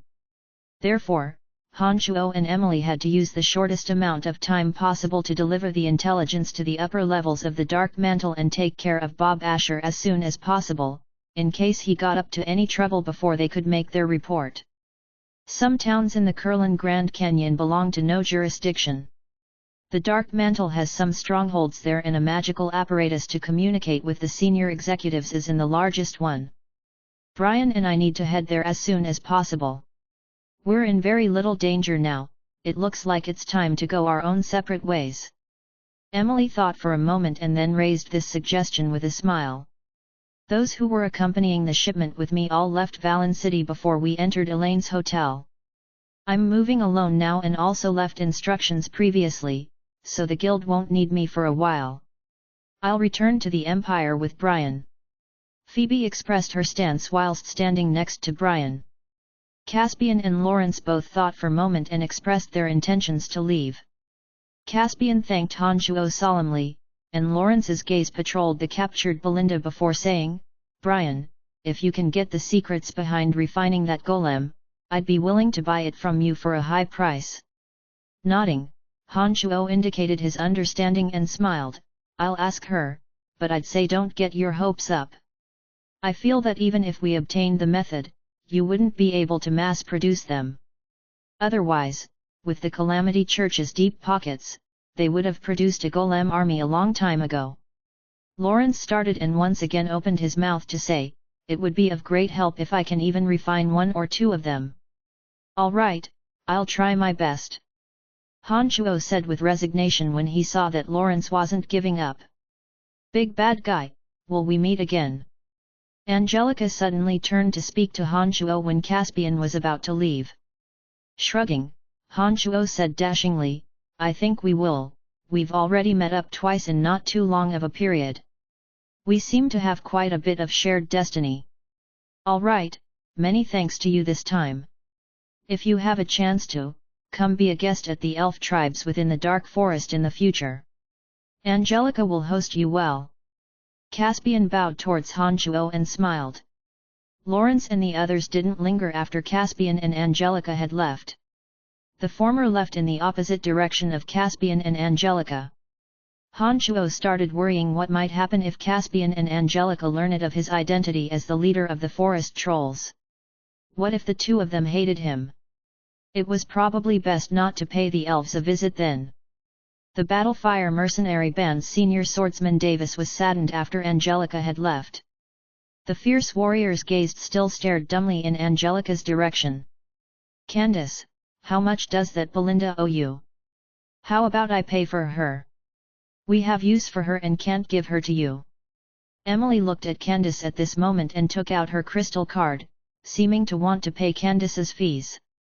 "Forget it, Sister Emily, we're not short on money anyways. We'll treat this mission as a failure, no worries." Candace immediately responded hastily when she saw that Emily wanted to pay and looked at the mercenaries behind her. All right, we're going to leave as well. We have more missions to execute. Candace didn't wait for Emily to transfer the gold coins after she'd finished speaking and hastily left with the mercenaries. Only Hanchuo, Phoebe, and Emily were left in front of the cave, as well as a bizarrely quiet Gilbert. Why are you so quiet? Hanchuo finally remembered that Gilbert hadn't spoken up in quite a long time when he saw this and couldn't help but ask in surprise. Gilbert had been standing there with closed eyes and immediately spoke with a long face after hearing Hanchuo's question. Disloyal master, I was injured on the way and have been recovering whenever I had time. Why have you only thought of me now? Hanchuo finally recalled that when they'd rushed out of Valen City, Gilbert had been hit by attacks from 2 archmages and a horde of knights. He'd then dragged along a group of people and flown for so long, no wonder he'd been so quiet. No worries, you've got thick skin anyways. Hanchuo chuckled and thought for a moment. How about this, go home first and rest up, I'll bring you out again once you've recovered. I've only come out for a few days and you're sending me back already. Gilbert immediately complained loudly when he heard that Hanchuo was sending him back to the cemetery of death. Go on, be a good boy or you'll be in for it. I have 2 companions now and it will be quite an inconvenience to travel with you, not to mention that you're injured. Hanchuo cackled as he set up the magic sticks and kicked Gilbert in whether he wanted to or not. Hanchuo mobilized his mental strength and activated the transportation matrix. Gilbert vanished without a trace afterwards. Gilbert wouldn't be able to emerge from the cemetery of death without the Eye of Darkness, so Hanchuo wasn't worried that he'd get into any trouble. Phoebe, on the other side, exclaimed softly in surprise when she saw Hanchuo set up a small transportation matrix and send Gilbert away. Her clear eyes looked at Hanchuo with even greater surprise. Heh, just a transportation matrix, nothing to be surprised about. Let's go, we can leave now. Hanchuo chuckled softly and stored the sticks in his space ring, rushing Phoebe and Emily onwards. Having 2 companions on his trip wasn't necessarily a good thing. The usually coldly aloof Phoebe seemed to have adopted a very intimate attitude with Hanchuo on this trip. Whether she was doing this on purpose or not, this made Emily cast some aggrieved looks at Hanchuo. As a mage, Emily was wrapped warmly in thick furs but still shivered regardless. Hanchuo couldn't help but feel a bit pained. However, Emily was purposefully keeping some distance between Hanchuo, as if deathly afraid that Phoebe would discover their relationship. Hanchuo had been flying through the air with Phoebe in his arms along the way, and Emily had been expending her mental strength by using the levitation spell to hover above the ground. However, as an archmage, Emily could only sustain this type of flight for a limited duration of time. Hanchuo noticed that her lips were turning white towards the end of the night. He suddenly decreased his speed and moved next to Emily, saying, I'll be fine even if I'm flying carrying with 2 people. Hanchuo reached out a hand and wrapped it around Emily's soft waist, disregarding whether or not Phoebe would agree. He had Phoebe under his right arm and Emily under his left arm as he flew through the air. He also silently started circulating magical yuan and warmed up Emily's chilled body. Emily struggled briefly under Hanchuo's arm and attempted to extract herself from his embrace, but discovered that she was firmly pinned beneath his arm. When Emily turned her head to look at him, she noticed the pain and resolution in his eyes. Sweetness flooded her heart. Whether it was because the warmth was flooding into her body or not, Emily's body suddenly started heating up and all of her previous chills were instantly dissipated. She seemed to be encompassed in warmth. I feel like your actions in holding her around the waist seem to be quite well practiced. Phoebe brought her lips close to Hanchuo's ears and spoke lowly with a hint of jealousy, seemingly unafraid that Emily would hear these words. We need to hurry and make it to the Dark Mantle stronghold. We'll be in a lot of trouble if we're late, so me flying with the 2 of you is the fastest way. Hanchuo's expression was remote and he didn't express anything because of Phoebe's words. He deployed his art of the demonic ninth heavens to its maximum effect along the way and also split out a portion of magical yuan to warm up Emily's body. He shot towards one of the mountain ranges in the Kurlan Grand Canyon according to Emily's instructions. Even with Han Chuo's magical yuan, having to fly for so long and help Emily warm up meant that he suffered greatly beneath the energy drain. He was already sweating and panting profusely towards the end of the night. "Let's take a break, you look so tired." Although Phoebe had been a bit jealous, her feelings for Han Chuo were real and her heart went out to him when she saw him sweating. Emily also felt quite bad for Han Chuo. She'd planned on opening her mouth to tell him to rest, but since Phoebe had already spoken up, there was no need for her to say anything. He was indeed a bit tired now.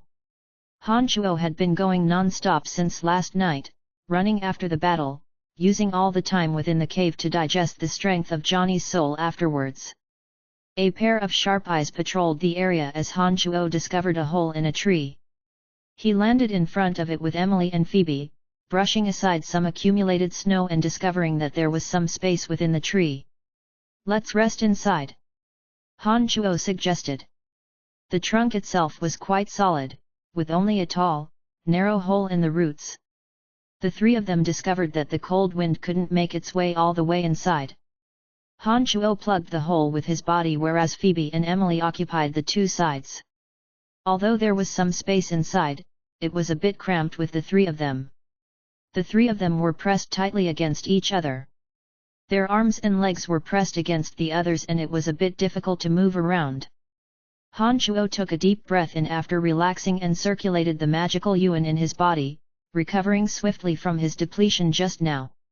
Emily and Phoebe were pressed against Han Chuo's front, and Emily's chest and stomach were resting against Phoebe's back and butt. Han Chuo's chest was at their shoulders, and his hands were resting on his thighs. There was a small sliver of space between his legs and the two girls. It was night, and the only source of light was blocked by Han Chuo's back, making the cave ink black. Apart from Han Chuo, the two females basically had no vision of their surroundings.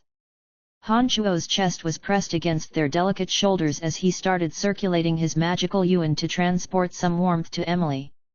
His left hand on his thigh twitched a little as he started placing it on Emily's. Chapter 191. Chapter 191, The Cry of Help from the Little Skeleton. Please continue reading on, Ox. Val. M. A warm sensation drew closer as Emily and Phoebe felt it at the same time. Emily felt it on her thighs, and Phoebe felt it on her pert butt. When Han Chuo's hand landed on Emily's thigh, her body stiffened as she thought that Han Chuo was trying to do something funny at this time. She moved her thigh away in a bit of an admonishment. In regards to this, Han Chuo's hand suddenly moved backward thanks to her movements and landed on Phoebe's pert, well-rounded butt. "Umph!" A soft cry emitted from Phoebe's mouth.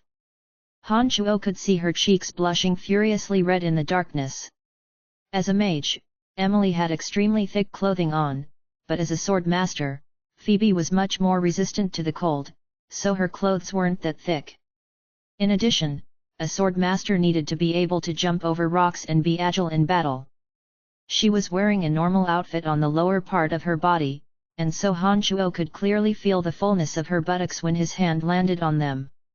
Phoebe's face was a flaming red in the darkness as her heart thumped rapidly.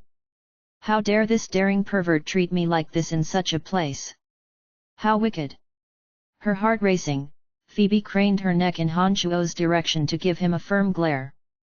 Han Chuo was quite enjoying himself and couldn't help but turn his head to look at her as well. When their eyes met, he made a funny face at her. There was no light within the cave, but because the three were very close to each other, Phoebe could still see Han Chuo's face. She couldn't do anything else but continue to curse at his daringness inwardly.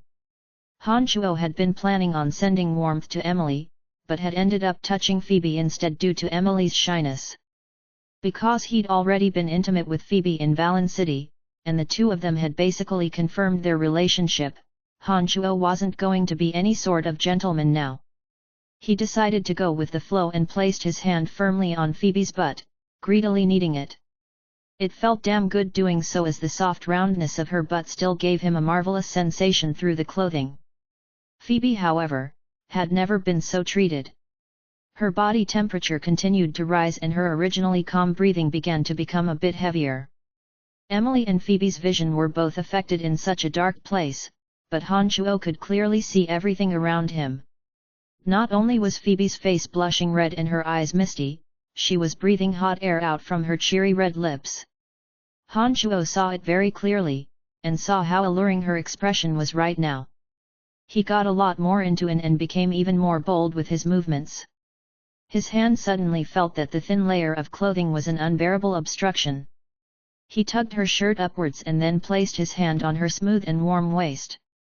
As Phoebe's breathing grew heavier, he moved his hand down towards her well-rounded butt. In this regard, Phoebe's neck and face were red as she found it more difficult than ever to control her panting. She couldn't help but moan softly. Just as Han Chuo was thoroughly enjoying himself and wanted to continue, he suddenly heard Emily cough softly and a sharp pain travel from his waist, as if she'd pinched him. If it'd been anyone else, Han Chuo likely would have felt a bit awkward, but Emily and Han Chuo had long since slept together countless times, so he had no reservations around her at all. He turned his head to look at her and moved his right leg, shifting his knee behind Emily's butt and bumping her with his knee. Emily was completely irritated by his actions, thinking that he was simply too bold. Not only was he violating Phoebe right in front of her, but he was doing the same thing to her as well. Her slender hands had been resting on his waist after her pinch, but now she made up her mind and slowly moved it downwards. She gave it a firm pinch when she'd reached her destination. Ow! A weird cry suddenly burst from Han Chuo's mouth. His proud lower body had been given a firm pinch and he couldn't help but yell out in pain. He'd been planning on violating both girls, but abruptly retracted his hands and feet. What's wrong? What happened to you? Phoebe had been losing her composure in her aroused state when she immediately snapped back to herself after hearing Han Chuo's cries, turning around to ask Han Chuo with some panic.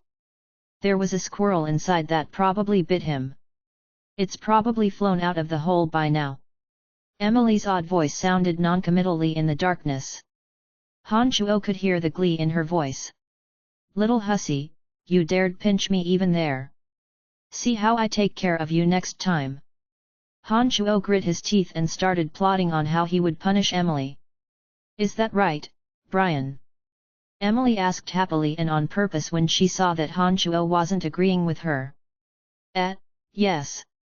A wicked squirrel bit me. I'm going to make it suffer if I catch it. Han Chuo's mouth was bitter from his inability to speak the truth. Not only did he have to swallow what had happened, but he had play along with Emily as well. We invaded its territory, it's only right that it treats us thus. Don't think of killing people and setting things on fire every day.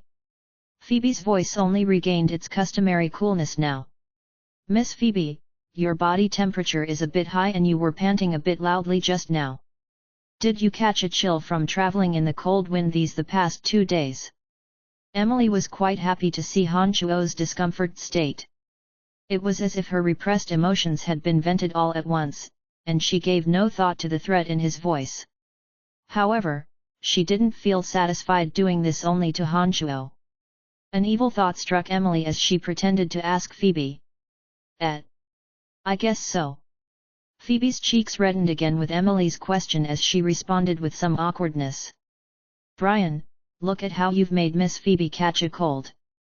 Why aren't you holding her tighter to warm her up? However, don't take advantage of her. Heh. Emily chuckled. Both Han Chuo and Phoebe were a bit awkward after hearing these words. There was an obvious intent in them, and Phoebe could naturally deduce that their embarrassing moments had been discovered by Emily just now. She couldn't help but glare ferociously at Han Chuo.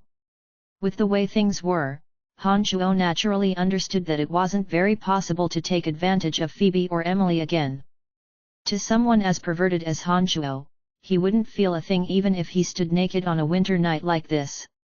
In order to prevent Emily from speaking further, Han Chuo said, I need to go relieve myself, "You ladies rest here." He didn't wait for them to speak before struggling out of the hole.